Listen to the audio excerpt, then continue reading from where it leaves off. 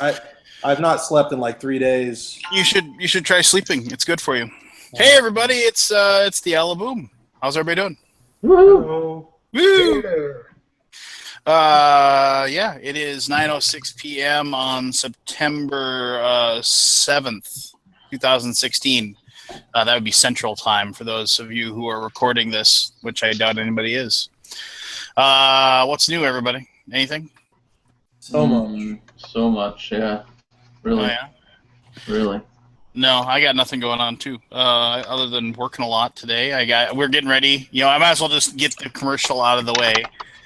Seth might show up later, but yeah, I worked on the Chimera Station Kickstarter all day today, so which is coming next week on Tuesday from Tasty Minstrel Games. It's an awesome game. Check it out.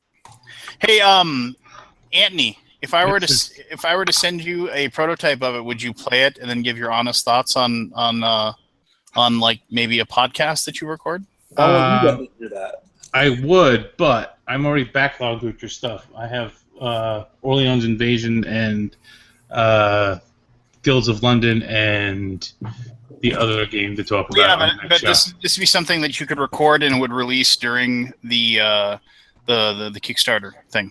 If you'd like to send it to me, I will make time for you. That'd be awesome. All right, cool. I've got a couple copies in flux, but I will make sure we get you one. So I've got a couple copies of that. Flux, I don't want to touch Flux.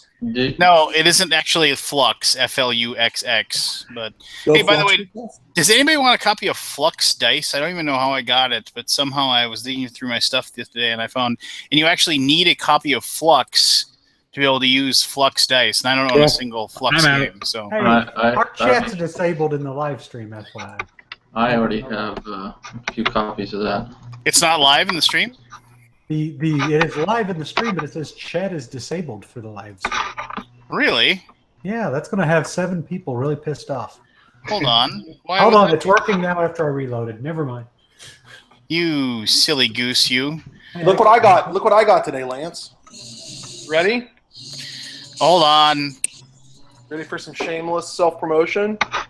What did you... Oh, yeah, I saw you Facebooked that. Where's my copy? I only have 3 copies, and sorry. Oh, okay. Look, they're already spoken for, but don't worry, you'll get one later. Who are they spoken for? Who are they going to? We agreed to do one with Mr. Salinas. We agreed to do something with Mr. Rodney Smith like 4 months ago. And we agreed to keep the other copy to take to things like trade shows and ESSA. Well, I agree. They're all bigger fish than me, so good for you. Thanks, man.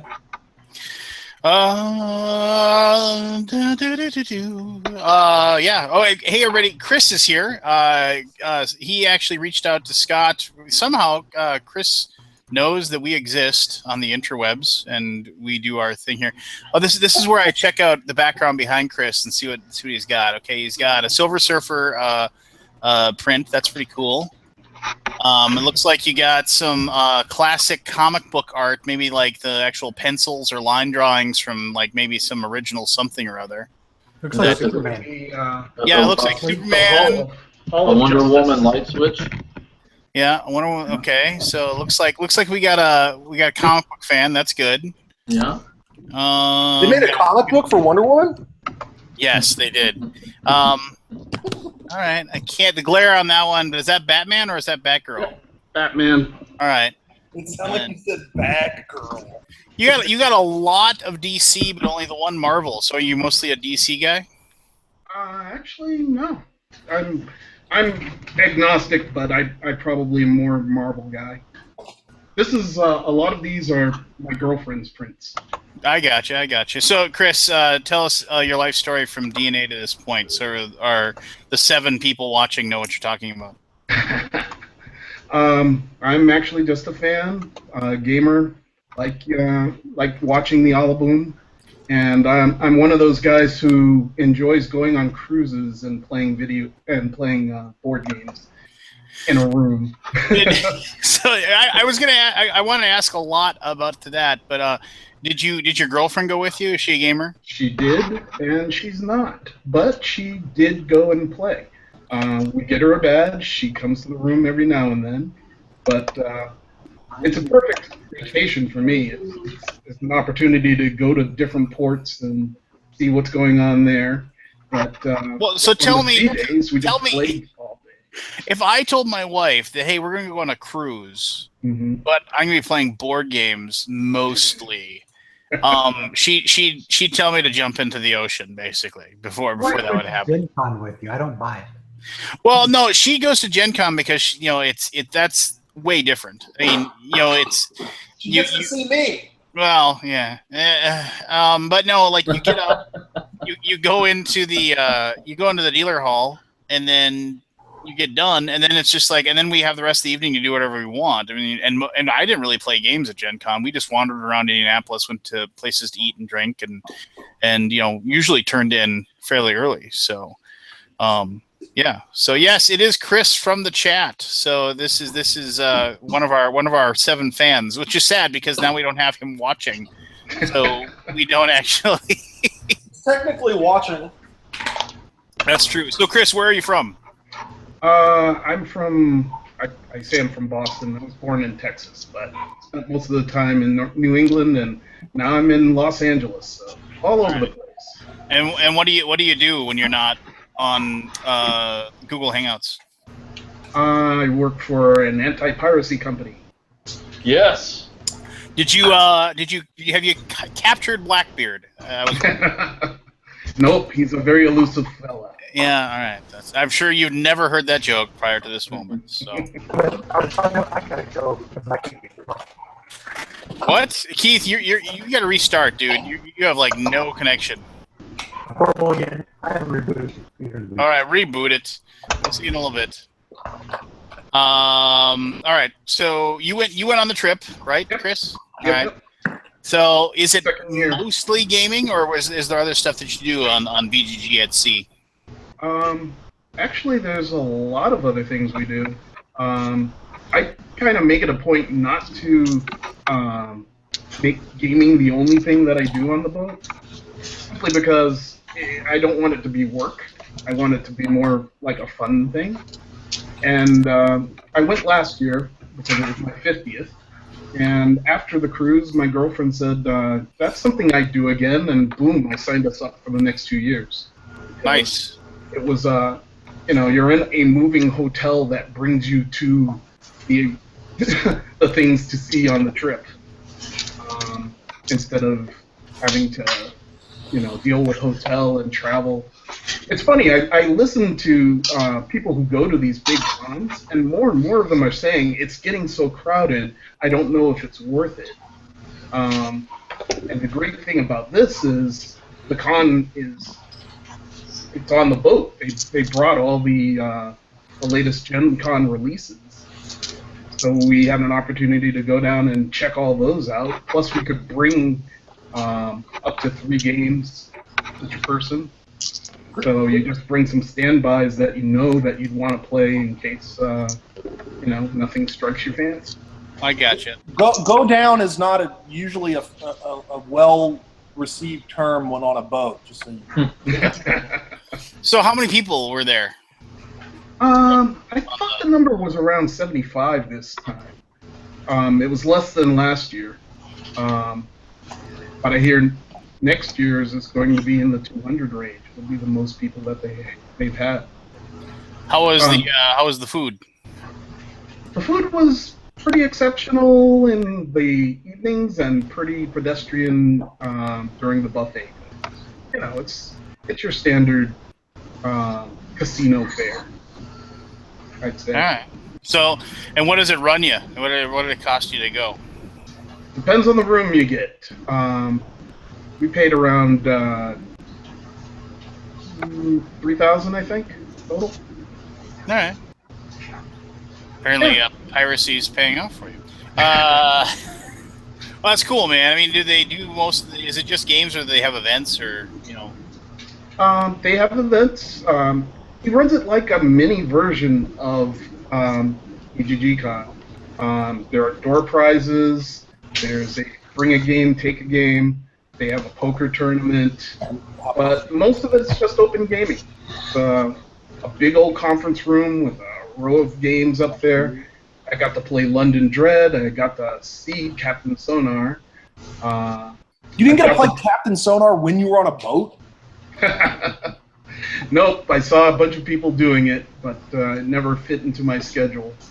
I did get to play the others, which I had just gotten the Kickstarter for the Wednesday before the trip, so I was lamenting that, and then I saw he was bringing it, and I was like, yes! I'll be able to dig into it in a nice extended period and figure out whether I like this game or not. That's the thing with Kickstarters. You buy that base pledge, and it comes with all the expansions, and then you never end up opening them because you didn't actually like the game that you kickstarted.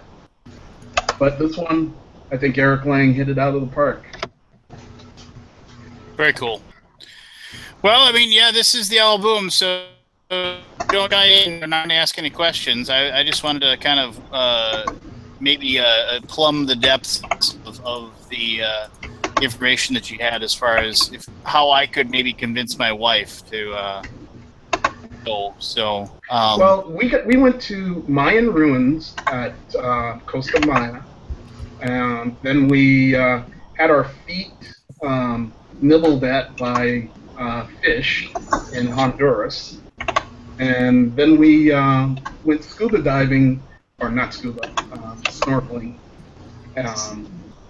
in Cozumel. So, like, all three of those were not planned except for the ruins trip. They were just like, we got to port, got off the boat, looked to see what we could do, found something interesting, did it, came back by the proper time, and we were gaming that night. nice. And, you know, there's always something, it's a floating city. There's always something to do on a boat, whether you're into, going to the pool, for a spa, gambling in the casino, shopping in the plaza. I swear, J. Michael Straczynski got off a cruise and decided to write Babylon 5. Because that's what it looks like when you're going down that glass elevator and seeing the different decks. I gotcha.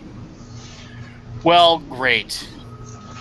I wish I had the money to go, and also could convince my wife that it would be a good idea for us to go. So maybe I can take the information you've given me and I can apply that to the situation. I just asked my wife if she would go on a gamer cruise, and her reply was, and I quote, "Oh no." Well, she's thinking the whole boat is gamers, and it's not. You know, it's only a section. My wife plays games like maybe 10 times a year. Mm-hmm. And it's not because she doesn't like games. It's because She doesn't like you. yeah. Lance, you're gonna get me going, and you're gonna be so sorry. Just gonna be sorry. Well, I'll tell you, this was an interesting thing. On the boat, people were buying passes for our convention. People who had no idea that we were actually there or doing anything kept selling people passes. And we had an influx of new blood coming into the room, sitting down playing games. It was good time. So the passengers thought we were an interesting bunch. Well, I suppose they probably are wondering, you went on this, you paid all this money for a trip, and you're just sitting inside the boat. You're not doing this, that, and the other thing. So yeah, I can see the reaction probably was that. But. So Anthony, did you have you eaten anything off of your? Have you cooked anything in your fire pit or your whatever it is? Or that was just a fire pit. It wasn't like a grill, right? What? That you in the game in? Yes. Okay.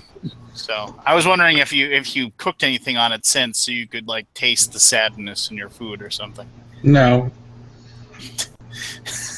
One word answers. Great. Thanks. That was great radio. I appreciate it. Oh, that's Aldi. Hello, Aldi. Hey, sorry. Oh, They're making fun of me. look who it is. Hey, Chris. Hey, Aldi. We talked about the cruise yet? Oh, Well, hello, Yeah. Michelle. Michelle's here too. Woo, Michelle. Hello, Michelle. Something here? Somebody messing with me? Yeah. Mrs. $80 Million Man. Yeah, Chris said you told him that just come on and say something nice about the cruise.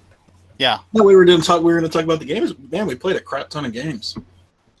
We did. I played a ton. I don't know. I played a lot with Chris too, which was great. How many games did you burn? That comes later. Have you done your burning anything? I did it. I did it last week, and I posted it. And Was it film cathartic? I haven't seen it yet. And everybody took it really well. What do you mean everybody took it really well? Not everybody. I talked to some people on the side, and they were not as stoked as they made publicly it seem. So that wasn't a very well constructed sentence, but there was a point there.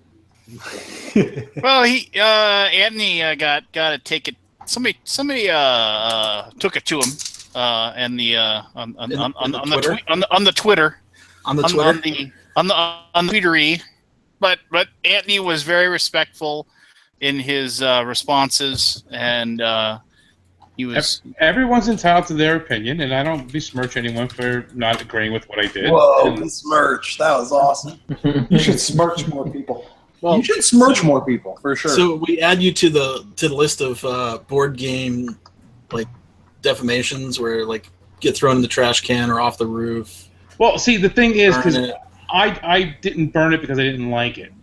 I didn't burn it. I burned it for You didn't play it, right? other reasons. I never played it. I literally took the shrink. I posted a picture on Twitter. Oh. I said, it's going to happen. The shrink was still on it. I took the shrink wrap off just so I would reduce the fluorocarbons going out and through my neighborhood. I put it in the fire pit. I put some gasoline in the fire pit. And Gasoline. Yeah, well, That's a serious fire. if you go in and look and see the video, I need to watch that now. it actually looks pretty cool because someone actually said they thought it was a promotion video at first. Right, 'cause it's like the witch flame trials, is right? all Like around the box, and then the box. Yeah. You're already heading out there, Travis? Yeah, Yeah, but I got the Puerto Rican Day Pride Parade tomorrow, so I got to get ready. I didn't know you were Puerto Rican. Yeah, I didn't know he's Puerto Rican either. I'm totally good.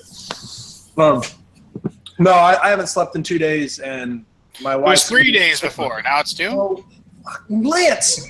I don't know what necromancer decided to construct a homunculus out of human assholes. Only human assholes. But whoever it was, tell them I personally said to go to the lowest, rankest level of hell from which you were defecated.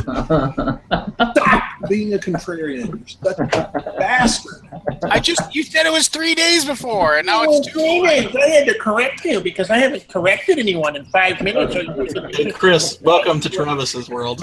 I have to use an interesting word like proton every few minutes to make myself feel better about the fact that I look like the rock biter if he joined the band Alabama. So, Chris, sorry, man. You're gonna have to be me while I'm gone. Can you do that? Not a problem.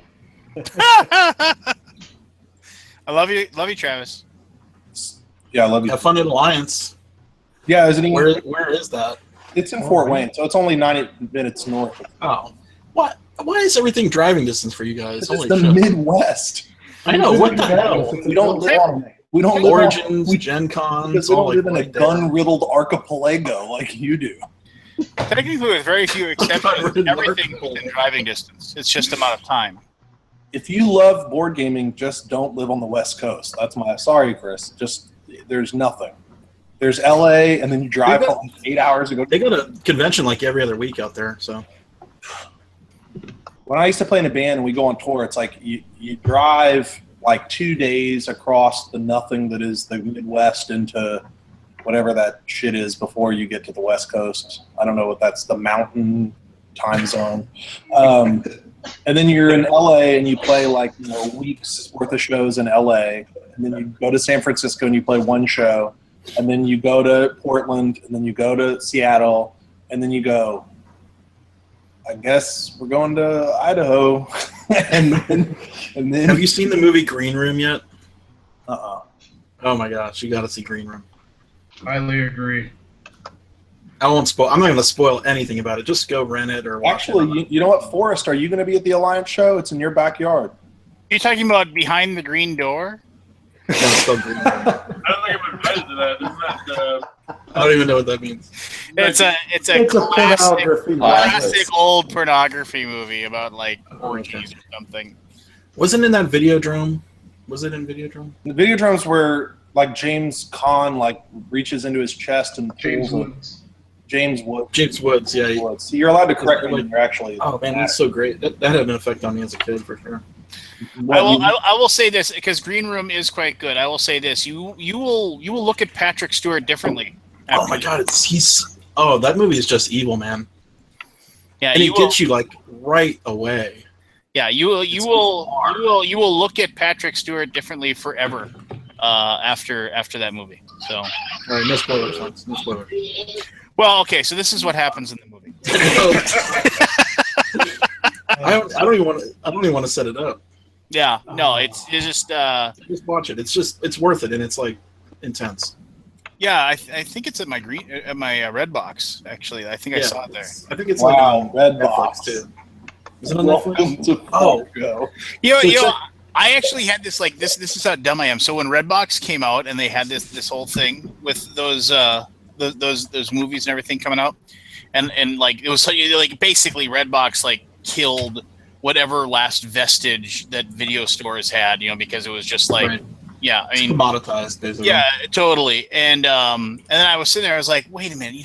If I could make a Redbox that was for porn, like you like, I was like trying to work out in my head, like you'd have to like sign up and you'd have to be able to like show that you were 18 and rent it, and like I was going through all these things, and I was like, you could probably. And then I realized no, because if anybody's that smart to go through that process, they're just going to have the internet anyway, and they're going to be able to get all the porn they want for free. So I was like, nah. I had this like idea of this like making my own like and I think I even had a clever name for it too, like all right, I'm leaving or something. I don't know. Bye, Travis. Aldi, when am I seeing you? In November? What? Say what? When do I see you next? Yeah, BGG Con, right? Are you going to Essen? Yeah. Oh, see you in Essen. Yep.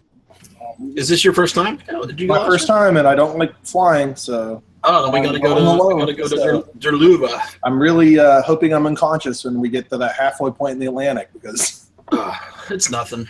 I've done it before. I've flown to France and England. I've flown to England a ton of times, but yeah, I don't know.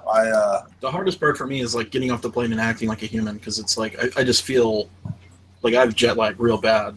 Well, I do that thing where like I fall asleep and then I wake up and I'm like, oh wow, I wonder how long was I out? Oh, 25 minutes. 20 minutes, and then I'm awake for the rest of the flight. Yeah, you think you slept, but it wasn't that long.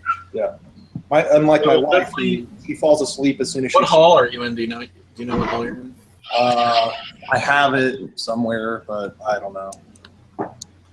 So we're in Hall 6, which is a newly added hall, which I feel like a ping pong ball at Essen. Like we've been in every hall now. 3N104. Oh, you're in Hall 3. That's a good hall. That's like the main hall for gamers. Hall 1 and Hall 3 are the main. Well, Daryl Hall. They're all game halls, but Hall 2 is a little. It's got some leather and some metal and swords and mead. I'm into 3 of those things. So yeah, definitely we'll meet up and do. I'll show you around Essen. Yeah, I'm gonna need help. I'm staying with the Elad and his team actually. Okay. Which hotel? Wherever they stay. It's a 1 stop away from on the train. Yeah. That's not many choices then. Huh? That's not many different choices then. So I probably know where you're staying. Hey Scott, I've got a question about Essen. Yeah. I'm hoping to go next year and do. We're hoping to do a Gen Con and an Essen Bonanza. Do you think that would work similarly in Essen? Is the setup around the same way that I could just walk? Oh yeah. Okay. Easily. Yeah. Cool. I still owe you money, by the way. I haven't sent you that yet. Okay. I keep having things distract me and I forget. Yeah, now that I see you, you remind me. It's totally jealous. Yeah, no, you should be able to do your deal. Yeah, I mean, it'll. You may want to set up some appointments, but for the stuff you really like. Okay. But probably, I mean, it's crazy, right? It's all about buying. There is nothing. There are demos, but it's really a purchase money fest. Like, so, you know what I mean? Like, it's not like Gen Con where you do a demo and then maybe buy it. It's like, get a 2-minute explanation, maybe, and then just buy it. Oh, Or perfect. not. Like, it's very quick. Transactions there are fast. Not saying there aren't no demos. There are, for sure. But it's primarily like, you know what you're going to buy. You go run around all the places and just buy it. And you're done. Okay. And if you're on the like, you're not sure if you want to do something or buy something, you would maybe go look at it, hold it in your hands, have them maybe explain a turn or two, and that's it. Essen is all about the business. About the Benjamins. Yeah. Cool. Did you already talk about the cruise already? Yeah, we did. Done? Oh man. Okay. You talk about Chachabon? Oh, what? Your laundry's done. Your laundry's done. Oh my god, that was loud. Who's doing laundry? Did Anthony fix his alarm? Oh yeah. That was hilarious. I actually watched that on the cruise. I was watching you guys on the cruise. I got Anthony. I got no less than 4 emails complaining about that I can't have you on again if the alarm is going off. You know what? Fuck those people.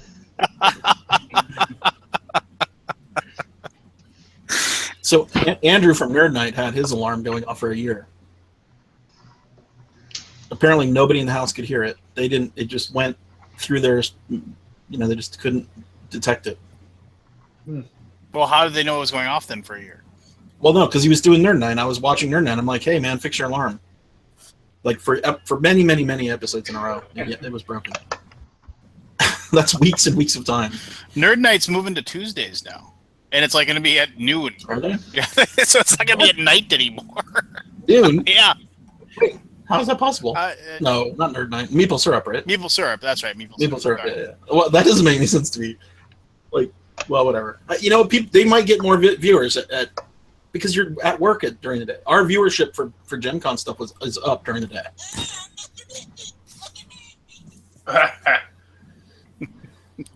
Okay. Well, anybody got any pop culture stuff they want to talk about? Everyone want to complain about the Game of Thrones today? It's been a while. Can we complain about the ending of The Night of? I haven't seen it yet. I'm not gonna say. You know what? I'm just gonna say. I'll be vague. And it ended exactly how it should end. No, it did not end how it should end. Because Lance knows everything about movies and shows on HBO. It's a weird ending. It's a weird ending. I have a feeling they had like 5 different endings on book, and they just figured out. If you go and watch the UK version of it, worse than I did after I got done watching it, the UK version actually has a second season. So something didn't get resolved at the end.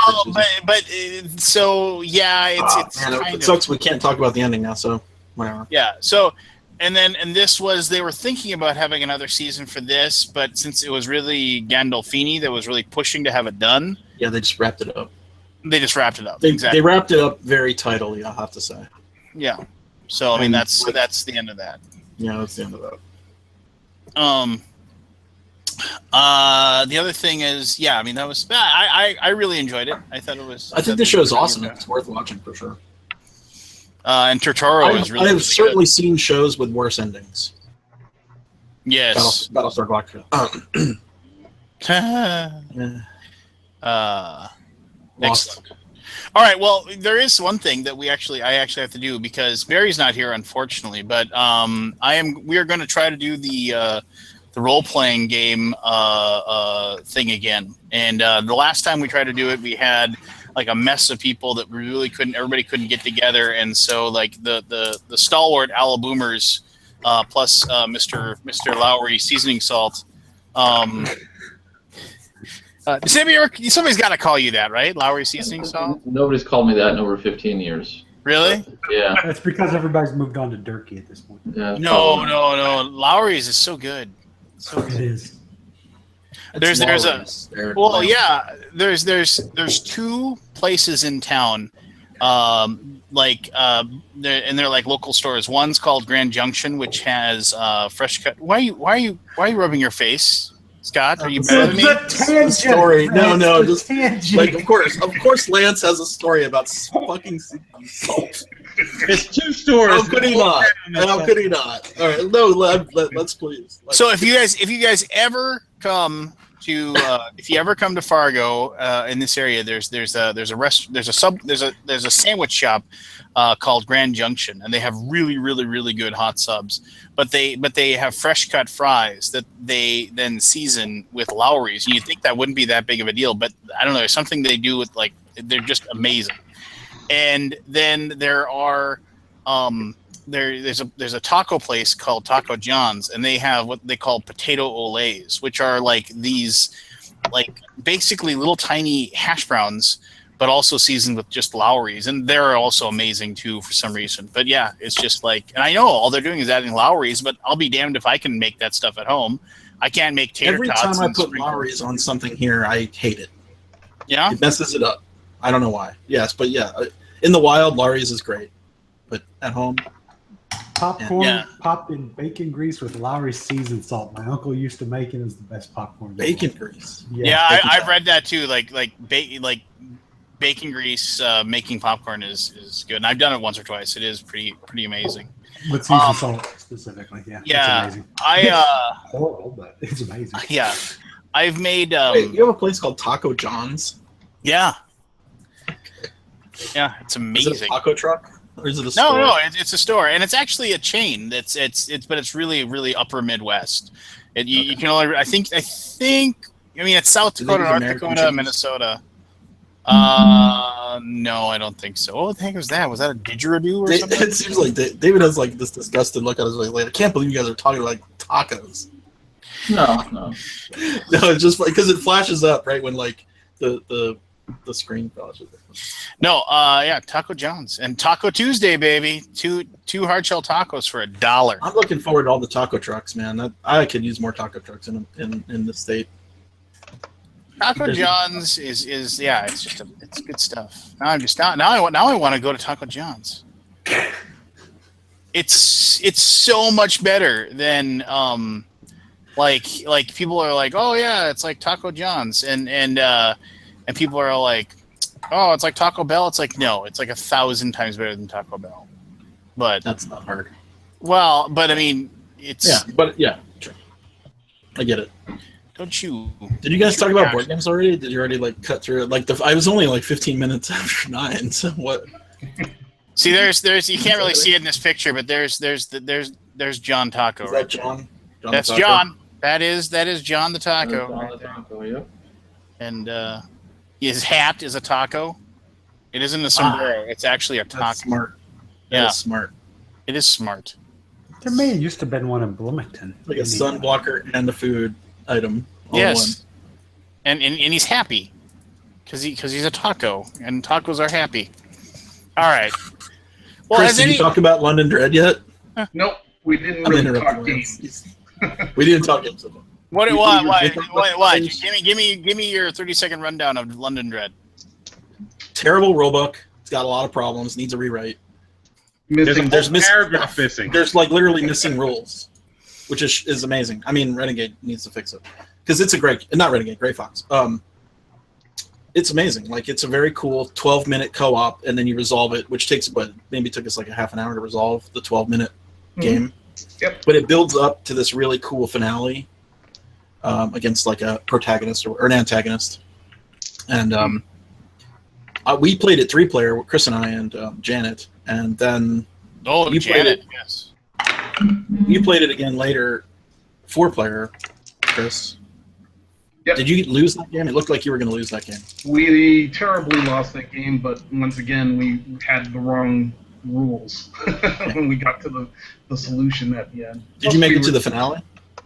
Yeah, but we made mistakes. There were mistakes were the cool thing about it was funny how fast you were all flipping cards over, and it made the plot come out in different locations. Yeah, which was in a nutshell. It turned out. Yeah, there was a mistake. I wasn't going to say anything while you were playing. I'm like, I want to see what happens. So what you do is you've got these cards in a map of London, and you turn them over to try to find the plot cards, and you're trying to advance the plot. And then after you do that, you program your moves based on plot to meet your allies at certain places to resolve. What are they called? Dread cards or whatever? I can't remember. Yeah, some kind of encounter. A dread card. Right, because the dread cards you resolve you want to resolve them, but you also want to advance the plot. So you have to strike this balance between resolving dread cards, which gives you power, which makes it easier in the finale, but you also need to solve the plot. And so it's a really cool, fun talking it out. Like, oh, where are you going to be at 4 a.m.? Okay, well, you need to meet me here in the West End at 4 a.m. and we need to take this, whatever. And so you go through this whole thing, and it's 12 minutes. It's very quick, way faster than it feels. And then you resolve it all. And sometimes you could not even, if you don't advance the plot all the way, then you just fail. But if you get to the finale, then you go through this kind of interesting dilemma where you stay in and to gain resources, but you could also die and not be able to finish the game.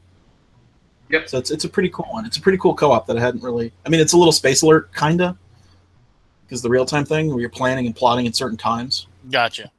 The cool thing about it was that night, Janet and I were up talking about the damn game, and we were really? like, "What did we do? How did we do it? And what should we have done?" And we realized, wait a minute, since the timing of the cards as we reveal them dictate when you have to go to them, it made sense to stay in one section together, get the plot uncovered, and then move to the next section together. Right, and that was something we actually screwed up in our first game. Was there are certain cards that you have to encounter during a certain time of day, and if you don't get there by the certain time, you just fail. So you have to solve some of the mystery in the morning, some during the day, and then some at night. And you can't do them early or later. So it's pretty cool.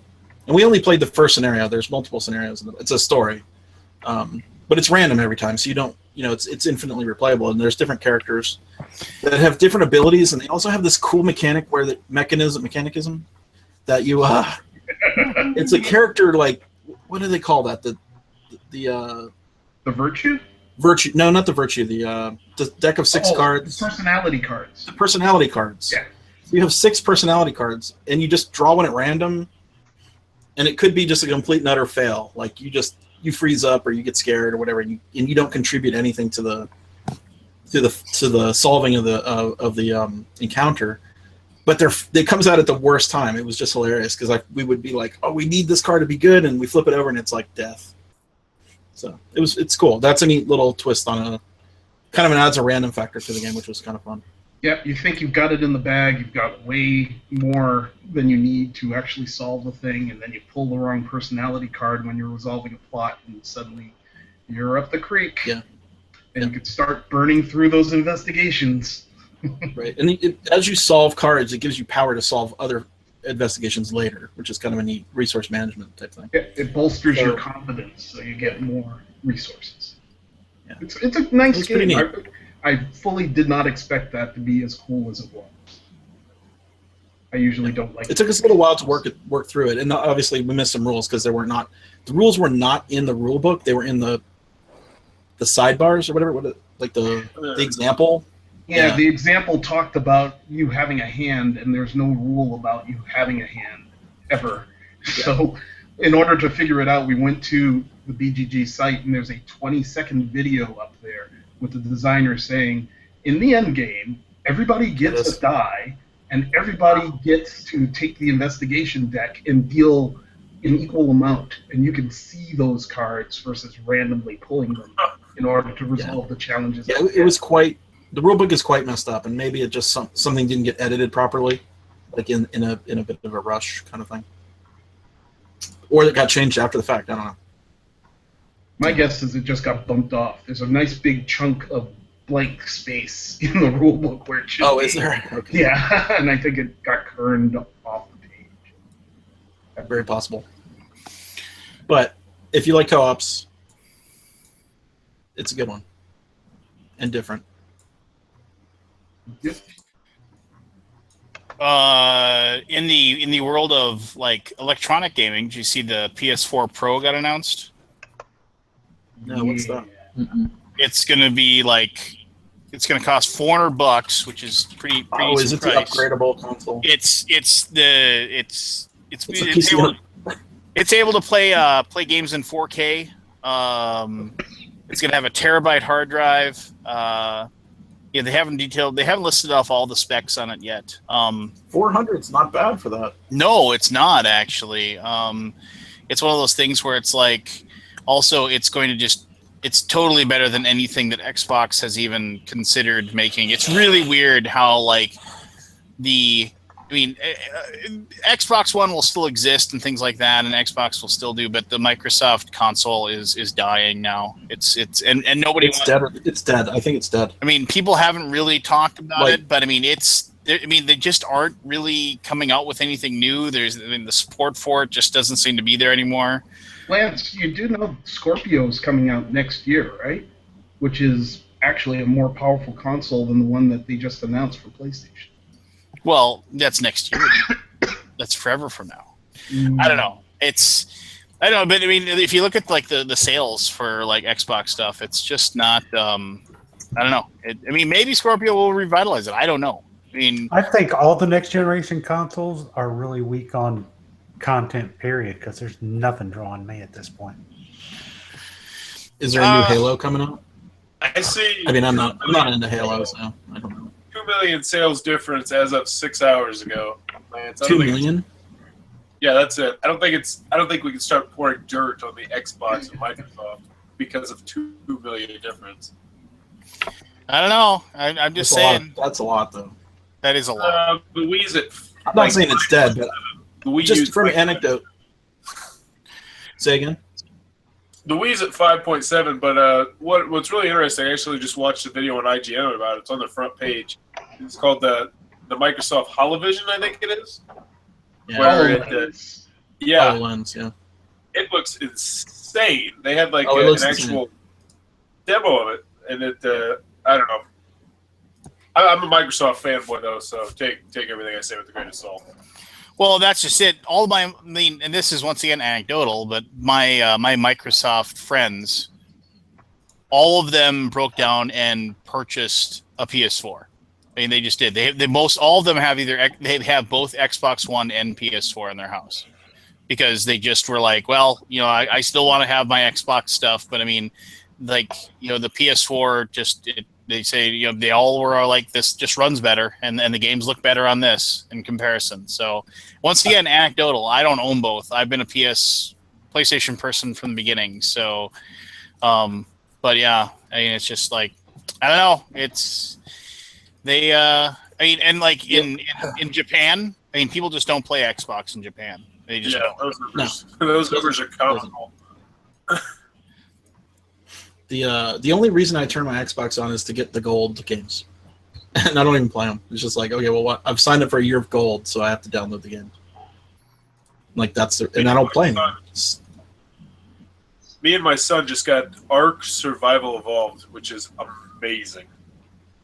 It is for like $16, and it's just like this survival dinosaur game where you just put on this island. And you just have to craft spears and kill dinosaurs. Even though so it's a multiplayer survival game. We're just playing it solo. We're just playing with just the island. But yeah, you can. It's incredible. I really wanted No Man's Sky, and that almost I was thinking about PS4. Should we talk about? You guys already talked about No Man's Sky already. I don't want to feed that. No Man's Sky is. Man, I feel so sorry for those guys. Yeah. It's rough. I mean, coming from a developer point of view. I mean, No Man's Sky still sold millions of copies, and I mean, they got their money. They got their money, and mark my words, people are going to use their software that they came up with, that they developed to make that procedurally generated universe. People are going to use that, and people are going to look back at No Man's Sky, and they're going to say, if that game existed, and yes, it didn't go over how they thought it would go over, but there are going to be games that are going to come out that are going to use that basis that are going to blow us away.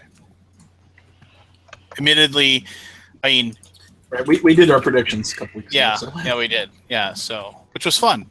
We should do predictions more often. That was fun. A year from now, predictions. A year from now, in the year 25. They give us something to talk about in the future, right? Like, oh, remember what we did like this week? Yeah, we'll never remember those though.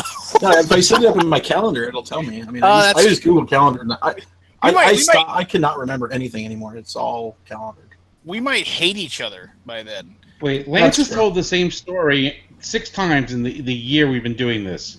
You think he's going to remember something like in a few years? Seth is saying he needs the link. I sent him the link like 5 times. Oh, okay. God. It's in the chat. Yeah, I know. I'm just... Seth, if you're watching, I'm going to send it via Slack to you. Can we talk about another game? This is a gaming show, right? I want Chris to talk about the others, because you played the hell out of that game. Yep. It was. Has anybody else played it? I haven't played it because my copy came in damaged, and I'm waiting. I'm still waiting for a response from customer service. You didn't burn it? Oh my god! I cannot believe I saw their tweet to you. They have a 7-day, or what is it, 12 days? Up to 10 business days. 10 business days to respond. Holy cow, that's amazing. Well, it's 10 days to respond, and then by the time I get a response, because my question was, my box came damaged, how do I get a replacement? So I have to wait 10 days for them to tell me how to do it, and then... God, that seems just so easy to me that it could automate some of the stuff. And then like those types of questions. Send it back, and then wait for them to get it, and then send me the replacement for it. So, I don't know. I think they're completely snowed under with that whole shipment being stuck out at sea due to the shipping crisis. Yeah, but was there stuff on one of those boats? All the stuff going to Europe, all the stuff going to Africa, all that stuff was just sitting on boats and not going to shore because they couldn't guarantee the shore workers that they'd get paid for unloading them. So that was causing a lot of... Right, they were not letting the boats park because they didn't think they were going to get paid. Imagine your container sitting out in the Pacific or whatever, just sitting there waiting. Horror show. Wait, is that a new house? Yeah. Seth? Yeah, it's my new house. Wow, look at that. He's got blinds. Those are real blinds. Those are wooden. Yeah, I got plantation shutters. Those blinds that where'd Travis go? He left. Travis isn't here to complain about my blinds missing. He's there. Well, I'm always... I think, yeah. Just I don't like the new blinds. Go back to your old house and get them. Yeah, this is my this is the office in my new house. And are you yelling into your microphone? I mean, he has a working microphone now. Yeah, he has a working microphone. He's like, apparently, not only did he get it, yeah, you're like very loud. This is the same microphone I've always had, except for the one on my phone, which is what you're referring to. Oh, I like the Ebbets Field microphone. What internet service do you have? Like, what's your bandwidth? Oh, actually, it's different now. So looks a little low. My previous place, I had it was DSL, so it was like 3 meg, like the littlest amount you could get from CenturyLink, which is some company that is a pain in the ass. And here at the new place, well, it's kind of, I'll skip the long story and just say that it took over 2.5 weeks and 15 calls, 4.5 hours on the phone to 15 different people to get service, but now I've got like 12 meg DSL, which is nothing compared to cable, but way more than I had before. I think you have your bandwidth settings low because your camera's. It's like, check your bandwidth on the. You probably lowered it at the old place. How do you?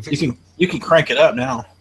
How do I do that? Isn't there a setting for bandwidth? It's under the cog, the gear. The cog. Or is it this cog? Or no, it's the 3 bars or 4 bars next to the cog. Oh. You know what I'm talking about? It's all the way on the right. Your bandwidth usage is all the way up? Yeah. Oh. Hey, Forrest, I don't know where you got your stats, but I just pulled up a thing for under international business, and as of end of April, 40 million PS4 consoles have been sold, and they put Xbox One at around 20 million. So. Oh, I wonder if it's. I wonder if mine was only. For the past month. Yeah, so 2 to 1. Yeah, I wouldn't bet the death knell either. I mean, for the longest time, Apple computers were only 20% of the overall computer market. Well, no, I'm not saying. It's certainly not a they're death not knell. They're not going to like stop making them. I'm just saying that the numbers have spoken, and people prefer the PlayStation. So, in general, because people like to play with themselves. Oh snap! It's gonna be fun killing your character, David. Yeah, I'm not. What are you gonna play? I got different numbers. What are you gonna play? We're gonna play old school D&D. Well, technically Swords and Wizardry, but which is basically old school D&D. Not Dungeon World. No, Dungeon World is too vague. I just Dungeon World is a wonderful system for storytelling, but it works much better, in my opinion, when you're face to face with people, and so you can kind of like be in the moment with each other.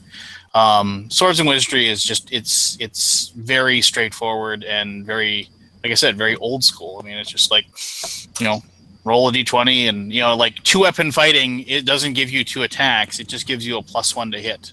That's all it does. And which is what old school D&D was.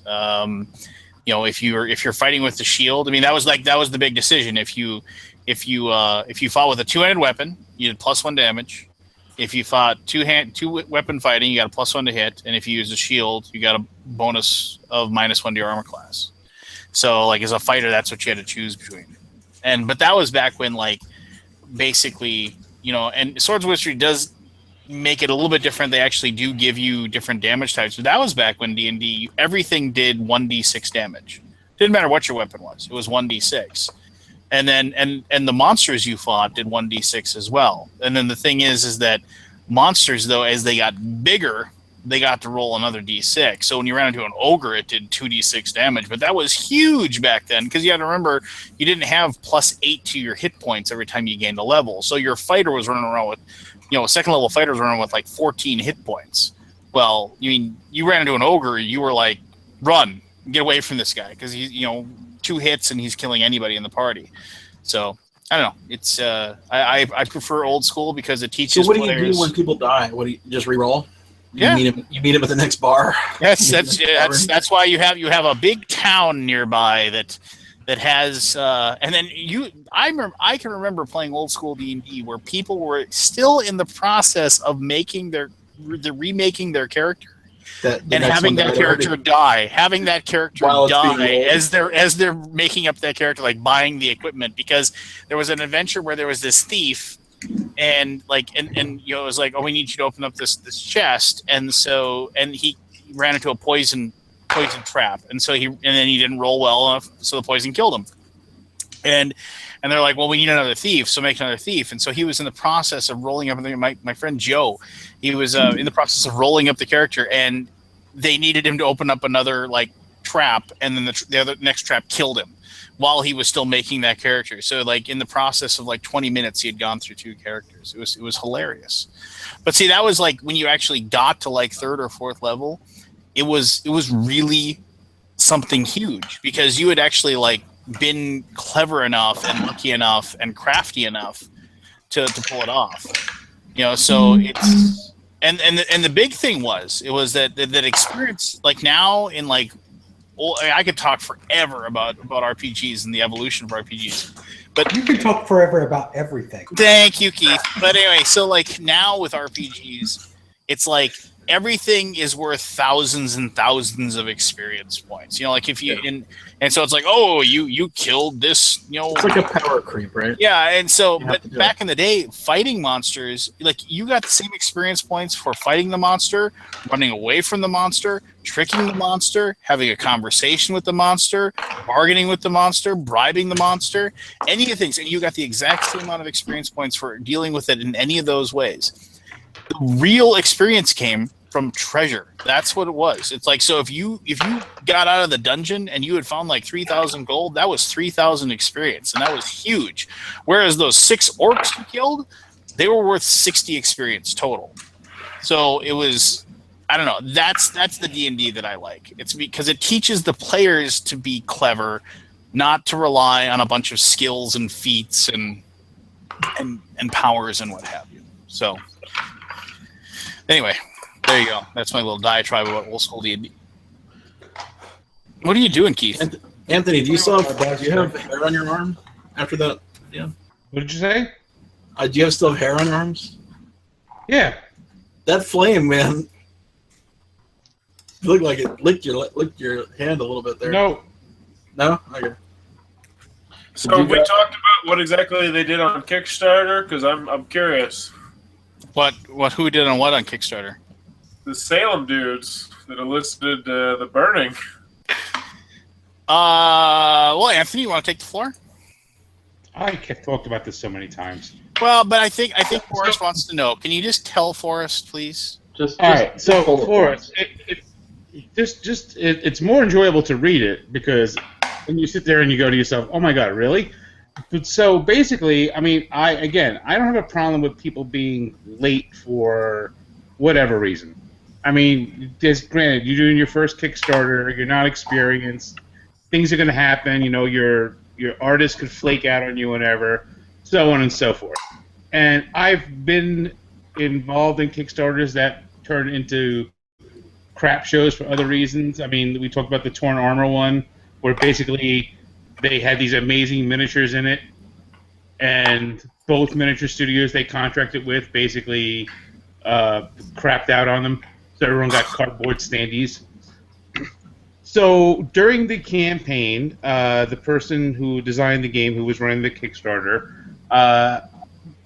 put out an update that everything was done and at the printer. All right, cool. Everything's on time and schedule. 2 months later, it comes back. Oh, wait, I made a mistake. It's not at the printer because the artwork wasn't finished. Okay. We'll have the artwork done by the end of the month. Another couple of months goes by. We're almost done with the artwork. Then again, everything was at the printer. Then it wasn't at the printer. Then a mystery company stepped in and was going to release the game after the Kickstarter. But he couldn't say who it was, even though on BGG the name of the publisher was there and clear as day. Then, since now we have someone else to blame, he blamed the publisher, he blamed the artist again, he blamed everyone, he blamed the fact that he had lost his job and was very tight on money and was busy looking for a job, but yet on Facebook was out at a different club every night and going to concerts and all that. So it just got to the point where it was delay after no response or anything, after blaming somebody else and all that. And that was it. That was the thing that broke it for me. It was like, if we ever get this game, which I didn't think we were ever going to get it. I didn't think it was ever going to come. But I've been saying for about at least a year that if the game ever shows up, I am not going to play it. I am going to burn it. And that's exactly what I did. And he did. Man of his word. Anthony's a lot of things. You know, when that game came, it is a significant game. Like, there is a lot of stuff in that box. Yeah, and it's a good 4 to 5 pounds. The stuff that's in that box is not the stuff that we paid for on Kickstarter. Because I've not gone back to check it. Yeah, we were supposed to have wooden components for all of the pilgrims instead of those cardboard cheaples. Right. We had supposed to have a 3D gallows that you put together. I remember that now. You get that. The only thing we got that was a stretch goal really was the pencils. Oh yeah. So basically, it's just a whole lot of crap. And the thing that was about the whole thing was he put out a poll asking people what they thought about changing the meeples into something else, and never said what the results were or anything. They just said, "Oh, thanks for all the feedback," and then we didn't know what was going on, what they were getting. So anyway. I hear from people who've played it and say it is a good game. I thought it would be a good game when the Kickstarter started. Yeah. That's why I promoted it. That's why I pushed the people to back it, to get it funded so it would be made, because I wanted the game. But after all that, I had no desire to ever play that game. So, yeah, I think I remember that's the story. You pushing it a little bit, and I backed 8 copies. Well, that was a while ago, though. You back was 8 years copies because of me? No, I remember. I think I read a couple That's people when were it excited started. about it. So it was probably you. If you were, we knocked Keith out. Yeah, it was Knocked him one out of the board. He's out first of boredom. like That's what Kickstarter Keith thinks of your story, Anthony. that we promoted it on the podcast. It was like one of the Kickstarters that I was really excited about. And that's saying something because Keith stayed awake through Lance's story. And Lance's story was about D&D. D&D is amazing. So, yeah. You know, I like the idea of D&D, but it never really panned out the way I wanted it to. Whenever I tried need to the right play it. DM. You need the right DM. Yeah, That can the change right the group, thing. the right DM. Yeah, all of the above. Did you guys watch the live stream from PAX West they did last Sunday? No. I did not. Was that their D&D show? Yeah, I it was at a their- convention last their Sunday. Acquisitions Inc. or whatever it is that they do on a weekly basis. It was poorly executed, but fairly entertaining. I was really kind of surprised that they would have 5 people around the table that were actually that witty and funny. I watched them years ago when they started that, and I just could not get into it. So maybe. Yeah, this was a little better. It was very weak. It was very weak in the storytelling, and it was very high level. And the DM let him get away with absolute murder. But I mean, for just kind of lighthearted, you know, if you're not real familiar with D&D type stuff, it was all right. I took somebody with me who had never played D&D, didn't really know anything about it, and they were regretting it for the first 10 minutes, and then they really kind of got into it and enjoyed themselves. So from that standpoint, they did a good job. But from a marketing and live streaming standpoint, there was some stuff to be desired for sure. But not bad. Very modern though. Everything was modern euphemisms and whatever. So that was kind of odd. I'm not sure. But it was Dungeons and Dragons. Yeah, it was done. It was the new Storm Giant module that just came out. Oh, okay. Interesting. Yeah. Well, I mean, that's too bad that you didn't enjoy playing D&D because D&D is amazing. Well, just role playing games in general are amazing. It's just. But they're very hit or miss with the group. Like I went through a session last summer that was just I wanted it to be over like when it started. Oh, I definitely I won't go to a convention and play with a pickup group ever again, just because that's so. As you say, kind of locked miss. in. Yeah. Oh yeah, I mean it's just like you can't really get up. You sign up for a 3-hour session and like an hour in, you're like, oh my lord, I wish you'd all just shut up, but you can't get up and leave. You know, just jump down the bottom. When I was in like freshman in high school or something, I went to a local convention. It doesn't even happen anymore, but one of my first conventions I probably went to with a couple of friends, and we sat down together to play in some D&D game. And we had like pre-made character. It was kind of based on Lord of the Rings or something. We were trying to get some ring and drop it in a volcano or whatever. The guy, I guess the DM he was pretty enthusiastic about it, and I was kind of interested to see how it went. But I guess my friends were not so enthusiastic about it, and so the first chance we got, they're like, "Hey, let's leave and not go back." And I was like, "Oh, I feel kind of bad," but I wasn't going to go back and not.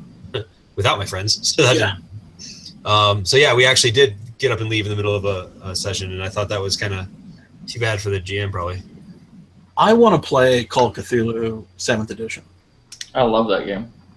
I haven't played that since college, and I've been dying to play it again. I just can't ever seem to find a way to do it. No, we're gonna do after we get done playing D&D. We're gonna do a Call of Cthulhu online. If you ask me really nicely, maybe I'll let you. Join in. And give them $80 million. What's the commitment?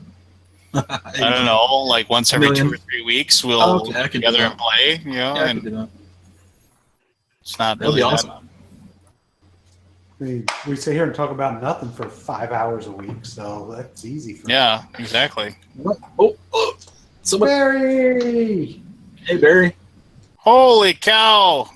Please let it be so. He's muted, though. He's muted. Are you sure, or is he just being Barry? It's been so long. We lost Chris. I want to talk about the others. The others is very good. Very, very fun. All right, so I want to do this. So both you guys got your 3d6s that are going to play. Yep. Keith, you got yours. David, you got yours. And I'm trusting the three of you to be honest. Normally in Swords and Wizardry, you just roll 3d6 6 times and you put them where you want. I'm the nice one, so I'm going to let you roll 7 times. Well, actually, technically, as Anthony says, 8 times because you got to roll for gold as well. So you can roll 8 times, 3d6, and then you got to use 7 of the 8. 6 are for stats, and the 7th one is for purchasing equipment. And you all got the Swords and Wizardry rules that I sent you? Yep. All right, cool. Yes. And Barry says, give him a few. So I'm trusting you guys. If you really wanted to, you could download Roll20, but you really don't have to. It's not that big of a deal. If you have Roll20, you could roll as the app in Google Hangouts. You can use that to roll the dice, and everybody can see them. And then we can make fun of you. Otherwise, excuse me. If you moved your camera and pointed it towards like your dice box or whatever you're gonna roll, that's another way we could do it as well. Look, you mean like I'm doing right here? Yeah. Okay. So why is Forrest doing it? Forrest isn't rolling any dice. What? Forrest, you're not playing, are you? I didn't invite you. What? All right. So Keith, are you going to start rolling then, or what are you doing? Well, I haven't watched your rolls, so I don't know. It's on video. You can watch the replay. What did you roll for you? No, okay, starting now. No, I've already been writing them down. What did you get for your first rolls? A 9, a 16, a 14, a 9, a 12, and a 3, 4, 5. That's 5. Wisdom right there, buddy. So now this is where, as the GM, I hope you roll a 5 and a 5 coming up. Well, we're getting closer. Where'd that camera go? Yeah, that's a 4, 5, 6, 7. There's a 9 again. All right, so your lowest roll is still a 9. And lowest roll is a 5. Well, no, I mean, technically, unless this one's 4. 5, 6, 7, 8, 9, 10. 10. All right, so yeah, your lowest roll is going to be a 9 because you're going to get rid of the 5 most likely. So yeah, go ahead and make your character. I don't care what you make. Just use the Swords and Wizardry rolls, and we'll plan in like a couple weeks or so. We'll get together. Depends on what everybody else wants their character. Yeah. Well, I mean, you're going to have 4 players. I mean, you can each take a classic roll. I mean, Swords and Wizardry is pretty much straightforward as far as hi, Cat. How's it going? Is pretty straightforward with just the fighter, magic user, thief, and cleric. So you guys can argue over which one each one's going to be, I suppose. Well, do you guys have any preference on what you're going to target? Well, I got middle of the road rolls, so I'm not taking the fighter. Just because you roll poorly does not mean you can't be a fighter. You could still be a powerful player. I'm not Jean-Claude Van Damme. I'm not, the middle of the road fighter who thinks he's a badass. All right. What did you roll there, David? How many times can I roll a 13? I rolled 13, 15, 11, 12, 12, 10. Well, you got to remember, that's actually really, really good for rolling 3d6s. I mean, the fact that you didn't roll anything at the single digit is great. Well, I did. I rolled a 6. Well, yeah, but I mean, the fact that you didn't roll more than 1 is stupendous. So, and actually, that would actually make a 15 strength for a fighter and with a 13 con. That's pretty good, actually, in Swords and Wizardry. You're not going to have like a Pathfinder where you have. Well, you're the fighter. What'd you roll? I got all right in order here. I got 11, 12, 13, 13, 13. 14, 14, 15. Wow. Well, that's not bad. You guys are rolling. That's like stupendously good for rolling 3d6. To not have like low rolls, that's stupendously good. So yeah, when we were waiting for you before, I rolled an 18 on my first roll. I was so happy, but you weren't here. So. Well, you used up the dice, man. You can't use them up. All right, so yeah, take those rolls, make it. Seth, that's great. Whatever it is that you're doing, that's great. Scott's doing. What? It's not me. So Seth, Chimera God. Station. One sec. Scott's looking too far down. Like the computer doesn't recognize his face. Yeah, there it goes. It caught my head. How much development did you do with Chimera Station? A lot, actually. All right. Yeah, I know you know I know you know it backwards and forwards pretty much. So, give people the minute speech about why Chimera Station's awesome. All right, one sec. Who's drawing on me here? What's going on? Who's putting a big giant poop on I his? still don't know if I like where this is going. I don't want to be influenced from my review. All right. So, Chimera Station. So, Chimera Station is a board game, and it's a worker placement game, but it's unlike one that you may have played before because, who is still drawing on my face? How do you turn this off? Wasn't me. You just have a mole right there on your lip. All right. So, unlike most worker placement games, you get to actually customize your workers by. So you're the manager of an alien workforce, and you're trying to build a space station. And in order to do so better than your opponents, you're going to be splicing genetic components onto your workers, such as components. There it is. Components. You got it in the raw, in the wild.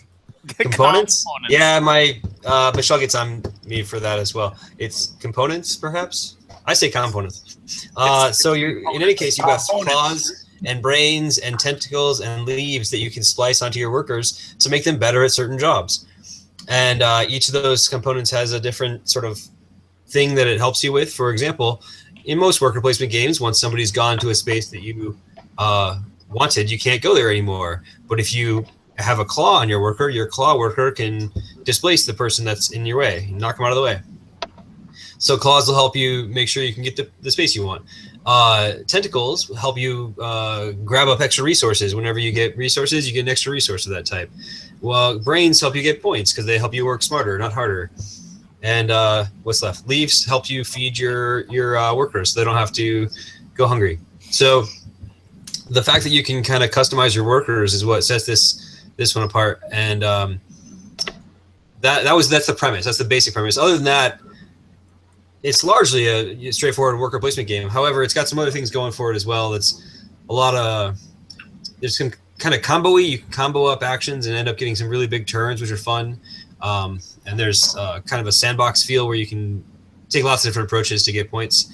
We sent out a couple of like full art prototypes to a few reviewers, and the two I've heard back from have basically been raving about it. So a lot, so it's good to. I always assume people aren't going to like things, so it's always really good when they come back and are really happy about it. So you could ask Forrest what he thinks of Chimera Station. Yeah, I know he did a playthrough and a review of it. Right there. It's the main thing I liked was he said it's just how you want to win the game is just do it. Like if you just want to go brain crazy and just start scoring points, wherever you place your dudes, you can do that. You want to do claws, just start knocking people out of place, or potentially get perk cards that allow you to knock yourself out of place. But then, like the track of the sciencey thing, research track. That was my favorite aspect of the game. Is just because the perks that you can have, the persistent perks, are just some of those stacked together and have so much synergy that it's just like, oh, if I could just get that, I could start doing this and just start crapping out points just nonstop. Probably not the right expression, but yeah, I was a really big fan of it. I mean, the only hole I could poke at it was 2 to 4 players, which for me personally, I don't get that to the table too often. But yeah, I love the game. Well, who knows if funding goes super well next week? So this thing's going on Kickstarter next Tuesday, and if funding goes super well, maybe we can look at what it would take to add a 5th player. I don't know if that's really possible. I wonder if the downtime would be too much, or if it would just drag it too long to add another player. Could be worse than 5-player Belfort. I'm sorry. Belfort was a long game. It was good, but it was long. Oh, when I played it 5-player once, I literally wanted to stab somebody with a fork. So either I would get taken away or they would get taken away. So then we'd be down to 4. Well, you got to remember too that Belfort came out in 2012 or something, 2011. been a while since a game is acceptably like 2+ hours long. I mean, there are a few, your Gallerist comes out, your Kanban or something like that. But if you're not named Vital Lacerda or something, people don't want to play more than 2.5 hours or 2-hour game. In fact, people don't want to play more than like an hour game. But that wasn't as true back in the 10 years ago or 5 years ago. Look at things like Agricola, or that was very popular and it's still popular, and that was a longer game. Kalis, when Kalis came out, the first couple times that I played, the first time I played it, it was like 4.5 hours. It shouldn't have been, but it was. But even once you get it down, it's long. It's 3 hours. It can be kind of long, especially with 5 players. The game is fun. It doesn't matter. A lot of those games. El Grande. If you're just grinding these same actions over and over for 3 hours, then no, it's not fun. Yeah. So I mean, there's lots of different things here. It's there's a bit of a style change too, I think, because that stuff was a lot more acceptable 10 years ago, 5 years ago. Nowadays, 2 years ago. Yeah. Nowadays, it's like if it's longer than an hour, it better be really freaking good, or dynamic. Like, well, or you just have to have a person that wants to play a long game. I mean, there are people out there that just, they desperately want to play a super long game, and they're not a rare breed. I hate saying that, but I mean, it is totally one of those things where people are more. Look at like 18xx games. I mean, that's really grinding out kind of the same thing over and over again, and with like some slight nuances. But but people just love that brand of game. Yeah, I think the people that really like those games, for those people, those slight nuances are a huge difference, probably. But like Scott said, if you're gonna just do the same actions over and over again for 2.5 hours, the game should only be like an hour. I just played The Networks by Gil Hova, who's awesome. I actually played a early prototype of this a long time ago. It's much different now, but I felt it kind of went on for a really long time. It doesn't seem like it should. You just do a quick action on your turn, and you get a few turns, and the round's over, and you do that over and over again. But it felt like we did it maybe more times. Like I was just doing the same thing over and over again for a really long time, and I was a little surprised. I think I thought that there'd be more to it than that. Well, what do you know? What have you made that's any good? Oh, I want to ask you guys a question about Yokohama. Look, you didn't say anything. You didn't even. I'm sorry. Was that a serious question? No. I'm giving you the business. One of the things that I do when I'm developing games for TMG, one of the things I consider is how long it takes. And I remember specifically for Belfort, which we started talking about. Originally, that game had 12 rounds, and now it's got 7. So if you think it's long now, think about how long it used to be. Yeah. And that was one of the things that I worked towards when I'm developing that game, was to get it shorter. And one way to do that is chop rounds off. Another way to do that is to jumpstart players and give them some resources to start with, as if they'd played around already. No, I mean, don't get me wrong. I really like Belfort, but man, that is a 3-player game. I mean, that is the sweet spot for Belfort. I don't know. I play Belfort all the time. It's still in my top 5 games probably, and we play it 4-player all the time. And I think look at the suck up over here. I think most 3 to 5 player games are probably best with 4. Yeah, I really enjoy Belfort, and Kalis is my favorite game of all time. But I do love the longer game. Well, now you basically said that you don't know what you're talking about. So I love the longer game. Eddie can go hold hands while you walk down this. It's hard to find a game that plays in an hour that feels like it really provided a real gaming experience to me. Yeah, that's kind of how I feel about the microgame craze that we went through a few years ago. But another long game that we did that was good, but maybe wasn't that popular. Maybe was Ground Floor. That's another really long one. Especially, I mean, it plays up to 6 players, which is nice. But especially at 6 players, it just takes a really long time. It's involved. There's lots of things to do. I haven't played that. It doesn't go over as well. The other one I really liked that TMG did was Captains of Industry, but that's another one that shouldn't take a long time, but with the new players, it definitely seems to take a while. But it fits in that hour to hour and a half range. That like even if it went short, you still feel like you gained.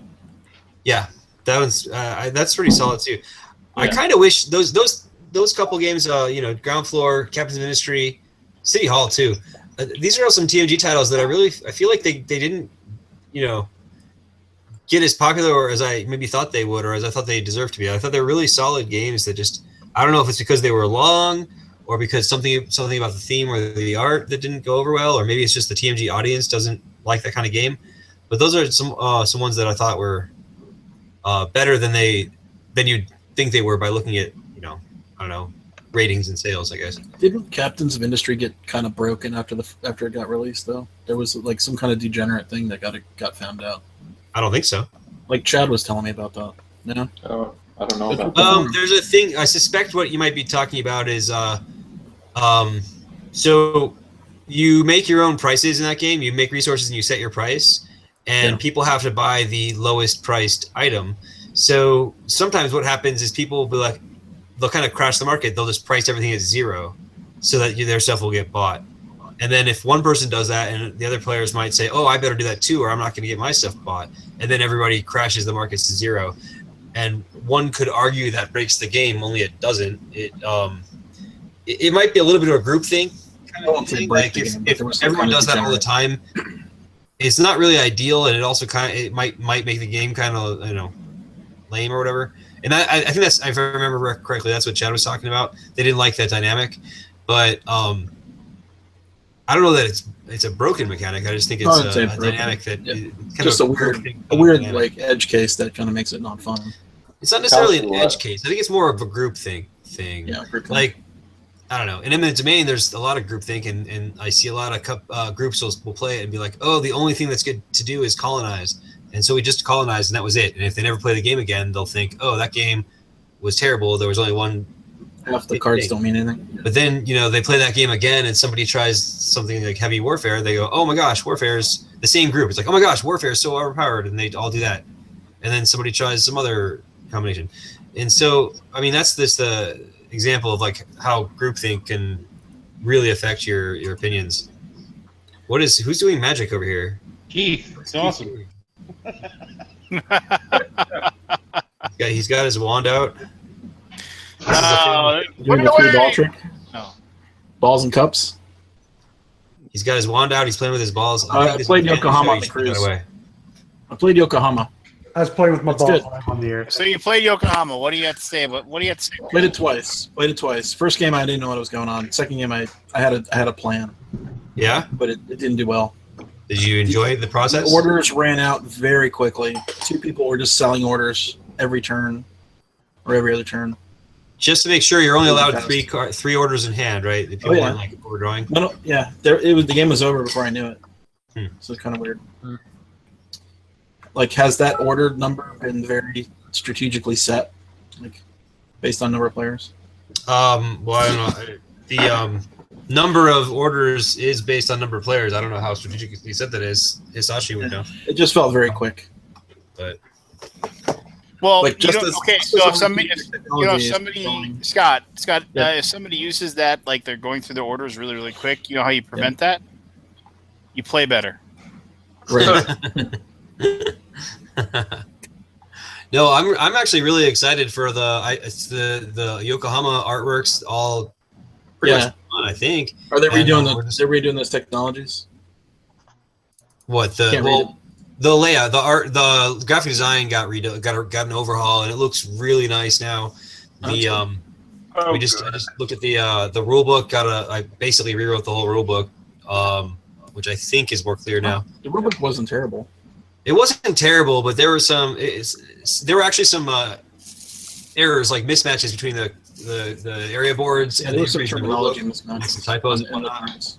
Yeah. So I fixed all that, and I tried to make it more, I don't know, understandable, and stuff like that. And the Adam's done a great job with the graphic design overhaul, and I'm really excited for it. And so I saw the deluxe rule book, so I saw all the pieces. It's got all the images like of the custom president pawns and stuff like that.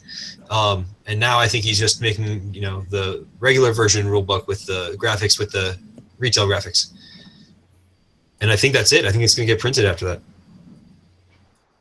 So that's fun. Yeah, I think it's going to be a hit. Yeah, I'm excited. Beyond the Kickstarter. That's really got popular when it came out, at Origins and whatever. I'm not really sure what makes a game popular or not, because some games you don't expect it and then it catches fire. Other games you think are going to be widely popular and they don't. Like I feel like Guilds of London is already gone. Are people talking about it much? I haven't seen anybody talking about it. Yeah, I actually played it a couple of times this last weekend at Strategicon, and people were Is like, it fully distributed now? I brought my copy, and they were like, "Ooh, I want to play that." So it was still. The first print run is sold out, and most of the second print runs spoken for. So I feel like all Maybe people games, just haven't gotten unless they're really special, are like that already. I mean, it doesn't take the game leads are conscious what we talk about so fast anymore because there's so many new games. You get that overload and all people. It's the one or two Blood per Rage year. for a Well, long Scythe for a long and to be time, honest, but- part of the problem with that is that the companies quit talking about those games. They move on to their next game. They're on to their next Kickstarter, and they forget their back catalog or whatever, and so then, part of my thinking is you just put this game out. There's so many new people coming into the hobby at such a fast pace, yet we have that 30 to 90 day window, and then we're on to the next game, and we're on to the next game, we're on to the next game, and we just totally dropped the ball on our pack. Now, if you're sold out and you don't want to reprint, I totally get it. But if you have any hopes of reprinting that title, people still got to talk about those games. Agreed. I think the reviewer. Yeah, that's a really good point, and I've actually been thinking about that a lot lately, David. One of the things I've been trying to encourage, and maybe we're going to do in the future at Team G, if Lance is going to put this together, or help me put it together, is get some more promotion of our back catalog stuff. So it's not like, hey, brand new game, talk about it for about 5 weeks, and then oh, hey, other brand new game, whatever happened to that last one. We can get maybe some more talking about I would love to have as an example. So City Hall is a game I just mentioned a minute ago. It's a really good game, and there's a guy, Grant Rodiak, who is a designer of Farmageddon and the new Cry Havoc that everyone was crazy about at Gen Con. Right. He is a huge fan of City Hall. I've seen him on Twitter just raving about it, and it's like his favorite game or something. I think it'd be great to do, let's say, as a podcast segment or something where we have look back at some older title, and then have someone a guest on, such as Grant for City Hall, to just talk about it and just be enthusiastic about it and explain their thoughts on it, having played it a number of times, rather than, ooh, the new hotness. I'll give you my review after one play, and then I'll do something else. You get I guess the Longview podcast is a little bit of that, but I'm hoping that we can do some of that specifically for our titles and our back catalog, and just to get some more promotion. And as a side benefit, I think that's really good for the designers, because I think a designer might feel kind of slighted or sad if they get their game published, especially if they're a first-time designer and they get their game published, they're all excited about it, and it makes a splash, and then no one, the company goes on to the next game and doesn't promote it anymore. They'd probably be, kind of sad. We said we'd reprint Terra Prime. Just relax. I'm looking forward to that too. But I don't think I think it's. I had a long conversation today with Glenn Pompian, and we are doing a lot of stuff over here where we're trying to hit a totally different audience, right? But we don't. At least I don't look at whatever the hot game is necessarily, because my audience isn't going to care. I don't need to look at the BGG Hot 100 to figure out what game I need to push. I need to find a game that fits that particular situation. So for publishers, part of their marketing program should be to identify people out there who have different ways of marketing their particular product versus the same old review, and look at those possible opportunities, as well as make sure they're still mining social media for new stuff coming about their older titles that they may miss, because they're not just looking at keywords for whatever the hot title is. I don't know if anybody even does that, but if you're pulling up hashtags of your game titles, or looking at that stuff, you might still find new content on your older titles that you could be pushing out, so that you don't have to do so much of the work yourself. I just don't see a whole lot of that going on either. Well, I mean that's good too, but I mean there's no it wouldn't hurt us to also do that. Oh no, not at all. I'm not saying that. I'm To just keep saying all it's not. rolling, you know. Yeah, I And- mean, and that- when you got those downtimes or you don't have anything new specifically ready yet, those are the things that you can plug in place. Yeah, especially that. But and just from the behind the scenes, just the sales aspect, it wouldn't hurt to keep games alive longer. No. Well, it Keep wouldn't hurt demand to high. have a website to talk about your different games that are available. So That's true. one thing. You guys are lacking on your web presence. We have been consistently in a state of somebody's Under construction. working on that, or somebody's working on that. Yeah. Well, it's much better than it used to be. Fortunately, it's not my department. Yeah, the TMG website. Shut your mouth. That's part of my thing that I'm working on too. So, Chop chop, Lance. Chop yeah, chop. well, I am. But in today's day and age, it is an important aspect if you want to keep people aware of what else you've got, unless you want them to go find Yeah, BGG. Yeah, you could rely on BGG for some of that, but you definitely want your own Yeah, you've got to like control over that stuff because you don't have much control on BGG, if any. The way the board game industry operates compared to the way that we do things in the music industry is so weird, so different, and the board game industry doesn't keep control of anything. Whereas for us, with our musicians and our clients, we control our images, we control all the assets, we control everything, so we don't have a bunch of bad imagery coming out. People can't just use whatever they want. We keep a much tighter rate on things, but we're also forced to constantly keep that artist out in front of the public because we don't make CDs every 3 months, right? The budgets just wouldn't allow for that, right? Especially back when putting out a new album was $250,000 or more in costs. So we always had to come up with creative ways to get that person out there, keep talking about that same product over and over and over again. And I think from some aspect, the board game industry could learn a little bit about that so they increase that shelf life of that game. And there's, you still have retailers that have games on the shelf for 3 years they can't sell. Right? So what are we doing to help them out with that and making sure those units move and all that kind of stuff, or make sure that they stay up to date with that or excited about that particular product? Because right now the cult of the new is so heavy in the board game industry, it's hard to break out of. Hey, Barry. I don't know if that's solvable, David. I don't know if it is either. I can speak to that a little bit because I started off reviewing all old stuff because I didn't have the money to get new stuff, and now that I'm more well known, like I start getting all that new stuff, and it's just, unless you had someone who specifically was like, I'm going to focus on just old stuff, I don't see how you can fix it.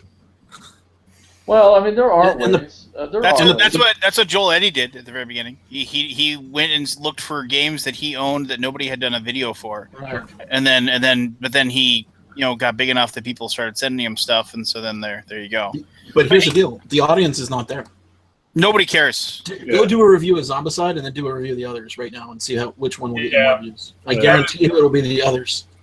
Yeah, nobody cares. Nobody cares. about Zombicide. I mean, look at. Nobody I don't think nobody. Nobody cares in the board game community, right? Yeah. Well, but here's why the would you go outside the board game community? That's a different story. Oh, is that a copy of In the Shadow of the Emperor, David? Holy Yes, cow! it is. Oh my god, I hate that game. You do? There's very few games I hate. That's one of them. I'm sorry. What do you not like about it, Scott? The aging thing killed me. I just could not grasp it. Oh, the aging thing was one of the cool things about that game. I don't know. I remember when I played it, just being like, "Yep, don't ever need to play that again." I traded my copy away maybe 3 years ago, and I've always thought about finding another copy. I should probably try it again someday and see if I really. But everybody, shut up for a second. Barry, how the hell have you been, man? All right. Considering. That's great. That's so Barry.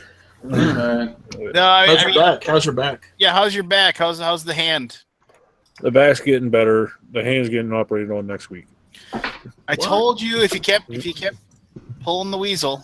I know, but it's both hands because the right hand just went on me. So. Well, do you use the other hand so you can pretend it's like prom night and the girl doesn't know what she's doing? Don't let him do a Larry Lembicki on you.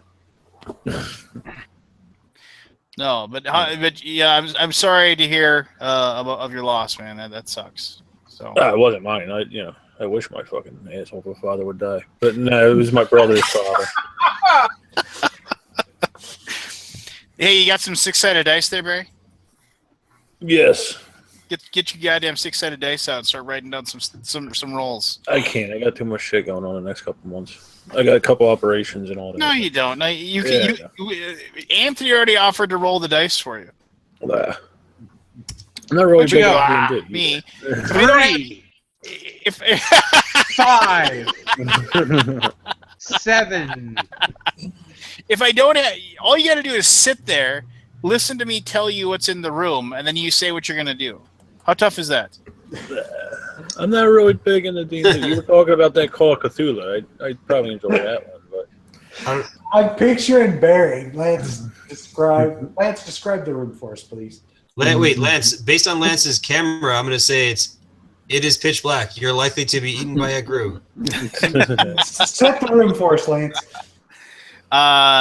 You enter the rooms of the old mausoleum. The doors hang on the hinges. The inside is covered in debris, and you can see water dripping from the ceiling from last night's rainfall. You see mildew in one corner, and you hear a faint rustling sound from to the north. What do you do? Fuck this, guys. I'm gonna go have a smoke. There. Yeah. Just play Barry's turn. Wait, we should let Barry DM the game. He'd be like, all right, you guys get to a room. What do you guys think you should do in the room? You guys. Lance, didn't you just get some fancy lights or something so you could actually have electricity in your? Okay. I have been in the process of setting all that stuff up in my game room / studio. So, I got to hit you up one of these nights just to talk camera stuff and make sure I'm doing this stuff right. So. Okay, then I can tell you what lenses you need to get to. Yeah. Well, didn't you tell me to get the right ones? With a DSLR? I told you to get. I mean, you're getting what's coming with the camera. You're getting the basic kit, but adding additional lenses for different focuses and depths and whatever is a whole different animal. But there's some really good ones for really cheap. Oh, you'll have to send me links for those so I can hit Michael up and make him buy me some more stuff. What camera are you getting? Well, I can just show you one here. Hold on. Is it a DSLR? Yeah. Oh, nice. Yeah, we gotta step it up, guys. We need better video quality. I just bought 2 more cameras. I saw that. Yeah. Jesus. So you basically got enough out of that. No, I put that out. That came out of my pocket. Oh, okay. How much did you raise on the GoFundMe? A little over 2,000. Most of that went to the laptop to replace the laptop. But then you lost the laptop too. Oh. Yeah. Man, that's rough. Good night, Keith. Good night, guys. Good night, Keith. Thanks for rolling up the character, buddy. Yep. But next is we're looking at upgrading our Black Magic kit to do more live streaming and set up a permanent studio somewhere. It's a camera. I see Canon. It's a Canon T6i. Okay, that's cool. That's good. You're like, nah, whatever. Yeah. Well, if it was a 5D Mark IV or whatever, I'd be like, no. Yeah. No. The 4 isn't just came out. Right? Yeah, that's overkill. The pockets of my boss only go so far, so. If you get a good 50mm lens on there or something, it'll look nice. I just bought one for $70. That's good. Get the fantastic plastic. Google that. $70. I have no idea what you're talking about. Like I said, I have to get the room set up, and I'm backlogged on videos right now, and plus, I'm backlogged on the stuff I got to do for TMG and my own personal stuff too. So. But by the time we sit there and get that, I'll show you how to do a multicam editing sequence. So you're doing it all at once, and it's a lot quicker. Your process will improve 4 or 5 times. Yay! Hey, Tim. He's muted, I think. Yeah, I know. What the hell are you doing up? Oh, is that too late? Where do you live? I'm in Utah. Oh well, then. Oh, no wonder you and Seth. Mountain time, right? Yeah, I'm not too far from Michael here, actually. Oh, very cool. You're closer to my boss than I am. Yeah. He's just up the road. How you guys doing? We're doing well. If anybody doesn't know, Tim is the mastermind behind. I can't remember the name of your company, but you made Paperback and Burgle Brothers. I apologize. What's the name of the publishing company again? I do not. I don't have a name for it. Oh, that's right. You just publish the games. You don't have a name. It's Tim Fowers Games, right? Yeah, I think it's just I mean, we live in a designer industry, so I'm a designer. I made a game. Here it is. Well, then that's why I couldn't remember it, because. Well, there yeah, it makes BGG mad though. They're like, we want to file it under something. Tim, NA right there. You should name your company Self-Published and just screw everything up at BGG. Along with I probably told this story once before, but when we bought our house, you got to get the title, and so there's a company, and the whole process of getting like the title, that is such yeah, it's a nightmare. Well, it's not even a nightmare, but what a racket that is. Oh, yeah, it's such a racket.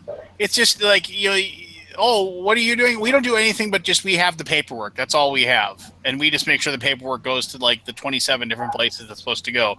Theoretically, you could do it yourself, but why would you? Because it's a giant pain in the ass. And they make it so full of bureaucratic red tape that you would F it up if you did it yourself. But regardless, so like, my realtor, they're like, well, you got to go to the title company tomorrow at 2:00. I was like, all right, so I'll go to the title company. They're like, yes. I was like, so what's the name of the title company? They're like, the title company?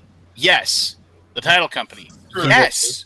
Yeah. And then like it went back, and the name of the company was the goddamn The Title Company is the name of the title company, and so it was like an Abbott and Costello like thing for like a good minute. And I thought the lady was just messing with me. I wanted to like reach for my phone and kill her. I'm sure it wasn't the first time she was messing with you.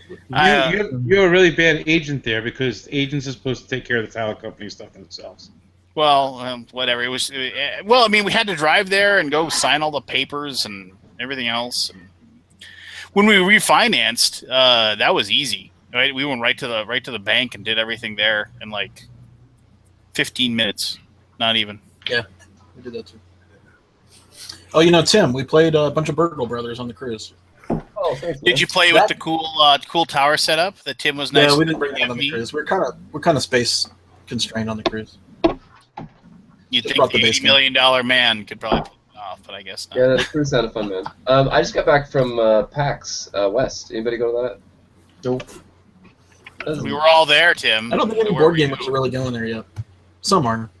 I've gone to 2 years straight. I've actually done the 3 North American PAXs, and it's just like there's all this board gaming, tons of Eurogaming. They've got their own library that they move around, but it's still not like the centerpiece. It's still about video games. But every night, everyone's just playing board games. I mean, and there's there's Magic and there's tabletop, but it's a lot of like BGG stuff. Like it's but it's. I had some friends go down to PAX South this year, and they brought me back the stories. I mean, it's definitely growing for sure. Yeah, they're trying to get like a virus. South to be the tabletop centric one, but all of them, right? I mean, everyone says it's part of their whole geek, nerd / convention. Like there was tournaments for all kinds of different tabletop games. There was like a Northwest Playtesting was running their own prototype alley. They've got a lot of the same systems. It's just funny how I don't see a lot of overlap between the Gen Con crowd and the PAX crowd. Like the overlap isn't really high, but they're playing the same things. It's just weird. Yeah, it's just like for me, adding another 3 conventions in a year is just not going to happen. Yeah. I imagine a lot of companies are going to be like that, unless they have like the bigger companies can do it. Obviously, right? They have a lot of resources, different people doing different things. Yeah, so on the show floor, there was a decent, Super Fight, Greater Than Games. There was, because it usually used to be, over by the tabletop play areas, they would have booths. And now it's, on the main show floor, some of the prime spots are, straight-up tabletop. What's their names that do Glory, Fame and Glory, and for all those games. Flying Frog Productions. They're there. So it's a weird intersection. I could see like level 99. Like the more Ameritrashy games would do well, I think there. Yeah, it's just, I mean. But anybody, honestly, I bet anybody could do well. Like, yeah, they're thirsting for games. Yeah. That's what, because at the end of the day, you can't play a video game in the middle of the night. Like that all shuts down. You're done. Yeah. What are you gonna do? So, that's the only time I ever play video games is in the middle of the night. Well, at a video game convention. Yeah, it's the booths aren't going to stay open all night. Right. It feels like Comic-Con though. Like if you've ever been to San Diego Comic-Con, it's like everything, right? Comic-Con is just everything. There's a niche for everybody at Comic-Con, but it's so big that it's ridiculous to. So I don't know. I'm tempted to get a booth there. Like at PAX South, I've gone for 2 years and with a booth and made money. Like, were you in the indie thing, or were you on your own? I was in the showcase, so making money isn't really a problem. I don't want to get you. You can only do that for 1 more year or something like that. I don't know. Well, no, they let me do it. I mean, I won it. It was like the. Oh, okay. It was the showcase thing. I got it. Right. They picked one. They picked certain people to go, right? Yeah, but like Ryan Lockett and my friend Brent, who did Gruff, they both bought booths and did well. There's not a lot of competition there for tabletop yet, so you can sell a lot of games as a publisher. Right. I recommend. People got money to spend. But you're not a publisher, though. Yeah. I'm kidding. He's a self-publisher. You just made me think of something. Okay, so I'm going to start with Anthony. Anthony, wake up. Yeah. Okay. Anthony, in your opinion, and then this is me, Anthony, on the spot, and the rest of you you'll have to know the answer. What do you think the biggest problem facing the industry right now is? The biggest problem facing the industry right now? Self-entitled asshats. David, do not give answers for the rest of the class. I'm sorry, did I say that out loud? What'd you say, David? I didn't hear it. Self-entitled asshats. I don't know. I think I'm going to say saturation is the biggest problem, and that's everything. Oversaturation? Yeah, there's too many games coming out. There are actually too many media outlets. There are too many asshats. I don't know. It's just this. It gets to the point where everyone's getting excited about this game. And I'm sitting there going, why are you getting excited about that? There's so much stuff coming out that's worth getting excited about, but it's just too much of everything. You can't do it all. You can't play it all, and then people expect I sit here and play games 24 hours a day. Like, you haven't played that? I'm like, no. I don't have time to play everything, and I don't get things sent to me like other people do. So it's like, this isn't my job. That's the one thing I'm going to move down the list here because I didn't want to spend forever, but that's the one thing I don't understand is when you have these people that have oh yeah, I played these 4 games in the last 3 days. It's I always wonder, how do you find the time to play all those games? I mean, it's just it's so.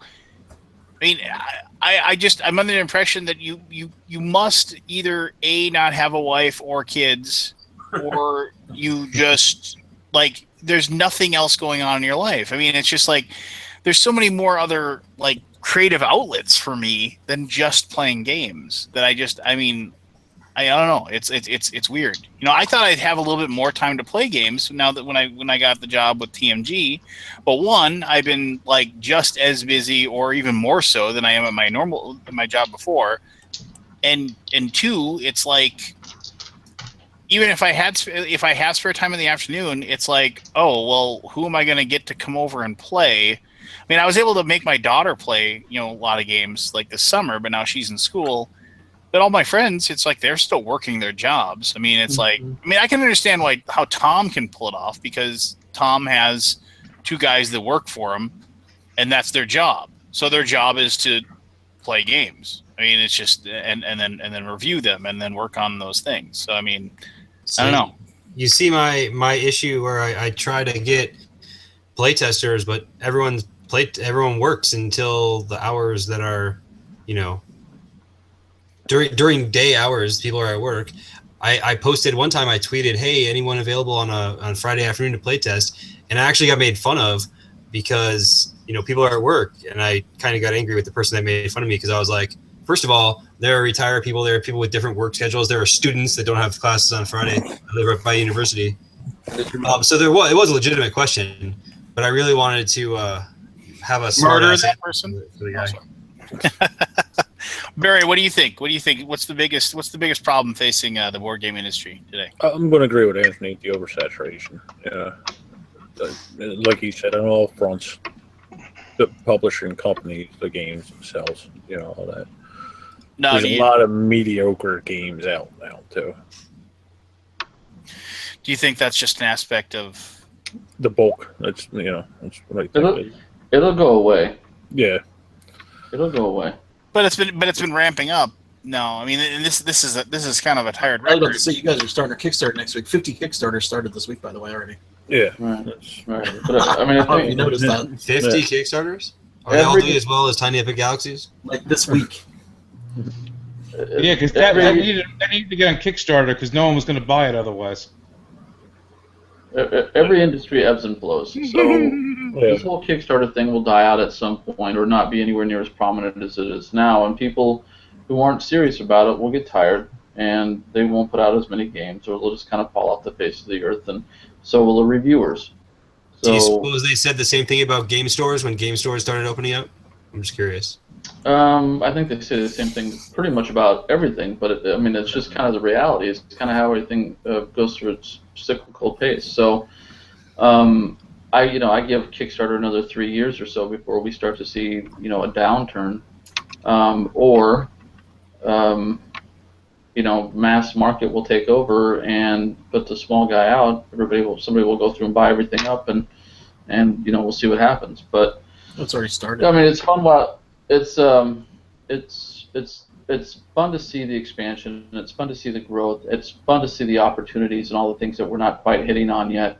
But at the same point, because technology is now so easy, you get so many people in that are putting out so much content, which isn't necessarily good content, but that creates kind of a backlash in and of itself. People get tired of seeing crap all day long, especially from people they don't really connect with. Does that make sense? So when you see all day long on social media or certain games getting too much hype, like what site went through when it came out, and people started getting pissed about how many times it was being posted about or whatever. So it is what it is. But I think eventually we'll see it downturn a little bit, and you'll see the cream of the crop rise to the top, and that's probably where it will stay for a while. Well, I think there'll be some thinning on both ends, right? Like Asmodee will buy everybody and cut their product lines down for profit, right? And then Kickstarter backers will get more picky, and that'll thin that crowd down. But long term, I don't see them going away. I think they both bring things. Like Asmodee brings really high quality, well produced things. But I really think in the long term, Kickstarter's going to be like your Sundance. Sundance didn't go away. I'm not saying it'll go away. I'm saying we won't be putting out 7,000 games every year. Yeah. I mean, which one will taper off more? We'll see. But they'll both find their place long term. It'll be easier for the consumer. Right now, the consumer is confused because they don't know what to buy, where to put their money, and because artwork is so good now, the chrome is so nice. Anything that comes out looks like it's going to be awesome until you actually get it to the table. That's part of the problem that we have, and that's why the games are so mediocre, or people are complaining about that, is because we can't judge them fairly until we actually get it to a table. Well, I mean, movies, there's always an oversaturation of movies, but if you look at the financials behind the movie industry, most of them clear money. Like, most of them actually, and most of those people keep making bets. There's enough people that'll see anything. I wouldn't say that. The movie industry is like the music industry. There's a few that really bank the money that pay for all the failures. So, some do okay, but most movies I think are about break even. No, there's some they're like romantic comedies, horror films, stuff that like you may not be in your circle of they actually turn a good profit. There's a lot of profitable movies that aren't like big tentpole movies. It's all about the numbers. So I'm just saying, like, long term, there's tons of movies that come out, and we need reviewers, we need critics, we need Rotten Tomatoes, we need all this stuff to consume, right? We have tons of producers, and people, and everyone will find their niche, right? Well, you don't need Rotten Tomatoes. Rotten Tomatoes is owned by a movie studio. So is Metacritic. So that stuff is, skeptical to begin with. What you need is honest people out there who are, given a decent review that have played the game more than 3 times. Yeah. Not going to happen. Not going to happen. Well, and part of that is, too, because they get so many I games, guarantee you most reviewers games. these days are not playing games more than once or twice. Oh, I'm There's sure. They can't. But how do you? Yeah, there's not enough Yeah, time. there's just so, it's There's not time and there's not incentive either. BGG's not owned by a publisher yet, so pretty independent. Pretty independent. No, I think, speaking to that point about the oversaturation is that, I was trying to say that, like, we've slowly but surely, it's been gaining now exponentially over the last few years. Yeah, look at the previews. Mm-hmm. Look at Origins. You were able to get I told everybody this at Origins this year, and I'm not to be all braggadocio, but I told everybody at Origins this year, I was like, mark my words, when the hotels open up for Origins this year, they're not going to last. They're going to last a day. Before, it was like a week later, and you could still get a hotel nearby. I was on the cruise and could not book. Yeah. I mean, it was like literally a week later, somebody said you can still get the like rooms at this one hotel if you want to get there. I totally forgot about it. I logged in like 6 hours afterwards, and like not all the good ones. I mean, I was able to find one, like it was across the street, which was still and I booked a room, even though yes, technically I'll be able to probably get a room with TMG, but I was just like, well, on the off chance my wife decides she wants to go, then I better just get a room that we can stay at. And I even tweeted it out. I said, if you haven't got your room for Origins yet, you probably should. And like 6 hours later, anything that was even remotely nearby, I mean, I'm talking even like 4 blocks away, it was gone. They were completely out of rooms. And next year it'll be done in 30 minutes probably. And look at all the craziness people are going through right now, trying to book a room for Gen Con now. And like, there's all these people that are like posting these things where I found this hotel, and like, if you're willing to pay them like $480 a night, you can get a hotel downtown, because they don't want to go through the process of, and so they're already working out this idea that they're going to have like 6 people in that room with 2 queen beds. They're going to, they're going to like figure out a way to like, have it down. There was one hotel that opened up a block of rooms for over Gen Con, and and it was like, it wasn't Gen Con pricing, which is usually it's like $200 a night. It was like $280 a night. Well, yeah, it was like $280 a night, and people blasted them. I mean, this, like, everybody went and they booked a room. Like, somebody, a few people booked a room, posted it on Facebook. And they canceled them all. They canceled every single room, because they basically, what happened is that, I shouldn't say I don't know, but my theory is that the entire room got booked out. Somebody saw it, and so was like, and I'm sure a lot of people are like, this is awesome. We've totally booked out our hotel for this time. And then somebody saw it and they're like, we don't have any rooms to contractually give Gen Con when we're actually having the rooms open. And so they had to basically cancel out all the rooms for everybody. And people were livid about it. I mean, they were just like, oh, how dare you? Even though, like, in the contract it states we can cancel this contract at any time for any reason, and but it's weird. It's like, you have, like, 4 years ago or whatever, or 5 years ago, the first time I went to Gen Con, nobody cared. It was just whatever, Gen Con. Board gaming, we're still this small, little, tiny niche hobby. That's the weird thing, is that it is such a small little hobby, but people, it's so much bigger than it was. It's weird. The oversaturation we're seeing to me is an oversaturation in the sense of like it's all that hard. We put out somewhere between 4,000 and 7,000 games a year, where in the other industry I spend most of my time working, we put out over 1 million different music projects a year.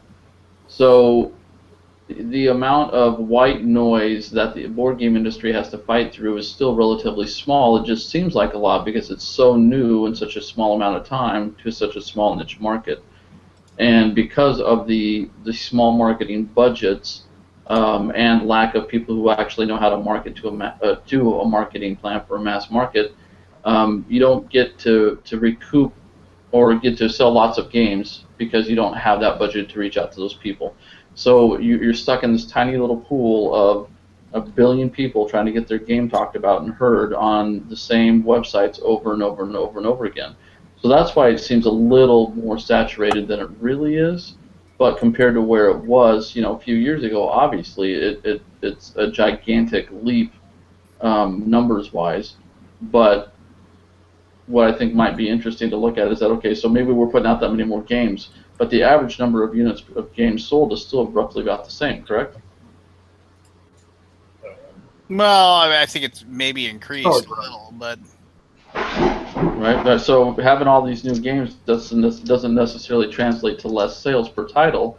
It just means that you're constantly having to put out new titles to keep up with the Joneses. Well, certainly the competition is increased. Yes. Yeah, but with that ramped up competition, how much do the games suffer? Yeah. Well, that to me is my. That's where Kickstarter gets your sales done. I mean, it's not even Kickstarter. Predetermine whether or not you're going to sell a game. Right. You don't have to risk a single dollar anymore.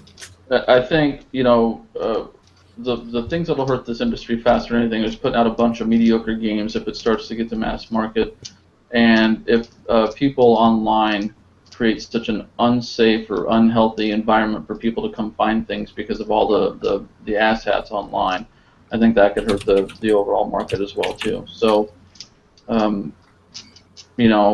when you're looking at board games, especially when you're trying to reach mass market, these are people who are looking just to have a simple good time.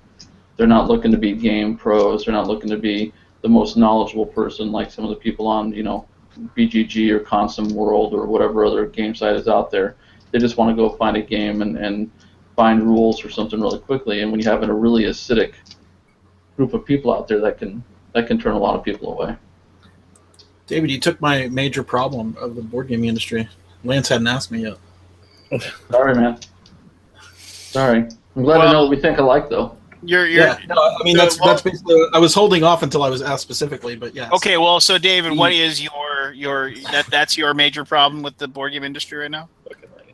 My major problem in the board game industry is a lack of understanding. I think that's my major problem. There's still lots of kinks to be worked out, obviously, learning how to work partnerships with other companies overseas, things like that, that slow down production or slow down people getting their games.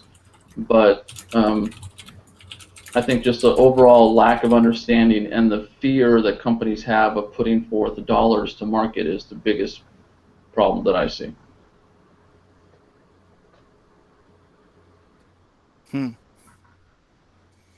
Nobody has any comments with that?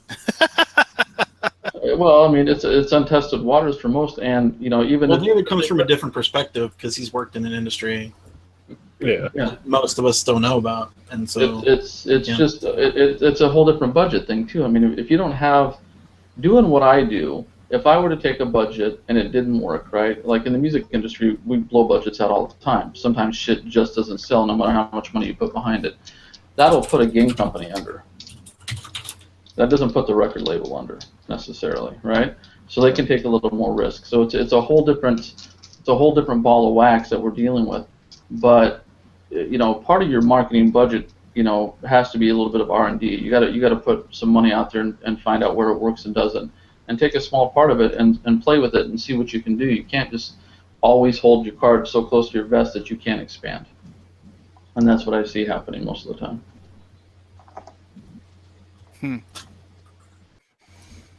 Well, did we we'll Forrest. Yeah, we're just. I'm gonna leapfrog to Scott because David stepped on his touchdown call. But Scott, what's your big problem? So I had a conversation with some people on the cruise, and the reason they don't post on BGG anymore is because of the negativity. Right. That's what I feel is the biggest problem. Yeah. Like there's an elitism and hostility towards new people that is dangerous to the hobby and growing. Right? There probably is, but I'll be honest. I've pretty much given up on posting on there too. Yeah, well, you live in your echo chamber, man. Yeah. It's you just are a publisher now, so I don't know. You do that at your own demise. I mean, I post stuff publisher wise, but I mean, but honestly, you're basically afraid of the repercussions of what you say anymore. But honestly, I don't really post to publisher anymore. I leave that up to. I leave that up to. I wouldn't say afraid, but you don't want to deal with it. Well, I'd rather have Michael and Seth do it. Honestly, I mean, just because they. No, Seth has a great attitude on it. Well, no, I mean, He'll take the shit. Yeah, Seth is very straightforward, but and Michael is very good about it too. So eating a shit sandwich and liking it, like that's the way you have to deal with things now.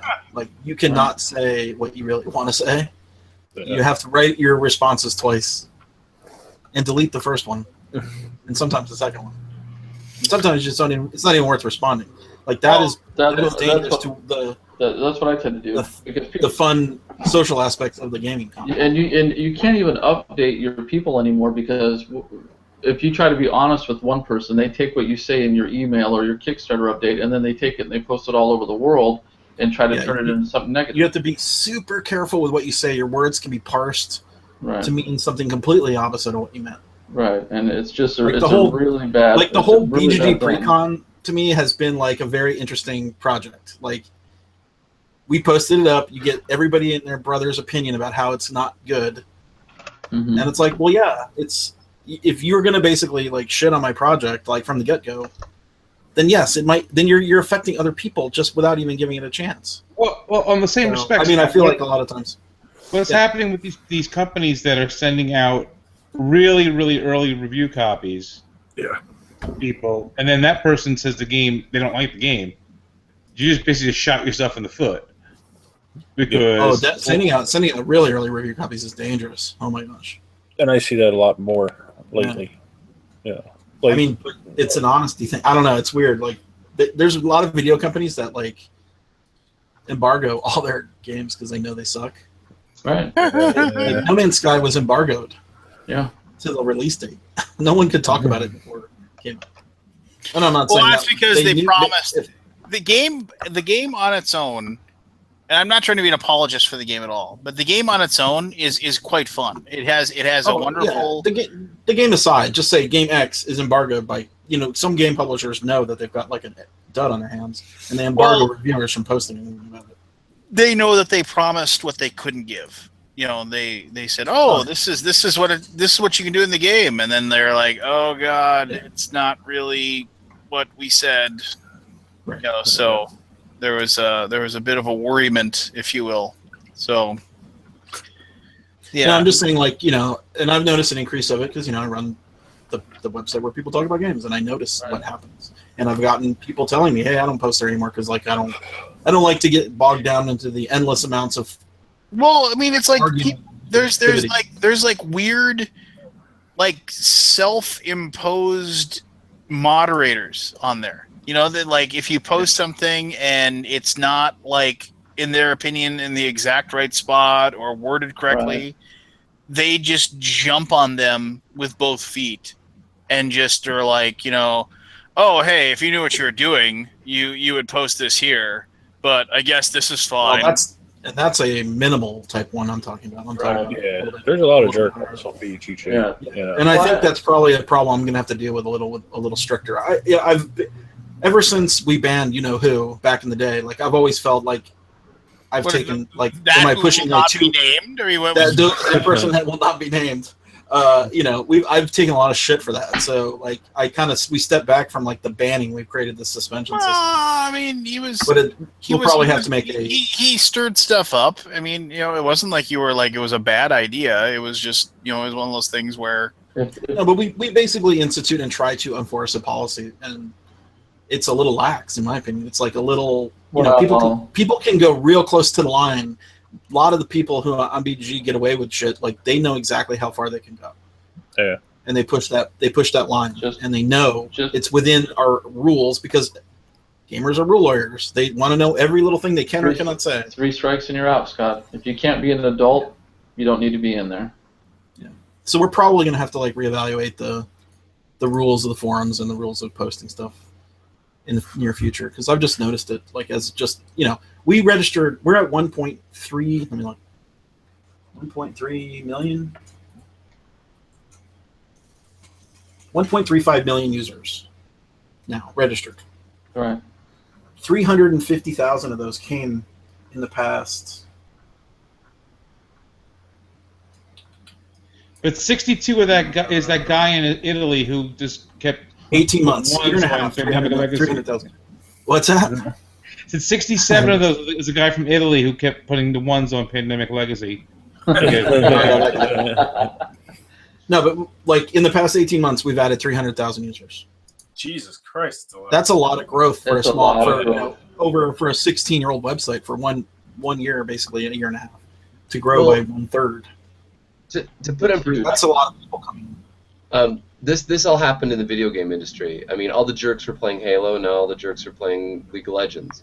It's once you hit a critical mass, it's a problem. And the League has done some interesting things using psychology to try to reinforce good behavior. You can kind of try to gamify it.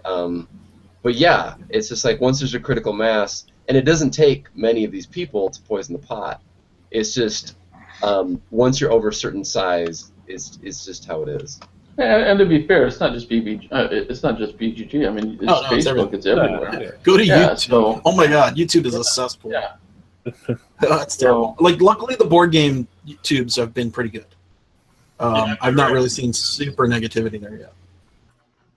But I mean, but definitely all the rest of the stuff. Video games for sure is bad. Sometimes it's better just to make it so people can't comment. Yeah. But we created. I mean, that's what Lance has basically chosen to do. You can't comment on his stuff, right? Mm-hmm. Well, no, you don't respond to anybody. Well, I mean, it's like if it's somebody asking for like a rules clarification, or but you're not going to respond to a troll in the video. Oh, if somebody wants to like say something jackassery or whatever, even and the thing is that the moment you respond, it's like you draw. It's like draw a line. No. This is what it is. It's turning on a flashlight in the dark. It's the old saying. It's like if cops don't use flashlights when they're looking for the killer. Why? Because the killer's standing there waiting to see the flashlight. I mean, it's just like, so you gotta stay in the dark. The moment somebody throws out a line and basically says something like, somebody said, oh, of course, like this recent game that I reviewed, Vengeance, which was like basically every single like revenge movie you've ever watched. That's what the guy decided he wanted to make. He wanted to make a game about like you getting beaten up or like your family killed or whatever, and then you go through. You choose the cards to determine how much damage you've been done, and those will help you. So, like, if you want to get beaten to within an inch of your life, that's going to help you a lot more than just slightly getting beaten. It's weird. And then you actually have a montage, like a scene where basically like you getting healthier, training, getting ready, and then you actually go through the vengeance mission, where then you go and you track down the people that hurt you and you murder them. And it's an amazing game. And it was a game that like ostensibly each person is trying to like get their own vengeance, and whoever does the best job wins. But it's a game that none of my people even cared about winning. They wanted to make that story of like their person, like, oh, you killed my parents, or like you assaulted my wife, those things, and they wanted to make that story, and go and do it. And so I really like the game. And some guy immediately, the first person who comments on it's like, well, of course you said you loved it. You got paid to do the review. And I'm just like, I was like, well, I can reply to this, but I'm just going to be like, nope, I'm not going to. Because the moment that I reply to him, he's going to there's like a 90% chance that either him or somebody else is going to troll every single one of my videos. to try to get me to respond. And I mean, and you can't even delete it. You can't even block it. You can't even. You let it sit there. And the only thing I do is I put them on an ignore list, so I never see it again. So they can sit there and they can say whatever they want to say. They can say whatever they want to do. I just don't see it, and I live a happier life. The board game industry is like definitely like one of the best, right? Like, go do some video game talk, and you get down in the depths pretty quick. Right. But yeah, so, and you know, that's one of the biggest problems, I think. It is, and part of the growing. Part of the problem is it's like we can't even blame it on teenagers. It's full-grown adults in their 30s and 40s that are just, they're worse in my opinion, because basically they don't have anybody telling them what not to do. Right. Hey, Scott, where is it worse, on BGG itself or on the BGG Facebook page?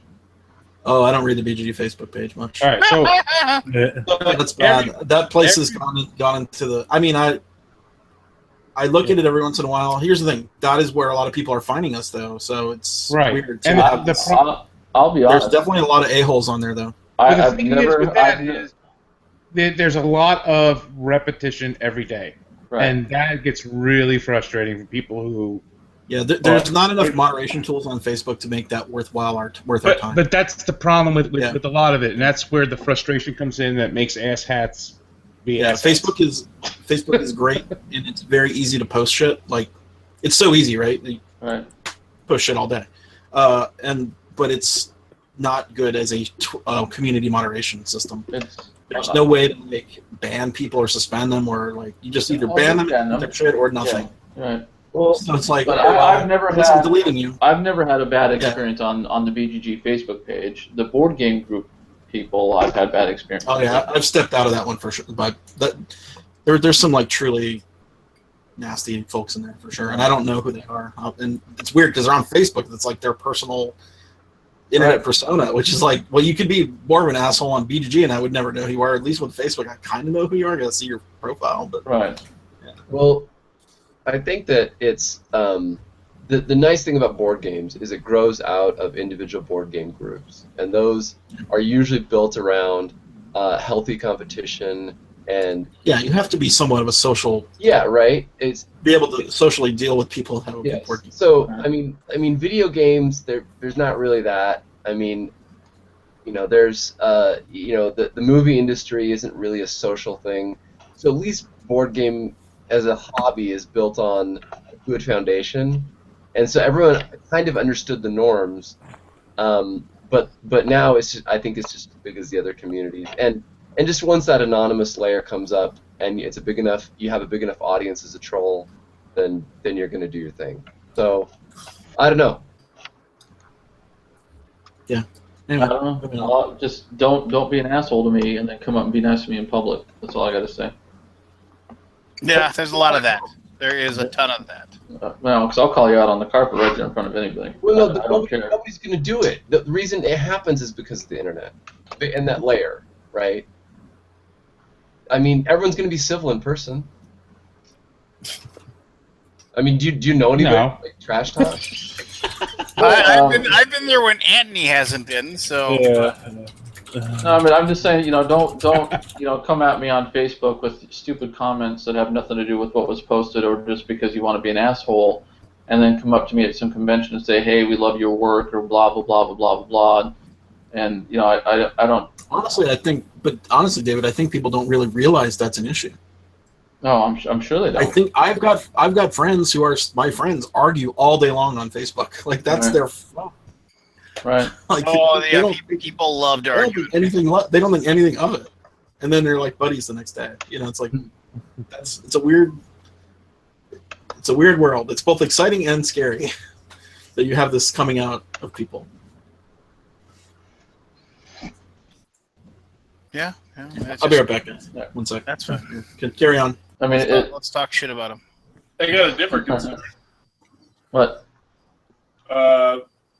Mine is completely off what you guys said, but my main thing that I worry about, I don't worry about it, I worry about shit, but is just how friendly local gaming stores, how much they are needing magic. I've talked to a couple of them that have been very blunt and said, and we're not selling sports memorabilia or selling comic books or something else, and Magic for some reason didn't sell as well as it does, we would go under. Well, absolutely. And I videotaped a rant about retailers last night. And I haven't posted it yet because I really went off in that video. I don't here, at least in Nashville, if they sell Magic, by day 10, on average, they've paid all their bills, right? So the store is good to go as far as paying their bills and whatever. I don't know what it is around the country, but that's kind of how it is here in Nashville. But when they do absolutely no outreach to the board game community. They do nothing to encourage them to come in. If they do come in, then a lot of times they're kicked out or moved off to a different table or space so people can play Magic. And so yesterday I was going around setting up some demos. And I've been trying to do stuff like that for about 3 years here, and I kind of gave up because they just don't care. I do everything way in advance. I plan everything out way in advance, right? Like I would for any professional event that we put on. So if I do up a poster and I set these demos up way ahead of time, and I've given you everything you need to promote it, but you don't promote it, and then nobody shows up, that's nobody's fault but your own, because it's not my job to bring people into your store. It's my job to go in there and describe a game, to pitch a game, right, or teach the game. But the store owners expect you to walk in there with your own friends who already know how to play this stupid game, more than likely anyway, and bring stuff in, and then they don't offer a discount. Well, if you don't offer a discount on the game that's being pitched that night, they're just going to go to Amazon or they're going to go to Cool Stuff and buy it. Why would they pay you full price when they can just go home or even sit there on their cell phone and order it right there and then have it within 2 hours if they have Amazon Prime, or if they have 2 days if they have Prime in general. So the retailers, at least locally, none of them do any promotion. They don't do anything to invite your board gamers in. So there is nothing else for them to survive on anyway but Magic the Gathering, because that's all they cater to. Warhammer does support some stores. Warhammer, yeah, and it does one of the ones here too. But the Warhammer store here in town actually closed down. Yeah, it's the minis with the Kickstarter minis. It's kind of fallen out of Warhammer's kind of fallen out. The bottom's fallen out of that. But so yeah, it's just Magic now. Right, and if you don't cater towards other types of people and have more than one spoke of your wheel firing, on all cylinders, so you have all these streams of income. If Magic ever goes under, most of today's game stores will close within 3 months. Well, the stores around here, a couple of them, they really try. They really try to provide something to get other players in. They have full calendars of events. They got X-Wing, leagues and tournaments. They have board game nights. They have, Magic and other games, but not just Magic. And it's tough, and they still struggle because largely it's like what you talked about. They can't afford to beat the prices of your Cool Stuff Incs and your Amazons, so people come in there. That's the biggest bane of the local store, is that someone goes in there to do their shopping, find what they like, maybe they even talk to the clerk and get information and use up their time and expertise, and then go buy it online because it's cheaper. And that's they do that, but if you're doing a specific event that night and you give them a reason to impulse buy right there, you got a much better shot of securing that sale. Yeah, right? And that's what you got to do probably. Right, and I know there's not a huge markup in board games, but it's better to move the product than not move the product. It's better to make $10, $12, $15 off of that game than nothing. One of the managers of a local store was telling me that I forget exactly the terminology, but basically like he didn't like having big holiday sales or big sales, because what it would do is just train all your customers to wait for the sale. Yeah, and that's absolutely true. And that's why I say, if you're not going to offer the discounts, at least on the demo nights, give them something.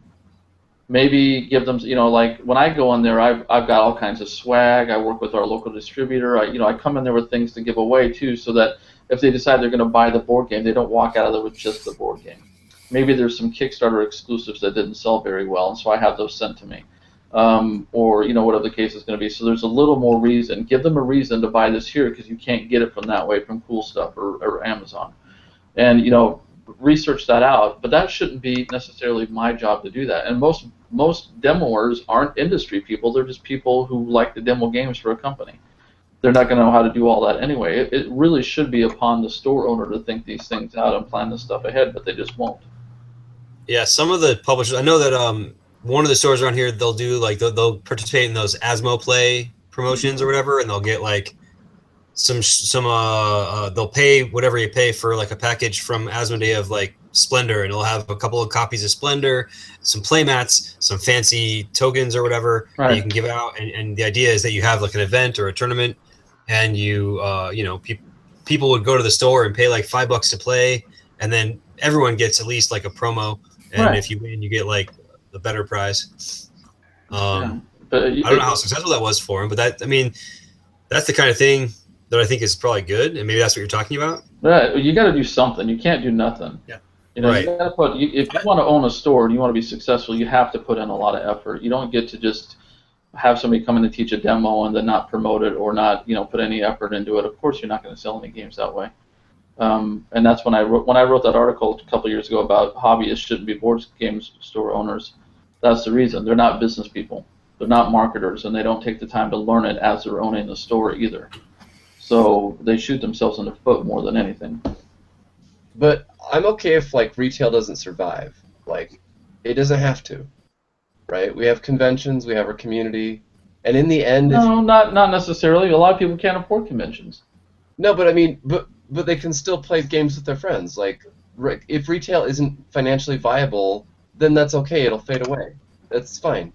I mean, we like the romantic idea of it, but and we all want it to exist. But if it's not financially viable, that's okay. It can go away. Yeah, and that might be the direction that brick and mortar stores are going. I mean, because like online retail is probably not going away, but it might over time replace. And that's what stores need to do is be creative, since they can't offer the prices of online stores. And that's why you get these places that seem to be doing well, like Mock Sporting House in Seattle, or the game cafes in Canada and wherever now, where they've gone a new business plan. They're not there. I mean, they're selling games, but they're selling food. Right. Mostly selling food. If you want to sell something, you have to provide an experience, and most stores don't provide an experience. Yeah, the old school ones don't. Well, I'll say this: like in a local game store, though, I mean, it does have instant gratification. I mean, it isn't like you're ordering. And I'm a big fan of that. Right. But okay, enough negativity. What does everybody think is something good about the industry? Like the best thing going on in the industry. Tim, reverse order. We're going to serpentine this. What's the best thing about the industry right now? I didn't give my worst. Oh, what's your worst then? Well, I think it's I don't disagree with the negativity. I just don't interact with it a lot. Either I ignore it or whatever. So for me, that's not really the worst. For me, it's maybe just the oversaturation of just like product. It's like I'd be fine if the same number of games came out, but in the quantities that they do.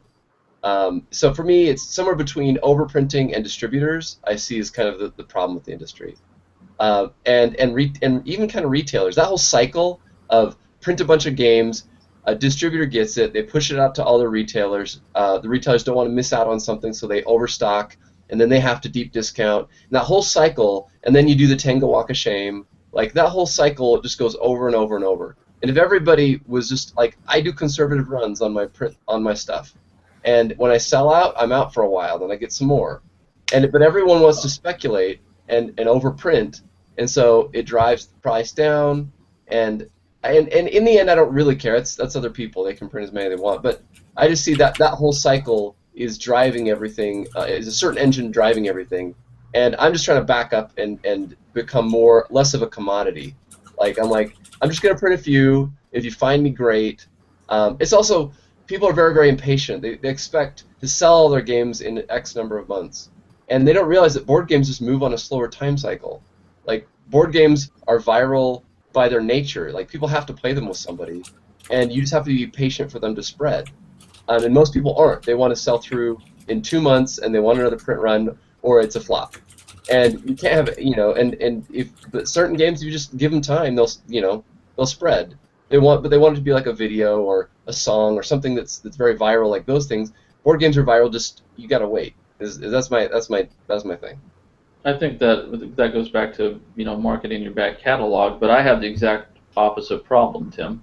I can't get enough copies of a game to do the things that I do for a living. So, like last year, I almost had a series of games on QVC because one of my old clients is one of the salespeople on there. And we were working it out, but I needed 250,000 copies of a game to sell. Nobody can produce that, right? It's not because we're oversaturated. It's because we don't have the capability of hitting mass market traditionally the way that other products do. So, you know, there's two different problems there. If we're stuck in our little niche, then yeah, maybe we're oversaturated. But if we ever want to get to this side over here where we're selling Catan numbers, well, we got to be able to produce that, and we don't have 20 years to hit those kind of numbers. What got me on this path was talking to the guy that was selling 50,000 units of his game a year and still wasn't full time.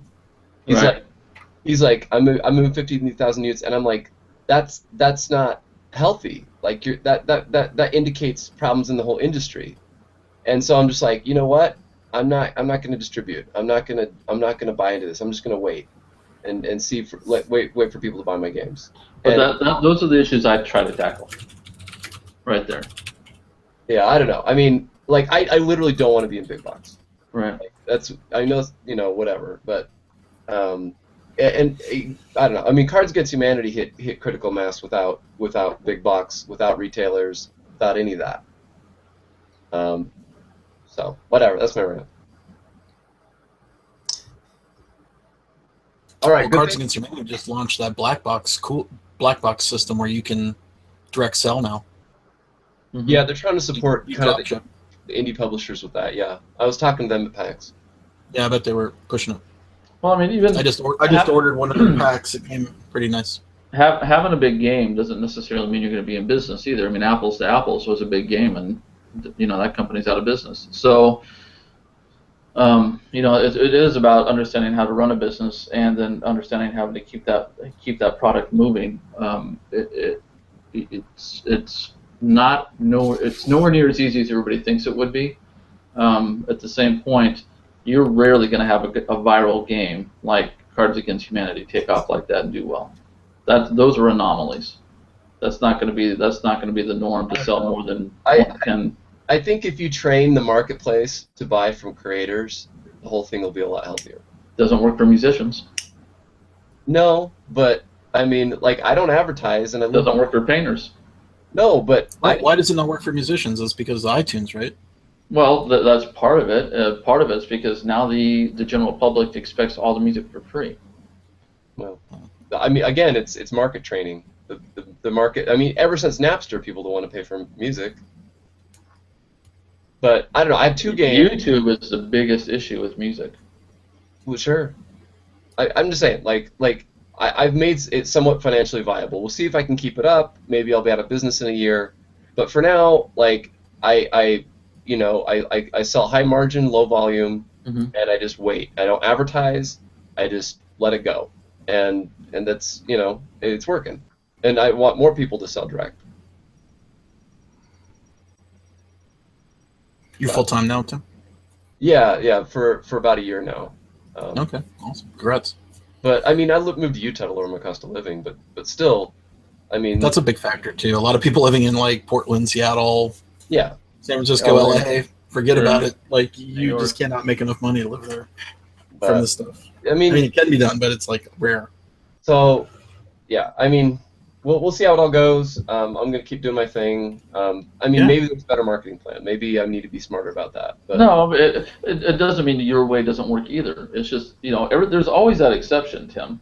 There's always an exception.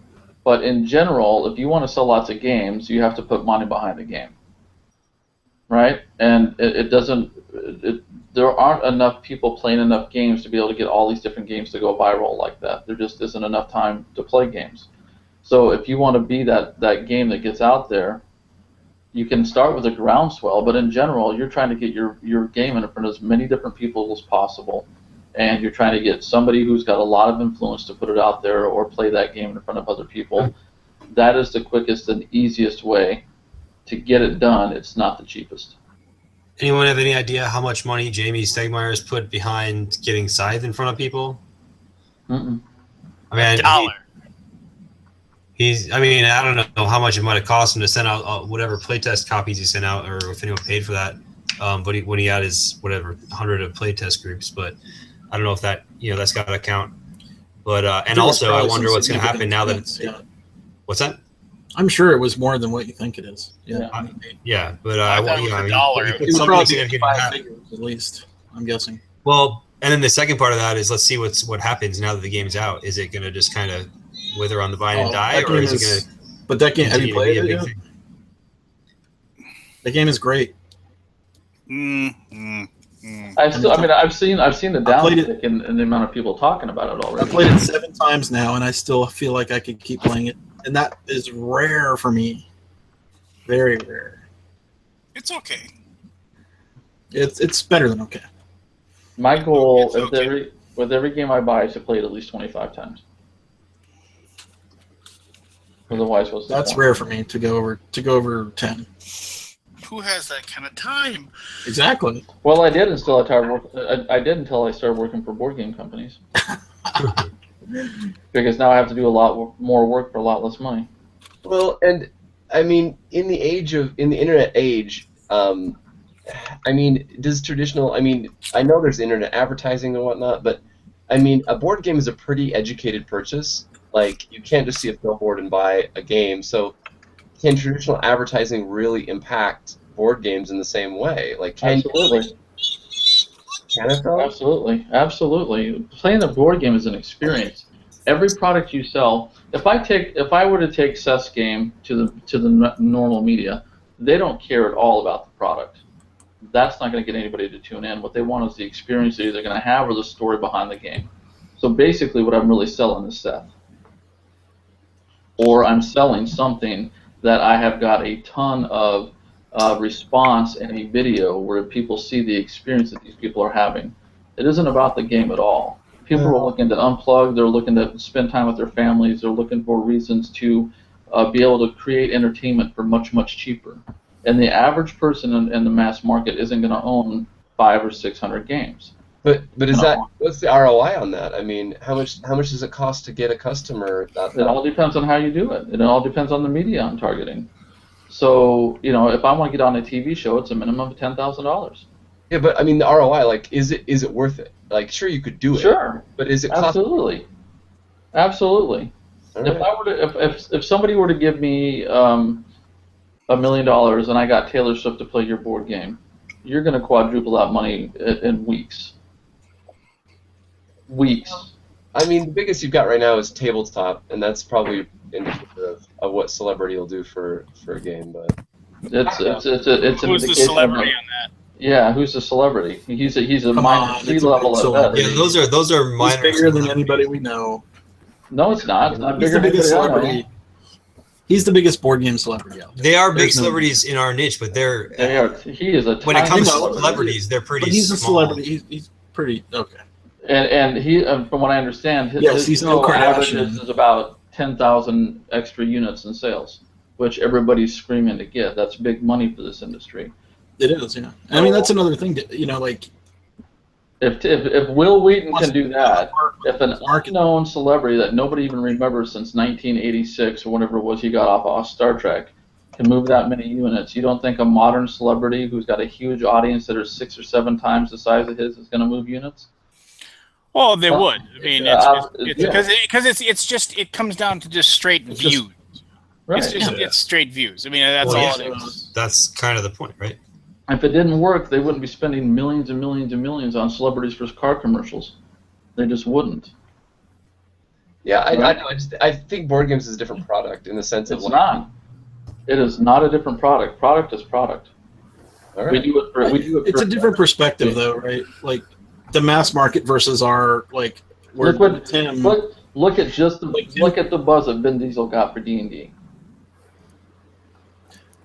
No argument, for sure. Sure. It's just so hard and like expensive that That's the problem. you can still make a living in somewhere. the industry by doing like Tim's doing But with you like. start somewhere. So I mean, even if somebody gave me a budget of $2,000 and I got one of my celebrity friends to sit down and play these games with me, that's going to be huge. And then it just builds from there. As other celebrities see this and they're going, oh, well, that looks kind of fun.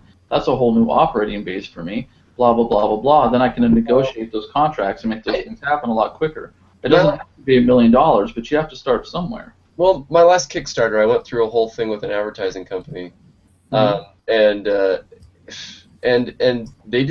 they couldn't figure out how to. I mean, they could sell people exercise equipment, anything on Kickstarter they could sell, but they could not sell games.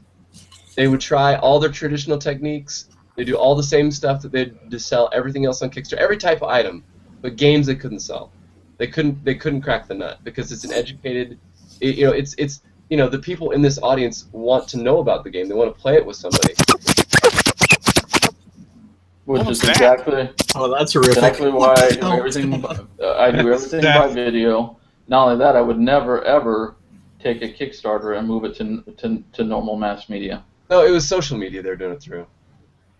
Yeah, still I wouldn't do that. What I'm saying, it worked for everything else for them, but it didn't work for games. So I think games is different. Go ahead. Yeah, it has to be, because otherwise it would already have been done. Yeah. Right?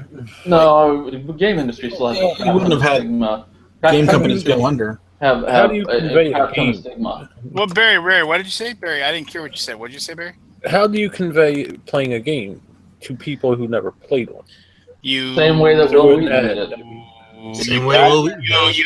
You pay Rod to do a watch it played video? I mean in a mass market like that. How do you pay the same? You do the same thing. Hasbro's been trying for years. They get Hasbro hasn't tried anything for years. They've been selling the exact same game Saturday morning for cartoon. decades. Saturday morning cartoon commercials, right? Those were. They did back in the day, yeah.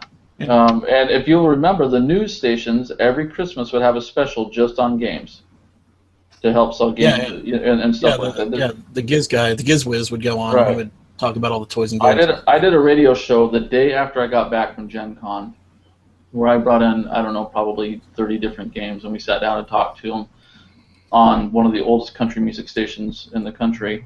And the response was ridiculous from people calling in saying, hey, where do we find these? Which one's a good one for our kids? I want to find something, blah, blah, blah. It is no different. It's all about the experience. When I bring it up in conversation, it feels weird because I feel like I start dominating the conversation, but people are just asking me question after question, like, how do I get into this stuff?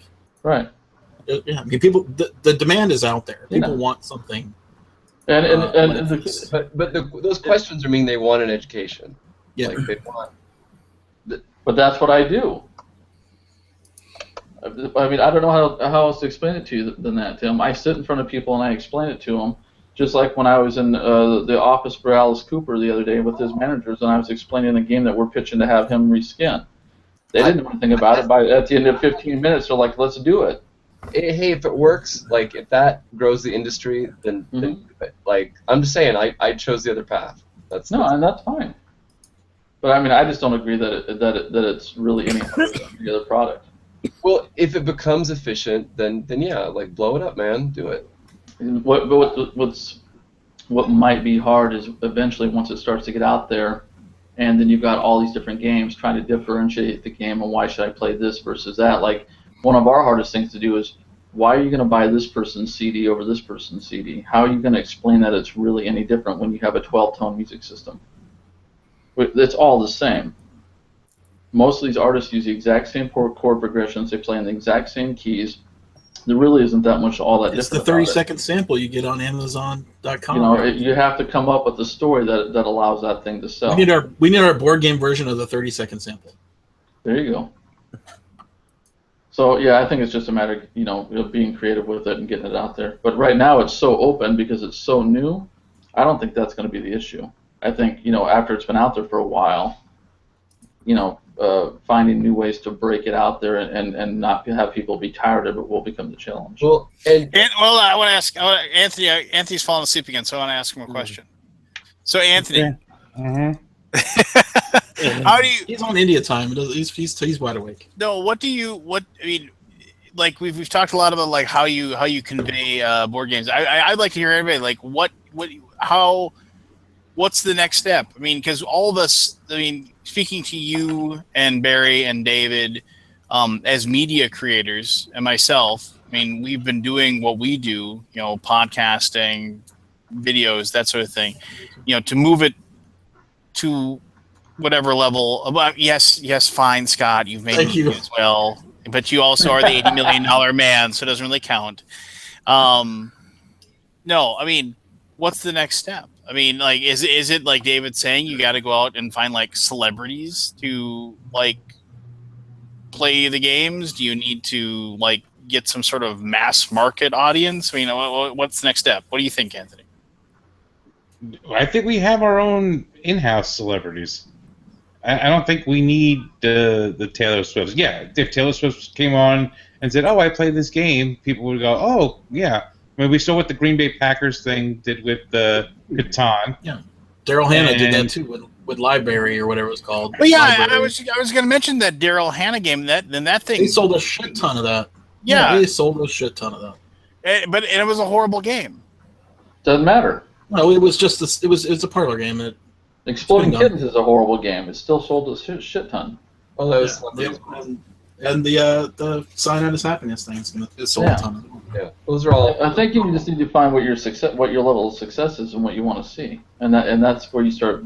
You're in that media plan towards. So, but at the same point, we were talking earlier about a lot of mediocre crap coming out and everything. So basically, if you just happen to be Taylor Swift's cousin, and you want to put a piece of shit roll and move game out, then just say, "Oh, Taylor Swift's cousin, Taylor Swift played this at Christmas with the family," and now everyone's going to want it because that's the game Taylor Swift plays. But that's so disingenuous that. No. It's not if she's truly enjoying the game. If you hire her as a pitch artist and she's just standing in front of a screen with a game saying you need to buy this, that's disingenuous.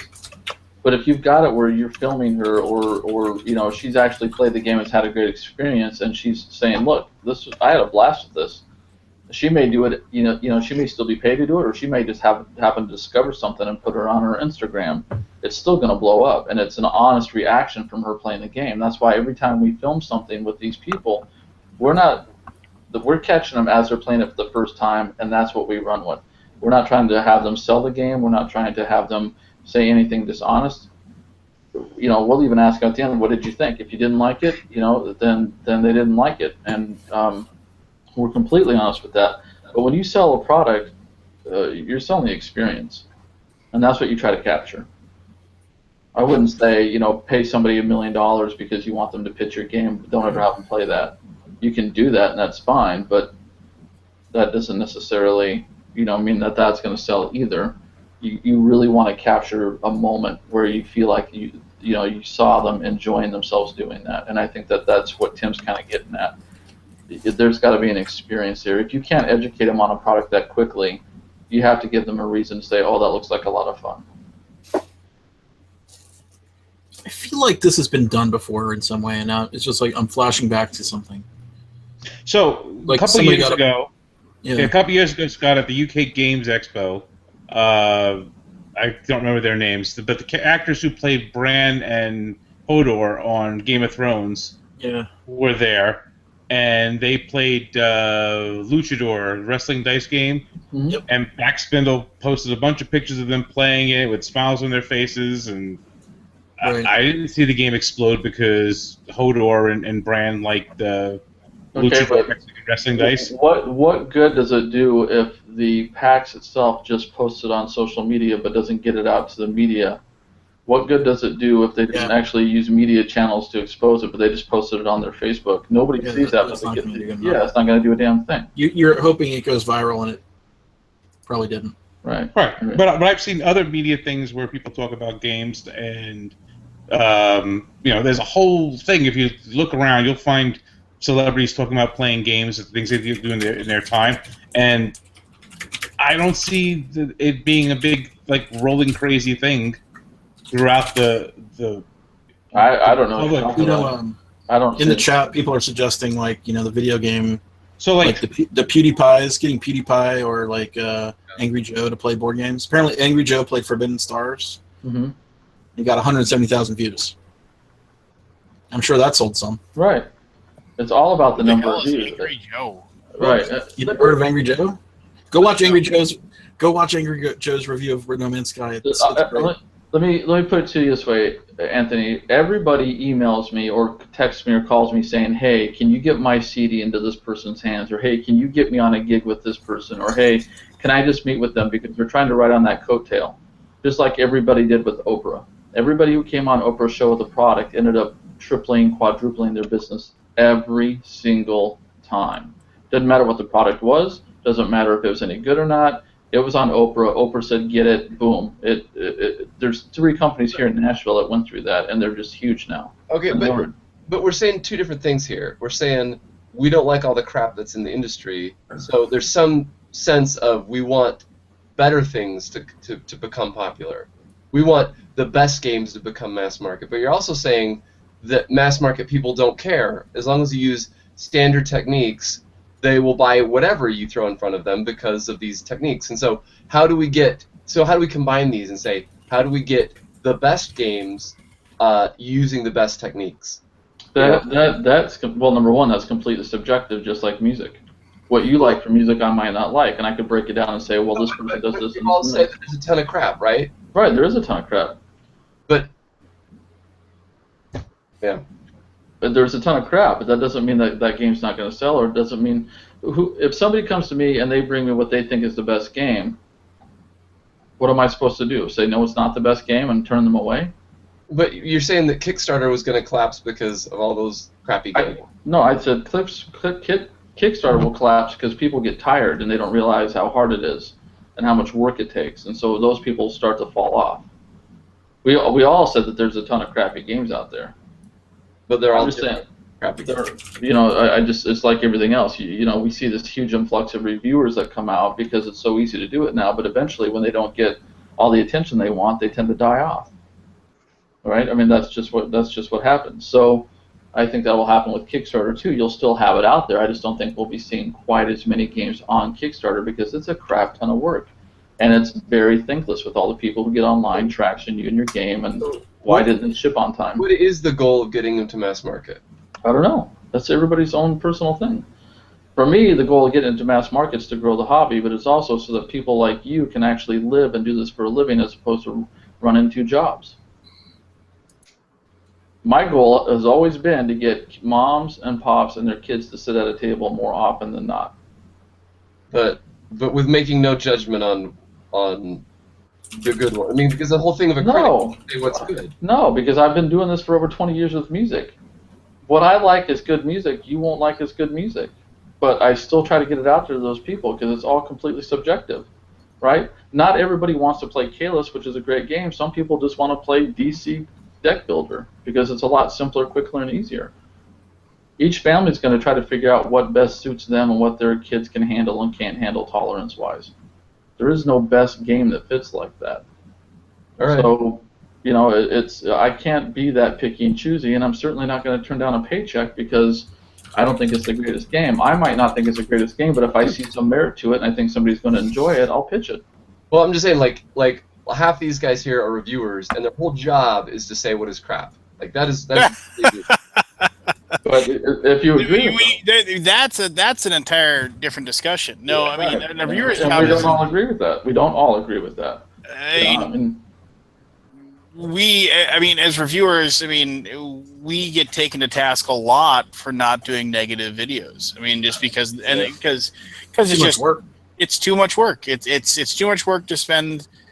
I'll say this: if I was able to make like the salary, the earning that I'm making right now by being an independent reviewer and working for TMG, if I could make that total by just doing reviews, I would review games I hated, and I would say so. But it's just too much work to do it for something I don't like, and that's just, and you look up and down. What's the topic of conversation tonight?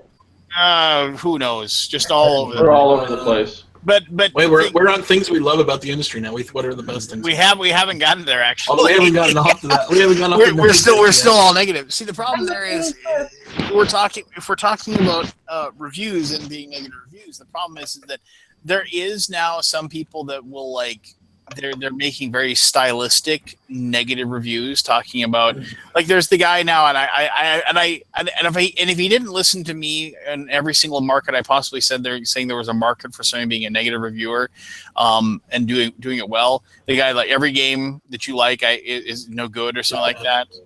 He's doing a very good job with it. Yeah, like every game you love is bad or whatever. He's doing a very good job with it, and kudos to him for doing it. He's not angry enough then.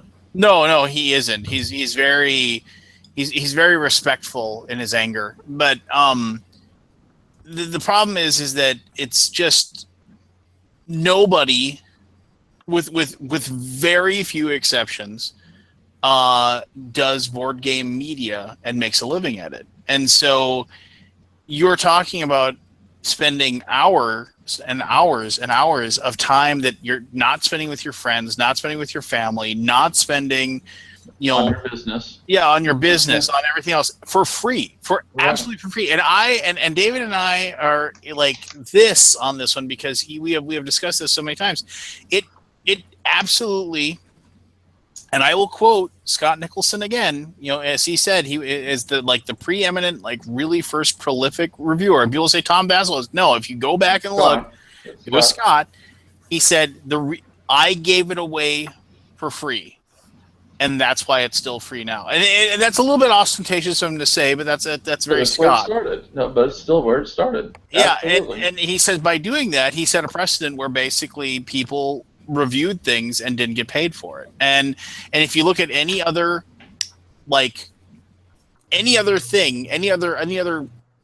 that is reviewed, whether it's movies or music or restaurants, whatever, they're getting paid. Not so much by the industry. Maybe there's a magazine that pays them, a newspaper that pays them, a website that pays them, but they're being paid to do, and it's a job.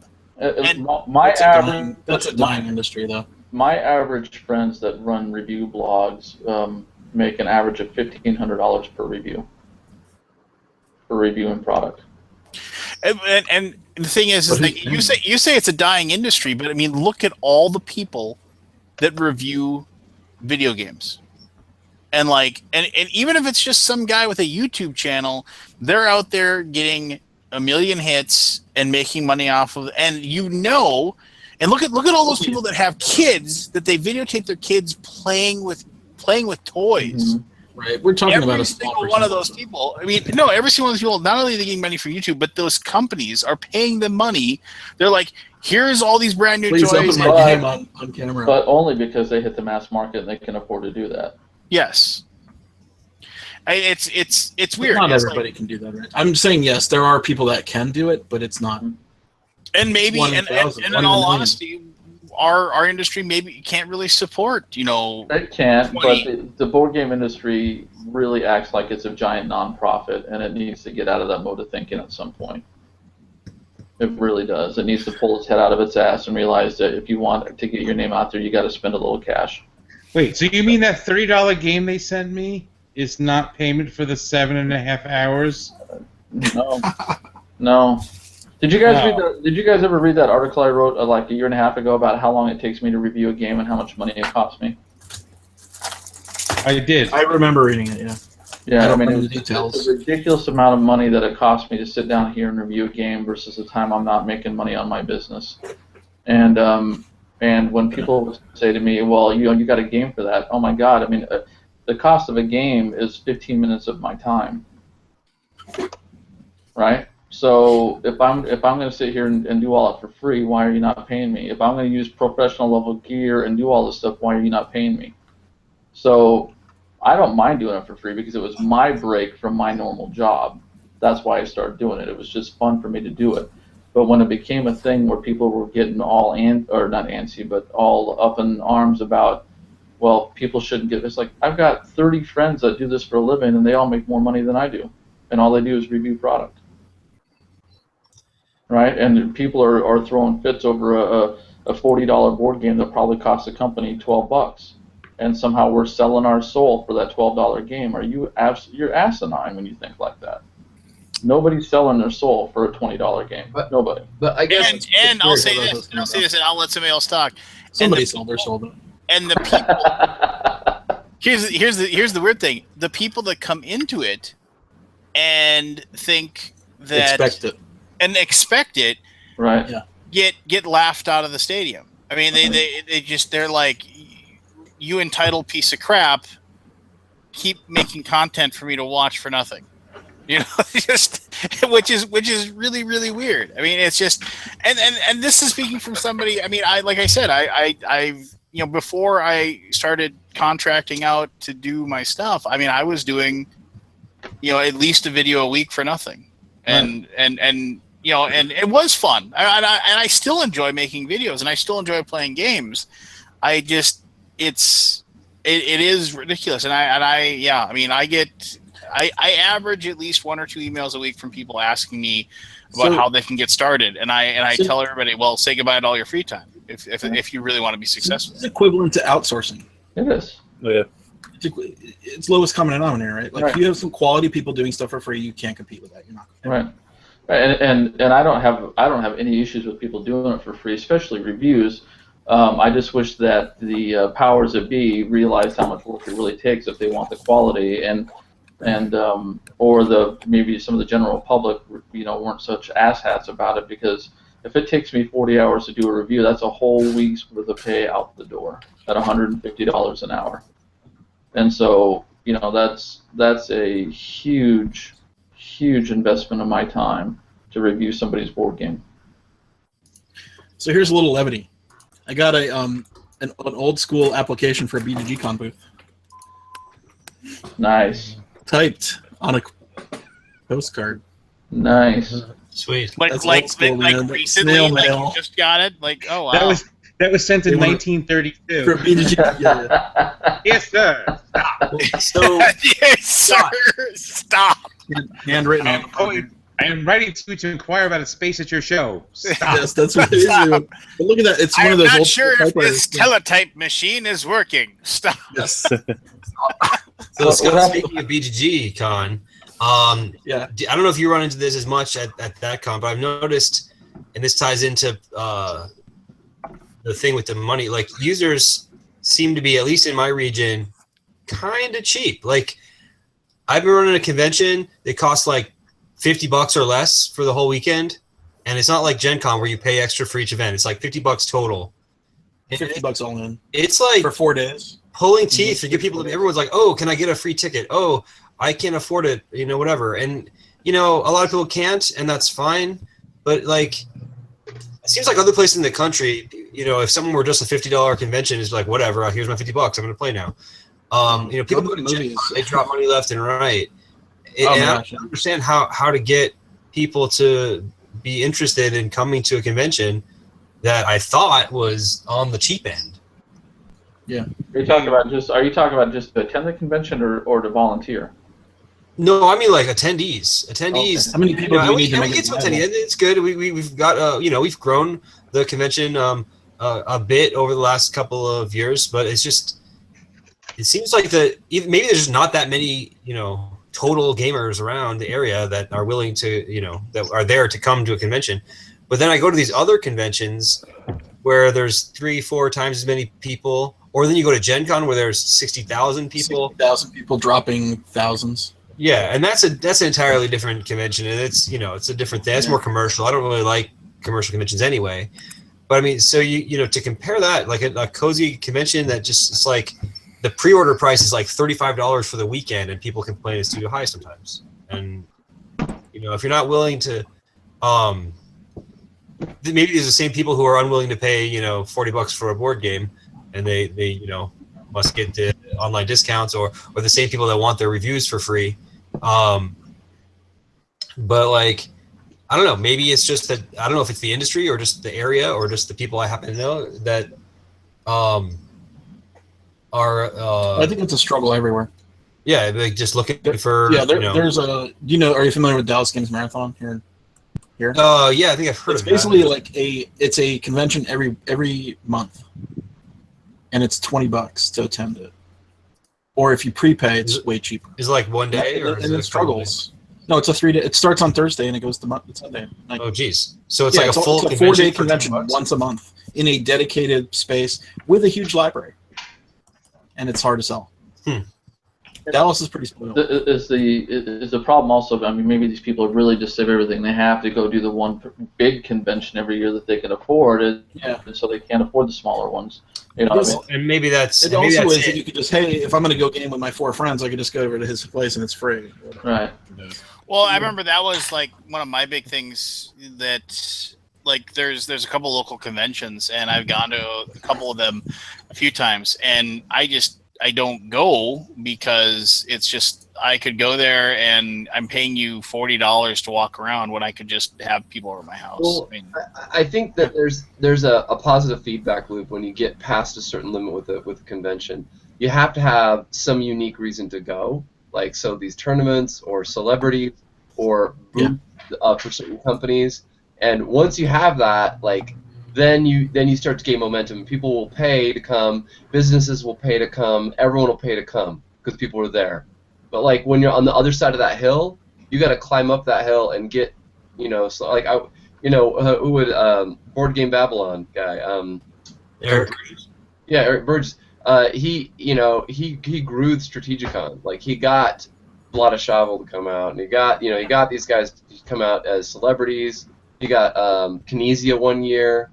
And by the time they were doing that, they already had like 500 people at least. Yeah, I don't know. I think that there is a bell curve there. Like you get over it, it gets easier.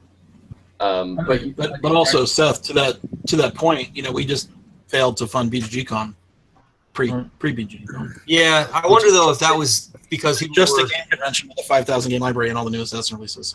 Like that wasn't enough of a draw. I mean, it's also a little late in the year for that. I mean, I guess that is a big problem. Right. I wonder. Like I said on Facebook today, I wonder if that was because there's lack of interest or because more like logistics and timing. But there's 1,000 people who would take a BGGCon ticket for 3 days, 4 days later. Right. Right. Like they're on the waiting list. So. What happened? I'm not saying this to what I haven't even checked. What's the status on your? We canceled it. Okay. It was. I'm just saying it's hard. Like you and I both thought, like, oh yeah, no problem. It's like it's 75% BGGCon, right? Like, because if we're being honest, only maybe a couple hundred people go to the events at BGGCon. Maybe 500 people go to the events. Well, originally there weren't even really events. Wasn't that kind of There was no events. Yeah, it was like, hey, we're going to a hotel and playing games for a weekend, which is kind of what you're talking about, right? Like it's really and more like a basic convention. Our convention here in Tennessee is about 500 people, and that's all we do. There aren't really any events or anything, and that's why everybody comes because all they do is sit around and play games. There's nothing to distract them from that, and that's what they love about it. So I think you might have two different kind of crowds as well as far as convention go. Sure. And we did sell 200 tickets. But that's not enough for us to book the hotel. Right. So. Right, and I wonder how many people like if it weren't so late, and some of those people who you say would buy the 1,000 people or whatever that are on the waiting list. How many of those people are on the waiting list because they were trying to go with their buddy who did get a ticket and they don't want to go to a convention that's not with their buddy. There's a lot of unknown factors. Right? There's a lot of that kind of thing. But it's part of the whole, like, is my convention good enough or is there enough going on to draw people to pay, right? Right. And we priced it. We didn't price it cheap. It wasn't. I wouldn't say it was cheap. It was $20. I didn't even know about it till it had already. Was there not enough maybe lead up to it? Maybe people didn't know about it. We just got notice from the hotel that they had the space. Like, how do you know? Sort of last minute put together. Yeah, the hotel basically called us and said, "Hey, we got the space. Do you want it?" Like they couldn't sell it, basically. Right? Yeah. Well, there was another event happening the weekend before BGGCon. How well was that attended? Are you talking about DGM? Yeah. The local. Yeah, there was about 100 people there. Okay. I mean. Yeah, it wasn't huge. Yeah, I heard it was about a thing though for sure. Yeah. No, it's in fact I highly recommend it if you can come out early. It's really cool because I don't know if Kevin is doing that this year, but he does go get a lot of the new games on his own dime and puts them into the DGM library. That's cool. So, to me, that's the whole fun of all this is trying to figure out those things that make people want to purchase. That's always the great mystery. Yeah, the Hot Games Room was a great addition to BGGCon. I love it. And I also I've been going to Sasquatch lately, which is kind of the same thing. Yeah, that's all hot games, right? Like there's nothing but. Jennifer sends mules to Essen to bring back all kinds of new She stuff. gets everything. Well, there's a big table of all kinds of new stuff, and there's a big table of all kinds of old stuff. And Oh, she ships back everything. Yeah, she gets a lot of new stuff, and a lot of the hotness. I don't know how they determine, but there's She's a smart gamer. She knows her stuff. Yeah, and most of the time, I mean, there's seldom a time where there's some gem that slipped by her radar, I guess. Yeah. You can usually get. Yeah, she even got Ponzi scheme. One of the 20 copies that existed.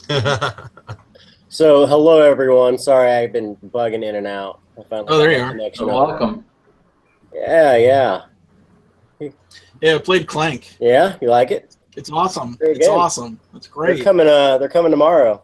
Scott and Sarah. Did you play it? I prefer Clonk or Clunk or Clink. You know, there is a game called Clink. Clonk. I know. I haven't played it. I bugged them to try to send me a copy. It's I'll see super if they fun. do. It's super fun.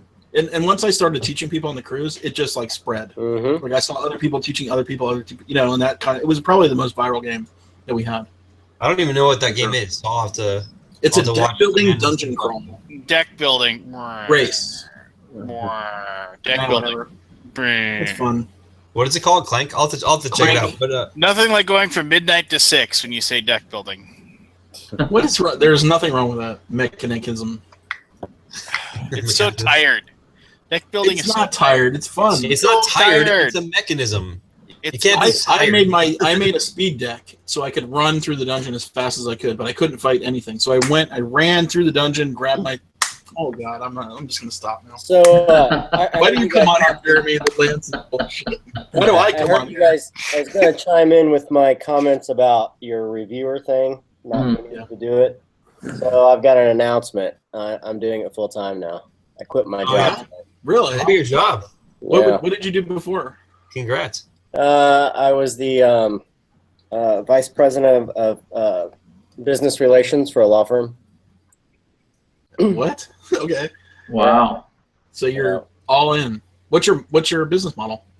If you don't mind. Well, yeah, there's a couple things that we're doing right now that we can't announce that we should be signing within the next couple weeks, but I'm not sure if I'm comfortable talking about it until, Don't say it. until it's been announced. But yeah, I know that we can. Both you and David, or just you? Oh, David and I both. Oh wow, he's taking it all in too. Man, we're getting serious now, David Laurie. Yeah, I guess so. It's getting serious, man. Yeah, I mean, I think we can. We're turning it into something different than everyone else is doing. So I don't know. We'll see how it goes in this Well, first year. that's the best thing you can do. Yeah. Well, good luck, man. Yeah. I'll make sure and say really When's your last day hateful at work? things. What's that? When's your last day at work? Yeah. When's your last day at work? Next Friday. And then Good for you, full buddy. time. That's Full awesome, time. man. Cool. You going to Essen? Not this year, no, unless you want to fly me out there. I wish I could fly everybody out there. I'd be so. I'd have You're a the party. $80 million man. Yeah, you're the $80 million man. We have a very small Yeah, you know, group It's said enough right times. here. It might actually. Whoa. Time out. You can fly all of us out there right now and set us up with the room, and think about that. Yeah. I mean, Yeah, well, you know how he That would not be maintains being wise. the $80 million man, don't you? by spending his What's money that- on his what's that friends. By not doing that. That's right. I'm asking. He was just talking to Forrest about he had to give him some money. So I mean, Well, I meant to pledge for Forest Kickstarter, and it expired before I could. And I What Kickstarter? He did a Gen Con Kickstarter. Oh, Gen Con Press. Yeah. I didn't know that. I mean, it wasn't going to be like huge. One note though is what's great about Kickstarter is market test. So for a lot of things, like, True. you know, like Yeah, we tested the market with pre-BGGCon. Mhm. If I had signed the contract for BGGCon Hotel, I'd be in some pain right now, yeah, but right? yeah, I mean, Yeah. what's awesome about crowdfunding is you get to test the market for not much. For sure. so has It's everyone definitely had a one of the chance positives. to bring up their their least favorite thing about the hobby right now? We all did that. We were moving on to the best thing. 'Cause I don't think that I Sure. did actually. Oh, Seth? Yeah.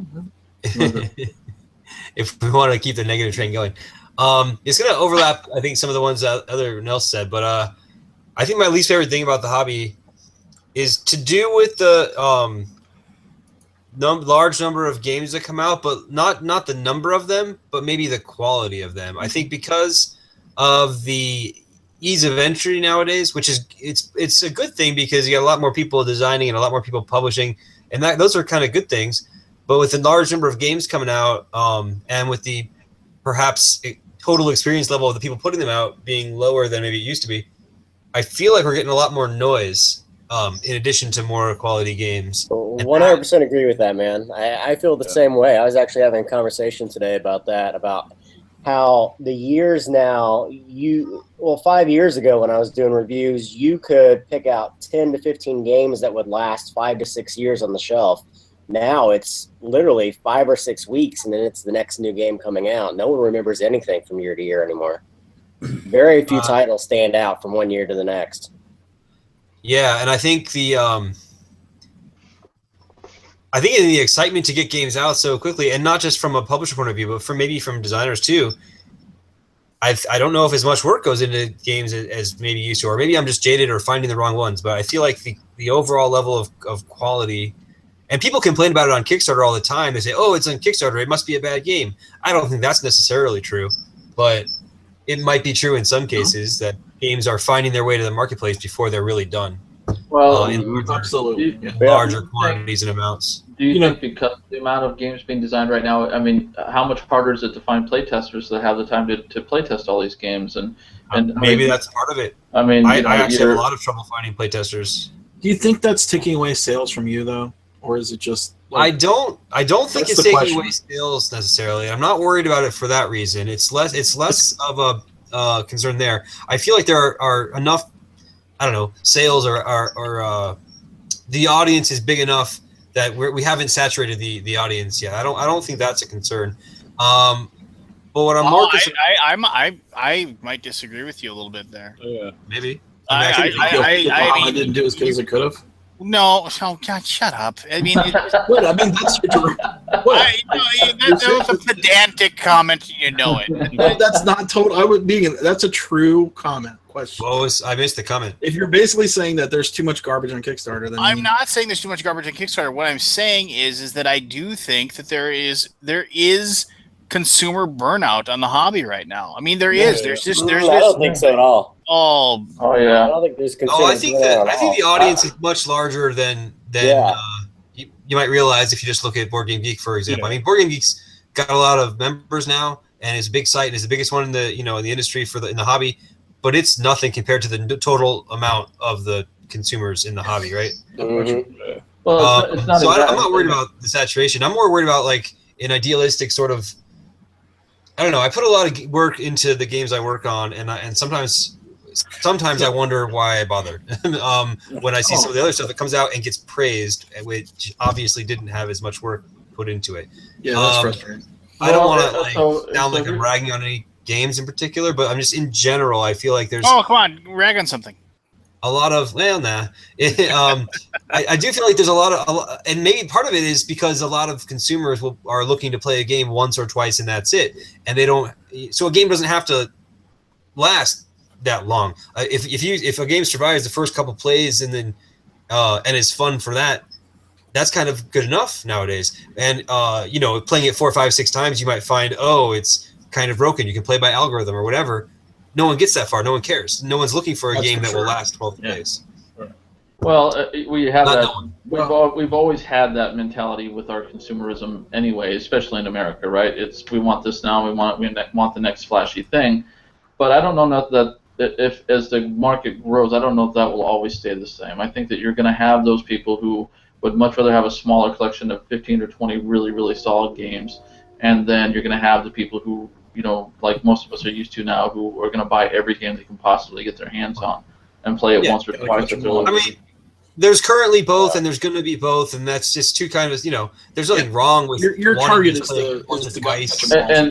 And I think that's where we as an industry look at. All right, so for those of you who are new to the hobby, right? they really start creating a separate. And I tried doing this originally with revisiting the classics, but it just didn't seem to take. But if we had somebody who was big enough that would take, look, these are the games that have come out over the years that are hands and above all this other crap that's coming out. And if you really want to start somewhere, take a look at these 20 games or take a look at these 50 games and go with that versus always just being the newest release coming out. You know, a Jeremy, a Tom, or whoever, if they had a big enough following where, look, this is one of our other things that we do, right? And so we're focusing on some of those older titles that are great, the El Grandes or the Kalises or the whatever, and people can kind of go back and discover it because to them it's all new. There's no those things aren't great for everyone. Ben, the thing is, we talked about this last week too. We have people who are playing things that came out 6, 7, 8 years ago that they were phenomenal games. But if you've played them after playing stuff that's come out more recently, the game is not as good as it is to the people but I'm who got to looking play at it something.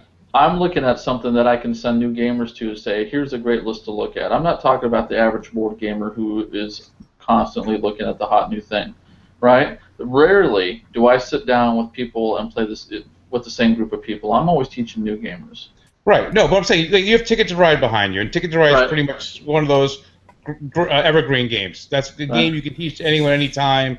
It holds up. But there are other games that are these entry-level, beginner kind of games, gateway games, whatever you want to call them, that you can introduce to people that are not Catan and Carcassonne and Kalis or whatever. And that's the thing with that is you have those things going. It's constantly going to keep updating that list because maybe there is an entry-level game that is better than the one that's on your list. There's nothing wrong with updating that list. My point is instead of everybody always focusing on what's new, there should be something out there that these are some standards that you can start with the guy that's got a bigger audience versus what's always... The board game industry is doing the same thing over and over and over, and everybody that comes out copies everybody before them. And this is kind of where Jeremy's going with this, is he's doing something completely different. I do something completely different, right? But somebody within the industry that when they start to migrate to a BGG, or if they get introduced to something, we send them somewhere, there's got to be somebody who's got something out there that says, here's a list of games that we all feel as a community stand the test of time. Well, they do have, I mean, the good thing is we do have all these things. There are geek lists on Board Game Geek that are exactly that. And there are reviews from back when games came out, even if they're not, new games. There was a new review at the time. And that's not general public acceptable. What's that?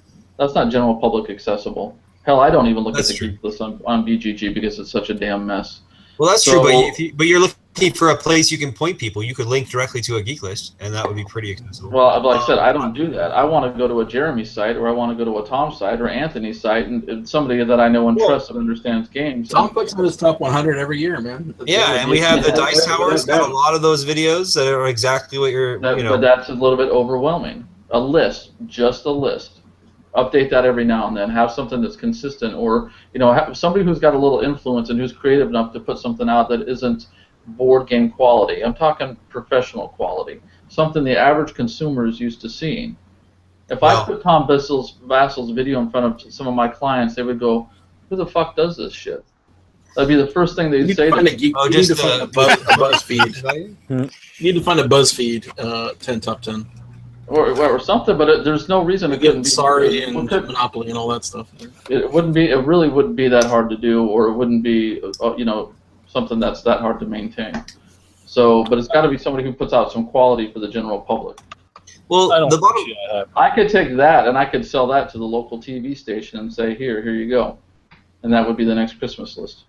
Well, that would be good too. But I guess what I'm getting at is there's not anything wrong with the cult of the new kind of mentality, but I think it just doesn't mesh with my sort of personal, I don't know, desires or whatever. And I like to try new games. I like to see what's out there, but I also like to play a game more than a couple of times to kind of get good at it and understand it. And I like to make sure the games I work on will hold up to that. I work on this Chimera Station's coming out on Kickstarter next week, and so far I've seen 2 videos, Forrest's and Richard Ham's, and they were both overwhelmingly positive. And so one might say, "Oh, great! Good job, Seth and Mark, the designer, and TMG for producing it. Job done. If everyone's as enthusiastic as those 2, then we're done." But I kind of don't. I'd like to see what people think of it once they've played it, 10 times or whatever. Well, then put together a program for that. Put together a special. Put together some kind of contest where they have to register their plays and blah, blah, blah, blah, blah. And if they get there and whoever has the best comments or whatever, they win something. Encourage that kind of behavior versus just expecting it to happen.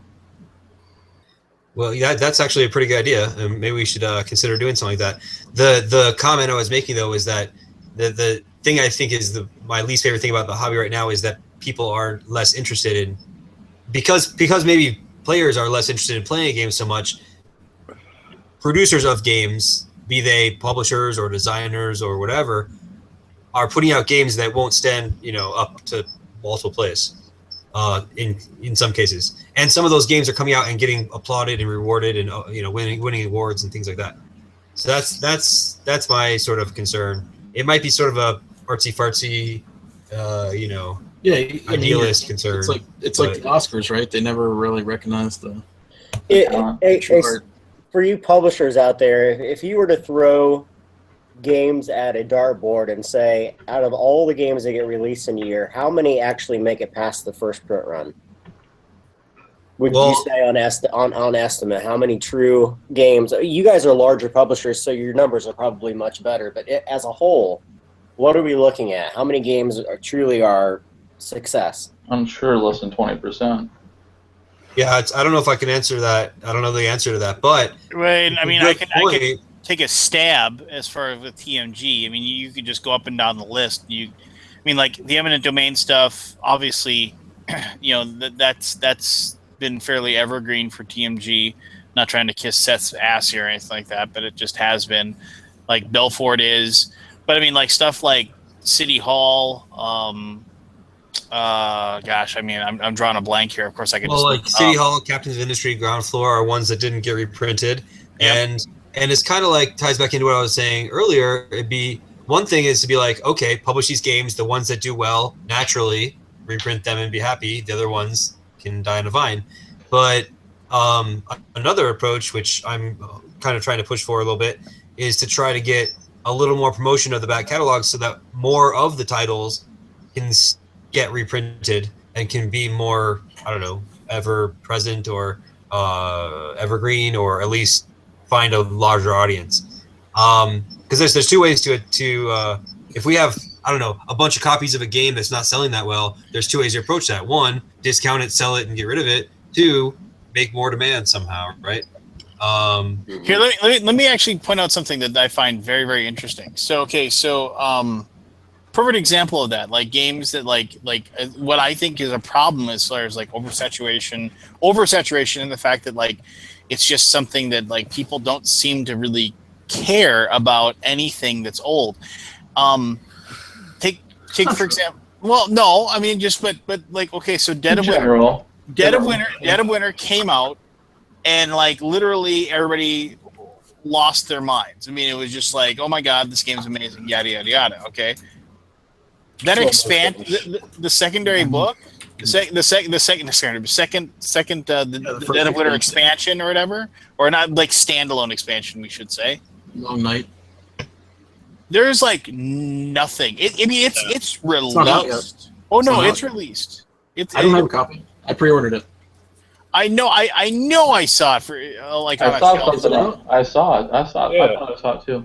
Yeah, I pre-ordered mine and got it. It certainly hasn't had the buzz that the original game did, because I've heard of the original game. I've not heard of the expansion, but maybe that's because I'm not 20 plus at Dead of Winter Long Night in stock at Cool Stuff. So it's out just now, though. No, it got released here. I can even look up when it got released. Gen Con?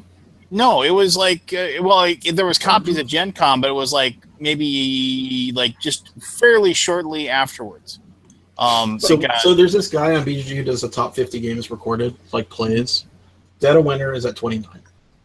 I'm not saying it isn't, but look at the fact that like the buzz isn't there. The people have moved on. I mean, it's just like, okay, fine, yeah, I'll get it, but who cares? You know, it's just like nobody is But to be fair, Dead of Winter had a lot of buzz for a lot longer time than most games do nowadays. Fair enough, but shouldn't that have carried over to the expansion? But the problem with that is then Plaid Hat's going to be pushing that whole time, and they're not. Yeah, but the thing about that too is it was out of print for a while. Right. Yeah. I mean, and people couldn't get a hold of it.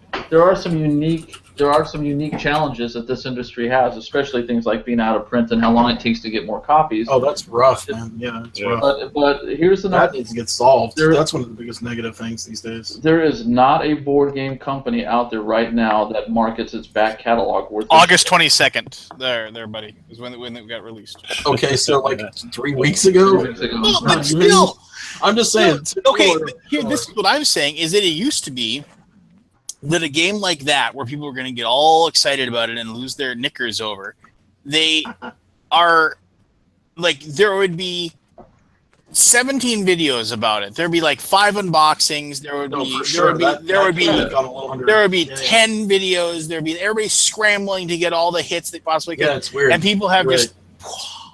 It's I don't know if that's a fault of the video makers. It's just so much stuff to cover now. I mean, I could literally spend all day in my basement doing 10 videos a day, and I still wouldn't be able to get through all the stuff. No, but that was like pre-released at Origins, right? Like you could get that game at Origins, correct? No. Yes, they had a few. They flew in like 100 copies. Could I actually amend my answer? I think my least favorite thing about the industry is unboxing videos. Period. One of the things that I get requested for the most is unboxing videos, and I usually turn them down. I'm like, it's not worth my time to sit there and do all that. And so much nothing. Yeah, I'm gonna unbox one right now. But no, seriously. Burn it. The number one thing on IGN is their unboxing videos. I have a friend who works at IGN. I don't understand unboxing what. It draws an audience. Because I don't understand why. I believe it. I just don't understand why. I don't understand it either. But it's the reason why. And people like them. Yeah, it's quick. It's like you can pay half attention to it. The video is over with very quickly. You get like basically. That one, if you like the person's personality that's unboxing it, you get their like whatever. Hey, look at this thing, and then you get just a look at the components, as you would say, of whatever it is that theoretically you're going to eventually open yourself and see. And if the game's got really cool art or really cool minis and things like that, people want to see that stuff. Maybe I'm in a situation where I don't know. I see a lot of games. I know what cardboard feels like. I don't need to like see what it's. They all kind of look the same at some point. Maybe that's my point of view or something. But I just don't understand what anyone gets out of a video. Although I guess I look forward to somebody liking the Chimera Station unboxing videos. They can look at all the little cool minis. I think you gotta always have to take yourself out of the business and remember what you it's are like not to be the target. fan. Yeah. Mm-hmm. Right? You have to remember that. That's one of the hardest things to do when we're sitting here and we're filming videos for the music industry, or we have our big country music thing, and we're all walking around, and it's no big deal to us because we see it 24/7. But to the person who just drove in from Kentucky or Kansas or Nebraska, they never see it, and so to them everything is awesome. And to the average fan, that's kind of how it is. When they don't notice, number one, the things that we notice, right? They don't see all the miscues or whatever, but to them it's all excitement and it's cool. And I mean, what do you think the average board game collection size is out there? I don't know, but I feel like under 20. Yeah. Right? So all that stuff is super. One game a year. Yeah. 1 game a year. 1 to 2. I mean, I think from your standpoint, Seth, when you're thinking about marketing or whatever, that's you got to kind of step out of that role and remember what it's like just to be a fan. I guess so. And I don't want to begrudge anyone. If they like watching unboxing videos, more power to them. And it's not like I'm forced to watch them, so they can exist and everything. But like, well, how big of you to allow it? That was kind of a joke. I was kind of a joke comment that I was making, but I do kind of wonder what people really get out of unboxing videos. Hey Lance, is Orleans a deck building game? No, it is not. It's not? It's a bag building game. Oh, okay. Oh, okay. Eminent Domain is a different. deck building game. It sure is. Ask me how many times I played You have Eminent two Domain in the deck last year. How many times have you played Eminent Domain last year? Like none? That would be bagel. Me too. I haven't played Eminent Domain in a while. I played it on the cruise last year, Seth, with the Canadians. Oh yeah, that guy liked it. With Ludo and can't remember her name. His wife. Can't remember her name, Yeah, unfortunately. that guy really enjoyed it. Yeah, Ludo I think he was great. really excited to play with me or learn it from me or whatever. But I think that was cool. I know. Yeah, I played it was my fun to copy. meet him. I sold my copy. Yeah, Wow. I haven't played it in a while. I should play it again. I should get back on that next expansion. I which I did think keep he's my very rule good. book though, because Seth signed it for me. I'll tell you what was a surprise. Battle Stations was a surprise for me. Battle Station? Battle That's the Station. FTL, the board game. The Oh, the expansion. well, no, it's the little No, standalone no, card it's game. Battle game, Cruisers. micro You mean Battle Cruisers? Battle Cruisers. Yeah. Oh, Battle Cruisers are- the Philip DeBerry game? Surprise good or surprise bad? It was good because I took it out at I had just got it from you guys, and I took it out at Tennessee Game Days last year, and we sat down and played it, and not knowing what to expect, and I wasn't expecting a whole lot, but by the time we played it 2 or 3 times, we had a whole crowd of people standing around us watching us play that game, and then they all wanted to get on it because it was so quick and easy and fun. And then they loved the fact that you could build the different decks and take the cards out and do all that for such a small amount of money and such a small amount of shelf space. It was a whole lot of game. That was the big surprise to me. That one kind of caught me off guard. That's kind of what we liked about it too. It was almost like a micro game, Mhm. but like it felt like a cross between a micro game and a deck building game or something. It's Right. like you get the variety of the deck building game with the feel of a micro game. It wasn't. It's not a deck building game like Lance is scoffing at because No, I mean like Yeah. it gave you the feel of playing like a deck building game, Right. like different every time kind of thing. You play Right. Dominion, with a different set of cards, it feels different. So Right. it felt different like that because you had different cards every time.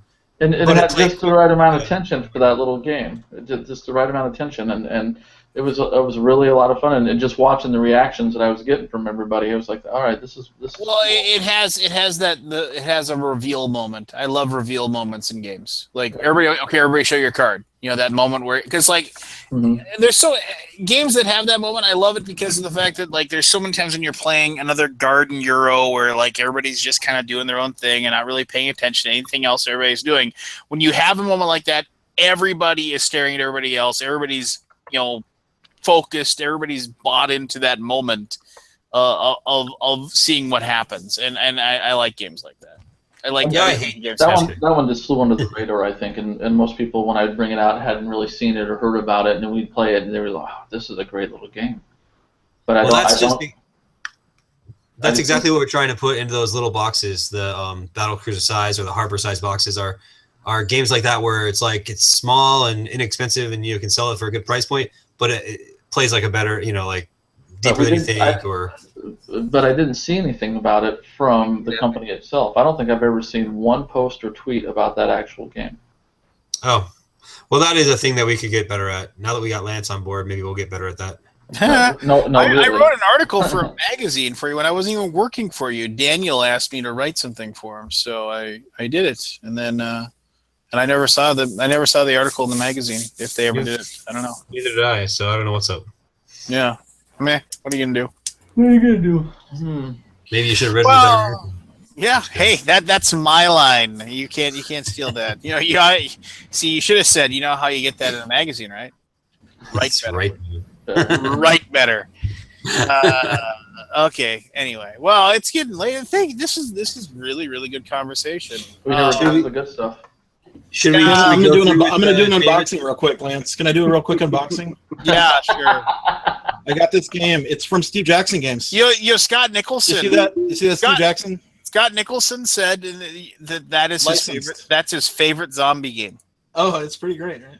We played it at BGCon. We had like 40 players. I'm gonna do an unboxing. So Lance, do you want to go through? You don't give me nothing, man. You don't give me any love anymore. Lance gives me no love. What were you saying? I think the hardest part about unboxing is actually opening the box. Yeah.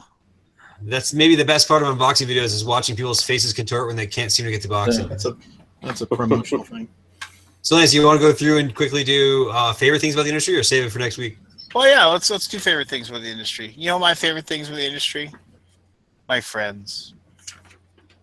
I was going to say, it's you, Lance. You're my Yeah, favorite thing. well, there you go. Thank you. You know, without Kickstarter, we would never have been able to do this artwork. The stretch goal was unique zombies for all the characters. What are you eating there, Barry? A brownie. Dragon blood. Brownie? Unicorn blood. I'm a brownie.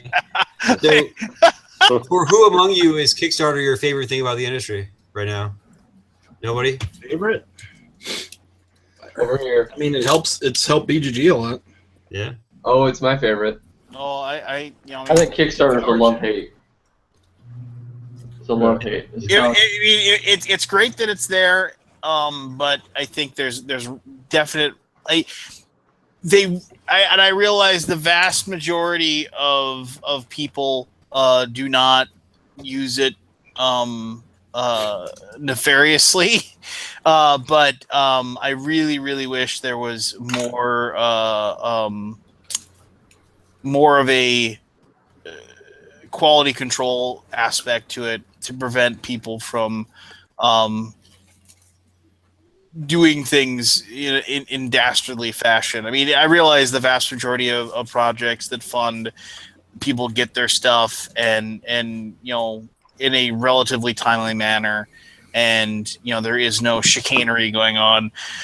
But man, those people that pulled the crap and were dumb and stupid or did it on purpose, they really make a lot of noise, and I wish there was somehow like more that could be done that would make it so like stuff like that wouldn't happen. I'll go on the flip side, man. I like the way the industry is right now. It gives people, like, if you look at the movie industry and you look at the video game industry, it takes a giant team to get anything done. It really does, and it takes a whole shit ton of money to do things well.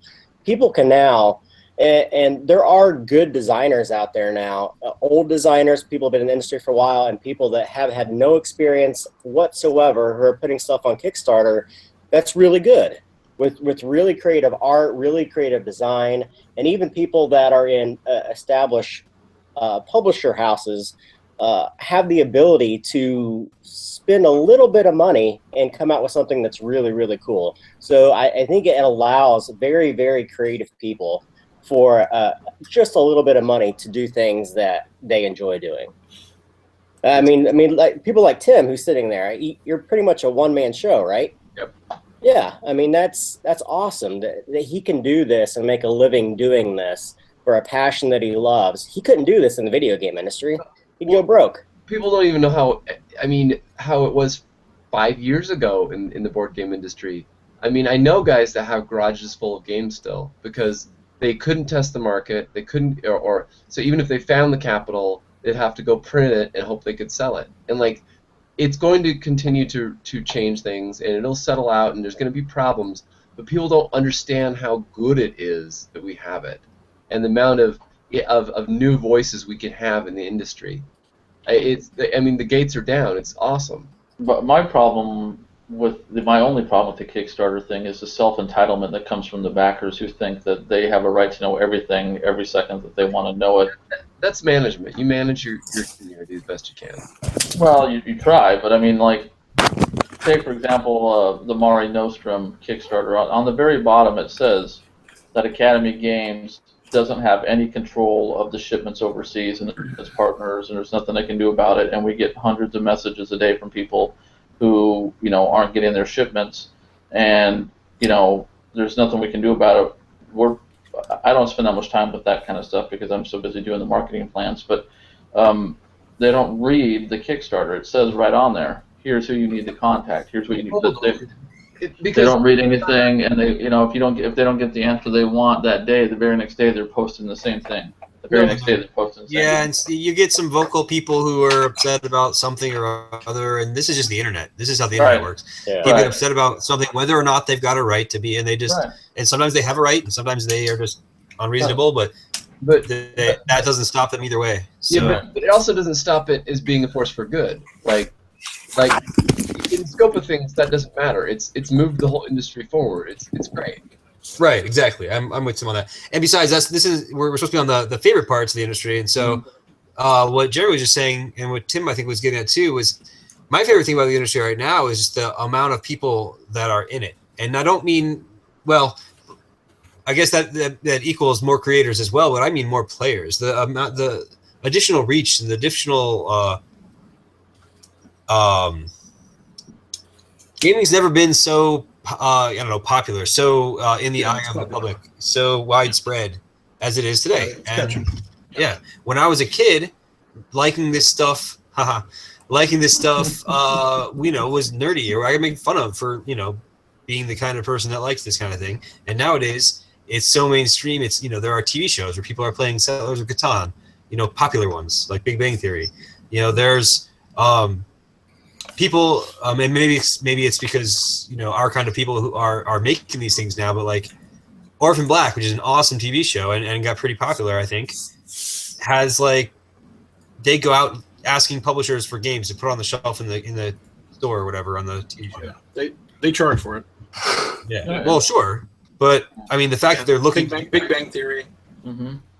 Yeah. Oh, There's a bunch of Big Bang Theory games in the all Gone product Girl. placement. Yeah. Yeah, Gone Girl had it's not just product placement. It's like the guys are playing in the show. Right. Same with Orphan Black. Same with NCIS has that guy who's obviously a geek or nerd or whatever, and and he talk. I don't watch NCIS, but I've heard there's a prominent character on that is, it's just I guess you could say it's geek culture, but maybe as part of that, just board games is becoming a lot more acceptable, like widespread, mainstream, whatever you're going to call that. And I think that's great because it means there's a lot more people to play games with. And that leads me to my favorite part is the fact that I feel like the board game industry is right on the cusp of exploding, where all the excitement really is and where all the things we're really going to discover is possible. And, the way it's going to change lives for the people who make and design these games. That's what I think is the excitement is we haven't really been scratched the surface of how big this can actually get or the side effects of board gaming itself, which is essentially bringing people together as opposed to sitting like we are right now on a computer, right?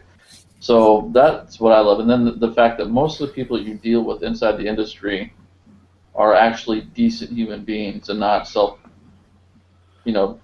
just prima donnas who think they're all that, and because of whatever tiny amount of fame that they've gained, think they're better than anybody else. I see very little of that. I can't tell you, David, how many times I've had to explain to my neighbors. I live in a pretty ritzy little area here in Indianapolis, and I can't stand my neighbors for the fact that every time I go to Gen Con, they make fun of me and they make fun of the people there. And I tell them every time, I meet better people at Gen Con than I've ever met in my entire life. The people in the industry are absolutely incredible. They treat everybody with respect and dignity, and it's so different than normal everyday life. And I don't know if it's just because of the people or the hobby that we're in or whatever it may be, but I 100% agree with that statement. Even from a business perspective, when you're talking to people who are trying to pitch stuff, even if they don't like the idea, they're not dicks about it, and it's not, well, how much money is this going to make me? Yep. There's a general discussion about the whole thing, and they look at it from a different perspective, like, well, is this really going to do anything? And it always seems a little bit like the money's on the back end of it, or talked about, kind of last. And it allows for a lot more honest conversation, a lot more out of the box thinking. So it's to me, it's just a lot more exciting. It certainly isn't as doesn't pay as much for me, but the projects themselves are a lot more fun to work on. Well, and it's still a little bit uphill, but I was amusing anecdote about this topic. So the game store down the street, right around the corner where I used to live, is right next to a comedy club. And I went to that. Every once in a while I go to this comedy club. And a couple of years ago I saw a comedian. He was a professional comedian. He wrote for, I forget who he was or what he wrote for, but he was a homosexual from San Francisco, and that's important for the story. So he made a comment. He's like, "Oh yeah," his joke was, "In the strip mall, did you see this Tucson Games and Gadgets? It was a store next door to the comedy club." And he goes, "Man, those guys are in there playing Dungeons and Dragons. Man, I'm gonna have sex with a girl before they do," or something like that. Was his joke. And when I first heard it a couple of years ago, I thought, that was kind of I didn't like the joke too much because he's making fun of the people like my people. I happened to see that same comedian a couple of years later, so more recently. Same comedian, same place, same comedy club. So he made that same joke, and I'm thinking to myself, I had walked by the game store on the way in, and I looked, I stopped in to say hello, and he makes that same joke, and I'm like, those are all people playing with their wives and girlfriends. Like, even the difference between a couple of years ago when I didn't think what he said was, accurate or whatever, but everyone laughed still. Now, I mean, the fact that he's so wrong about that stereotype is 20 years old, and I think that's a good, a nice indicator of how far the reach has come from, board gaming, role-playing gaming, just gaming in general. Well, and I think that the general public, especially from the entertainment standpoint, when I talk with some of these people, they know that something's going on there. They may not be in touch with this whole geek culture thing, but they know something's going on there, and they're trying to figure out a way to tap into it. So I think there's a lot of excitement there as well, and I think a lot of those stereotypes will start to fall away even quicker once that really happens. Once it becomes a little bit more than just geek culture. And now there's like stupid shows like that billions of people watch, like any of the sitcoms that are big, that it's still the nerd, the nerd sitting there with his stupid glasses, being all nerdy and talking with weird words. It's just like, yeah, you might laugh along with them, but in the end, you're like better than they are because of whatever. And it's just this, and mass media still considers our hobby to be just that. It doesn't matter how many celebrities we have that want to. It's the tired old trope of the 40-year-old nerdgin. Nerdgin. That's a good word. Nerdgin. There you go. The 40-year-old virgin likes playing Settlers of Catan and D&D in his basement, and never sees, like, with pasty white skin. It's because it's too easy. It's like, and this is like a totally a sign of the times. Like, somebody posted like football season's upon us soon, right? And sports ball. Yeah, sports ball, and so somebody posted like a joke meme about making fun of the Green Bay Packers, and the Green Bay Packers make fun of the Vikings making fun of the Packers. It's just back and forth, and it was like some Facebook page that was like, Green Bay Packer fans suck and everything about them sucks, or something like that. It was a Facebook page. So I actually went to the Facebook page, and like, and there were a few like mildly humorous memes. Like the picture was of the most interesting man in the world, and it said, "I don't always watch women play football, but when I do, it's the Green Bay Packers." And I was like, okay, snort. Okay, that's kind of whatever, clever or whatever. But like 95% of the other jokes in there were all about the Green Bay Packers players being gay. And I was just like, this isn't funny. This is like... Yeah, but I mean, every group why is has that funny? Stereotype. Every group has that stereotype. I think it's just dumb. Well, it is, but I mean, there isn't a day that goes by that somebody doesn't think I do drugs because of the length of my hair, and I've never done drugs. It is what it is, and it's what most of us grew up with, and people will say or whatever and do whatever they think is funny. But jocks got their stereotypes too. So I don't necessarily look at it as a negative per se. I think most people are starting to realize that nerds sign the paychecks, and that culture is coming alive, and it's doing a lot better than it ever has, and it's a lot more accepted than it has. But I think you're always going to have that level of stereotype, no matter what lifestyle you live. Yeah, I suppose. But anyway, it's getting close to 1. Actually, it's like less than a minute to 1 o'clock Central Time. We've been talking for quite a while. This has actually been a really good conversation. I appreciate everybody being on. And we made some D&D characters, so that was always nice too. Kind of, sort of. Flesh out those characters. We'll have to figure it out. I'm surprised there wasn't more TMG chats. Like, I guess we talked about conversation. Oh, you covered it there before you got on here. Oh, okay. I They covered it. Yeah, I talked about it. Missed the half an hour. Because we didn't. Yeah, I said let's because everybody makes fun of me for turning this into a TMG commercial. Well, Seth's all happy about the reviews that came in so far, so make sure you get that copy out to me soon, Lance. Jeremy got the When's the opportunity. Kickstarter go live tomorrow? No, because he called me up on Sunday to ask me a rules question. So, what did you think, Jeremy? I liked it. The rules are pretty bad, though. You guys need to overhaul those. Really? Sure. Yeah, they're. I think Lance, your copy is all marked up. Oh, all right. Yeah, let me know what you have, because one of the other guys was saying that they thought it was pretty good. So I'd like to see what I can fix. Well, mine was the copy that it came home. It came home with me from Gen Con. So I don't know. Maybe there was something weird about that. But hey, I just wanted to say this. There's Aaron who's watching in chat. I did a video for his game a couple years ago. I didn't fund on Kickstarter, and so we kind of kept in touch a little bit because the Space Frontiers is a game that was really really fun, and I was I was very disappointed when it didn't fund. I just thought it was cool that this almost didn't make the cut when I was destroying and throwing away all my prototypes and I posted a picture of this giant. Your name on it. How could you possibly? Yeah, it was that, and the components inside are actually pretty good for a cool 4X game, and so I just thought it was funny that Aaron popped into the chat and actually was just oh, I'm thinking about relaunching my Kickstarter. Do you still happen to have the game? And I was just holy crud! I almost didn't. I almost didn't. About a week and a half ago, hold on 1 second. I want to talk amongst yourselves for 30 seconds. Hold on. Hey, Pete. Hello. Pete, you've got to answer the question. What do you think is the biggest obstacle in the industry? Customer service. Service, I would agree with that. To be honest, yeah. Customer service and shipping delays, those are the two biggest things I hear about all the time. Yeah. Oh, did you back Sharknado?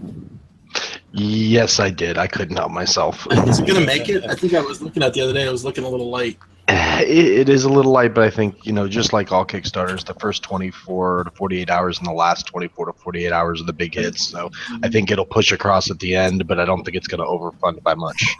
Did anybody else notice that Lance's room looks a little cleaner than normal?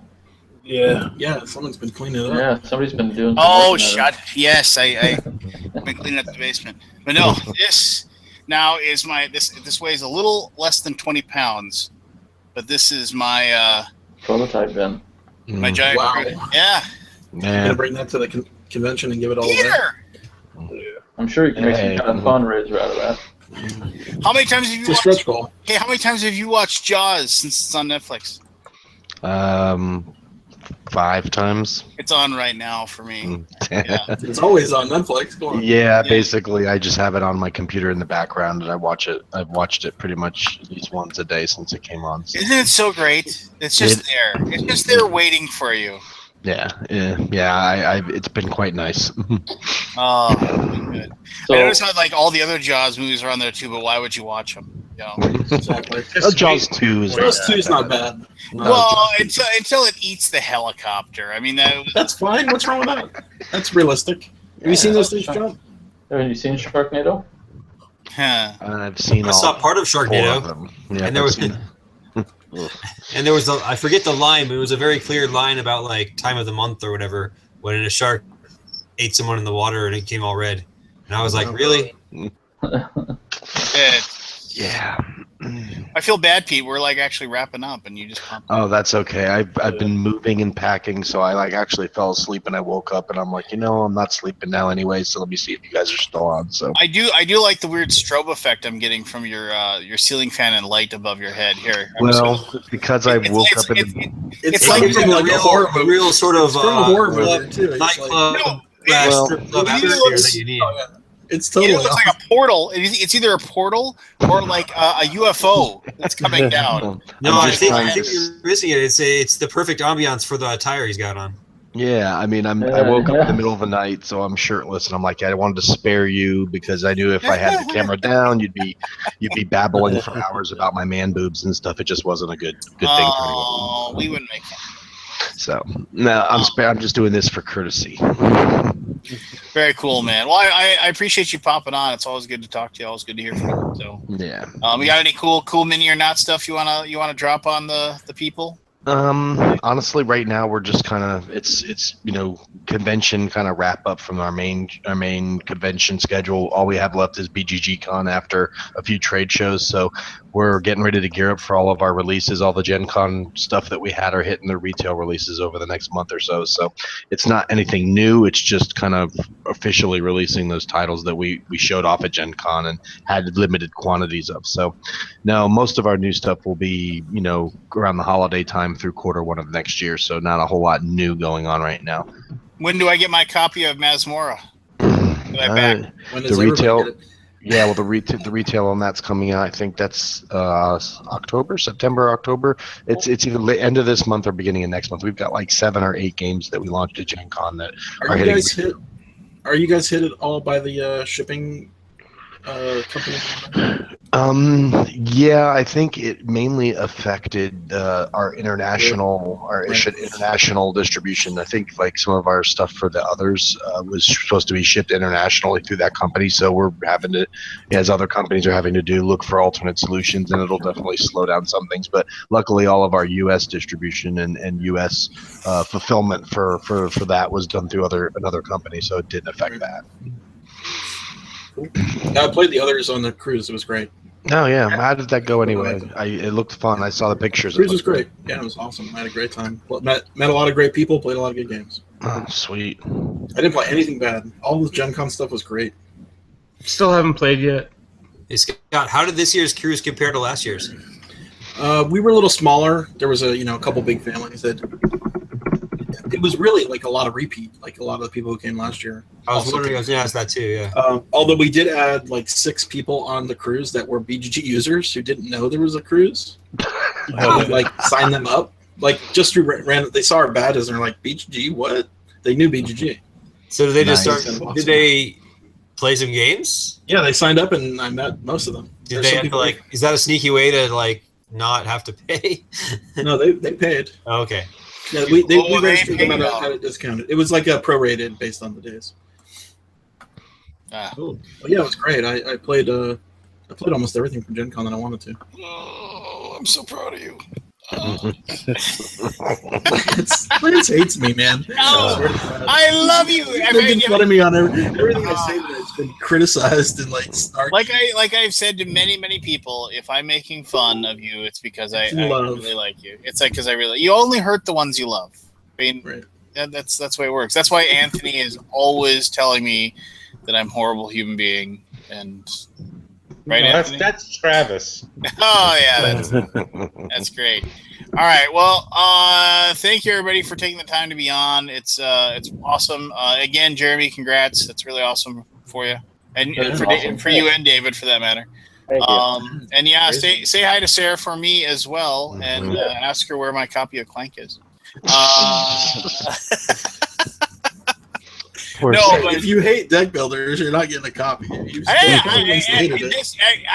I've heard from 4 people now that are like, "Oh, even if you hate deck builders, you'll love it." And I'm like, "All right, I'm." I really honestly don't know you, Lance, well enough to know if you'll love it. So, Lance, do you dislike deck building or do you dislike deck builders? The guys that built my deck, they didn't do a real good job on the sides, so I was really upset about that. I'm kidding. I'm saying deck building. Oh, he left. Never mind. I can't make fun of him anymore. What the hell? No. Deck building in my mind, there's too many of them that just do the same damn thing over and over again. Before you answer, is it? Do you see the difference between, or do you know what I'm talking about when I say deck builder versus deck building? I don't know what that means. A deck building game, like a dude that comes to your house and builds stuff. Something like that. So the deck building game. I like to refer to. So deck building is kind of like a big, widespread mechanism, and a lot of people talk about it. But I think sometimes it can kind of conflate two different things. I feel like there are deck builders, which are your Dominion clones, your Ascension, your all those Japanese deck building games that are basically Ascension clones or Dominion clones. And then there are deck building games, which are games that have a deck building element, like StarCraft, like Eminence Domain, like A Few Acres of Snow. Those I think of as deck building games. That's games that use deck building as a mechanism. Whereas a deck builder is a specific kind of game like that, where it's basically just deck building. I make that distinction because I feel like there are almost like two separate categories. I can see what you're saying, but I mean, Like Trains versus Dominion. I do feel that deck building as a mechanism is tired. I just do. Mechanicism. Thank you. Mechanicism. That's just how I feel. The game's got to be something really special for it to stand out for me. And I've discovered a few that have, and maybe Clank will as well. But for the most part, it is not. There hasn't been a lot of innovation within that that particular genre lately to really generate interest again. I hate the whole process of I just like the whole thing of like, oh, I need to make sure that I have one of this card and one of that card and so it hates planning ahead. Yeah. Well, then you would not like this game because you have to buy cards that do stuff to make you do stuff in the game. Well, like I said, everybody's like, and you're only limited. It's most like Ascension, so you probably won't. Well, so David, you said you're going to waste 45 minutes of your life, so of your precious time. David, you said my time is precious. You're precious. I would love to play it with you, Lance. It would be awesome to play. Yeah, every single one of us in this talking right now, our time is finite. And when every single moment is precious. Yeah, so there you go. If we're willing to spend 25 minutes in this show. This is not a bad game, though. At least be able to spend 25 minutes playing Clank. There you go. Clank or Clonk? Yeah, I don't know. Or Clonk. So, David, you said there wasn't a whole lot of innovation in the deck building lately. Oh, Seth, you're like a bad record. I can't wrap this up. He's not done. It's only like. I was wondering if you played Mystic Vale yet, and what you guys thought of that. No, I haven't played that yet. I really didn't even know that much about it until the other day when I finally had a chance to look it up. So, who publishes that one? AEG published it. Yeah, they haven't sent me anything in quite a while. So, I should. Mystic Vale showed up at my door like totally unexpectedly, and I played it once and said, "Well, I never need to play it again." That was my impression. So send it my way. It's already. What do you guys do about it? Already went out to another reviewer, and I haven't seen the review from them, so I don't think if you get a review copy and you don't like the game and you're not going to do a review, or do you offer to send it back to the publisher, or do you just like? I don't. I send it to the reviewer, or I give it to my local game store. Yeah, I give it to my local game library. So that good idea. Yeah. Sitting on it is not useful for anybody. Well, or quite a few of them. I mean, it's like I do really introduce a lot of people to the hobby, so I'll give it to them too. And you're dragging this on. I used to. There's 3 stores in town, and I used to donate them to one store. I'm not going to mention the store name. I used to donate the games to like. And in Fargo, we can figure it out. Well, no, because they don't exist anymore. The store doesn't exist anymore. But I used to donate to this one, and then I was like, I'll donate these to your library, and the reason I went to there was because it was closer to my house, and I went there, and sometimes like stuff would show up at my door, and I had no interest, and so like I made the mistake of giving them games that were in shrink, and I saw those same games on their shelves. They were selling. You gotta open it up and put some mark on it or something. And I was just like, and then I called him out on it, and then he was like, well, it's just like, oh, he gave me some BS excuse, and then I didn't donate to him anymore. Then I was like, and then about 11 months later, they were shut down. Hey, before we go, can I ask for a quick brainstorm? Sure. Ugh. I'm sorry. Are you, Lance? This is your full-time job, man. You're like. You're killing, but I have full-time work. This is not. This is. I think we may have already talked about this once, but I can't remember the answer. So I have like 1,000 games a year I need to get rid of. How do I do that? That's 1,000. There's a fire pit. I can tell you what I'm doing. So, I mean, one of the things that I started setting up a couple weeks ago is we're doing a fundraiser for all of the service professionals, right? We're going to get at least Nashville County, and I'm putting together a tournament where We are bringing in the police precincts, the fire departments, EMTs, Oh, that's a good idea. and That's stuff cool. like that. And we're like a local auction kind of thing. well, I'm not doing an auction. I'm actually using police precincts, and the police precincts locally are going to play each other to see who wins and gets this prize or whatever. But then from that, all the extra games that I have, I give to them because when they have kids that have go through a crisis or whatever, a lot of times they give them a toy or a stuffed animal or something like that if something really negative just happens. Oh, so like at when they seize children from their right, whatever. It could be a fire, it could be anything. Yeah. So that was one of the other things I started doing too was looking at doing those kinds of things, and because that's taxpayer money that pays for all that stuff. But I'd have to figure out the games that I could actually donate to that level of child, because typically the games we get are like the gamer games, right? Right. Well, I mean, there's still battered women's shelters, and they have older kids. There's all kinds of things you could donate to. So that's one thing you could do, or just do an auction drive. At your next tabletop day or whatever, do an auction drive and use all that money to donate to whatever charity. Yeah, the auctions are a little harder. They're hard to run. I mean, they're not hard, but they're like, it's time, right? Mm-hmm. So. Any other ideas from anyone? You could. Kawuka Kid says in the chat that you could find a way to unload them at BGGCon. What if you just gave them away as a part of the raffle or something? I mean, we already give away a ton of stuff. That's true. Yeah, you wouldn't want to do that. I feel like I want to do a charity. I want to do something for charity or something else. Extra Life. I mean, find that. Yeah, that's an idea. Like an Extra Life kind of donate. Anything. Can you do a raffle with Extra Life? I don't know if that's legal in their rules. I don't know, but there's a children's hospital. There's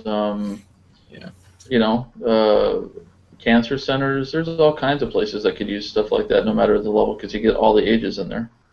Okay. Yeah. Cool. Yeah, I'm running out of space.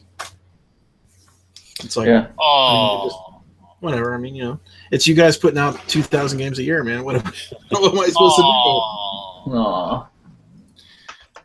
It's pretty crazy though. You've seen the library, so. Anthony, you got any final words for us? No. Some sage advice. Fire.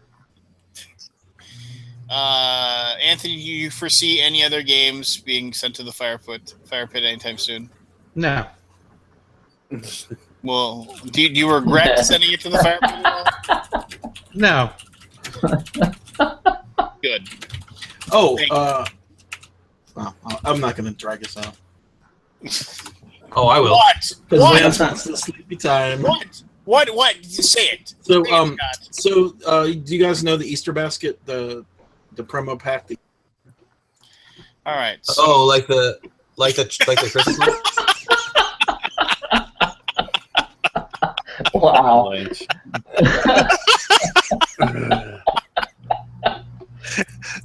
Oh, that's there's something wonderful about it. It's been a while since we've had a good proper muting on this channel. It's fun when you can mess with somebody who can buy and sell my family 5 times over.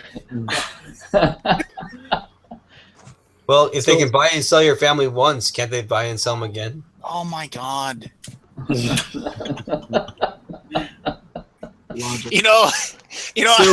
So you know that Easter basket, like the Advent calendar? So yes.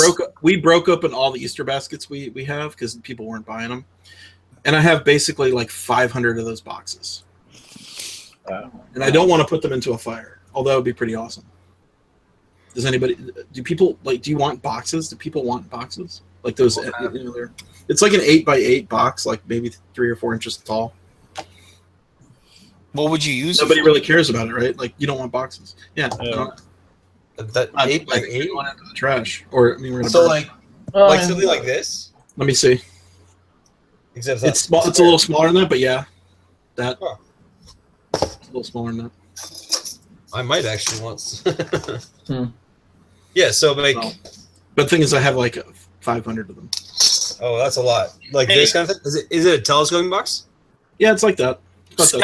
Scott, I know what you do in those games. The boxes. Yeah, no, like the games that you want to get rid of or whatever? The games, yeah. Get a van, put them in the van, go to a school and paint free games on the side.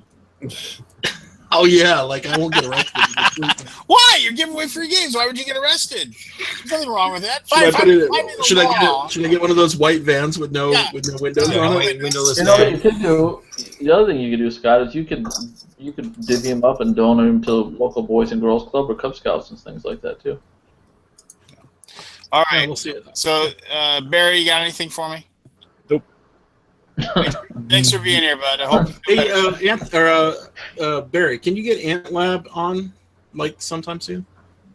On the Alaboom? You know Ant? You know what I'm talking about? Yeah. Tube tables. I could email him. See if, He's been killing it, man, on the demo, the live play. Yeah. I guess he brought his wife into the mix, and it's pretty good. Yeah. Yeah. Cool. What? I have no idea. Fine. Ant Lab games are like he's got a YouTube channel. Okay, good enough. David, Pete, got anything for me? No, I'm still half asleep. All right, very good. Seth, you're not allowed to talk. Scott, you got anything for me? I don't know. I don't want to say it out loud, but yes, I got something for you. All right. Thank you as always to everyone who took the time to watch the video. Thank you as always to everybody who took the time to be here with me. Barry, it was great to see you, man. I hope, like I said. Yeah, feel better, Barry. Good luck with the. Yeah, it's not, and I say this totally truthfully. I got more like messages, emails, Twitter direct messages, YouTube comments, whatever, asking where you were and if you were okay. So a lot of people were worried about you, man. So what's wrong with them people? Yeah. just but anyway, there you go. Thank you everyone for taking the time to watch the video, and those of you who are letting watching it up to the fact as well. So, bam. See ya. Cool.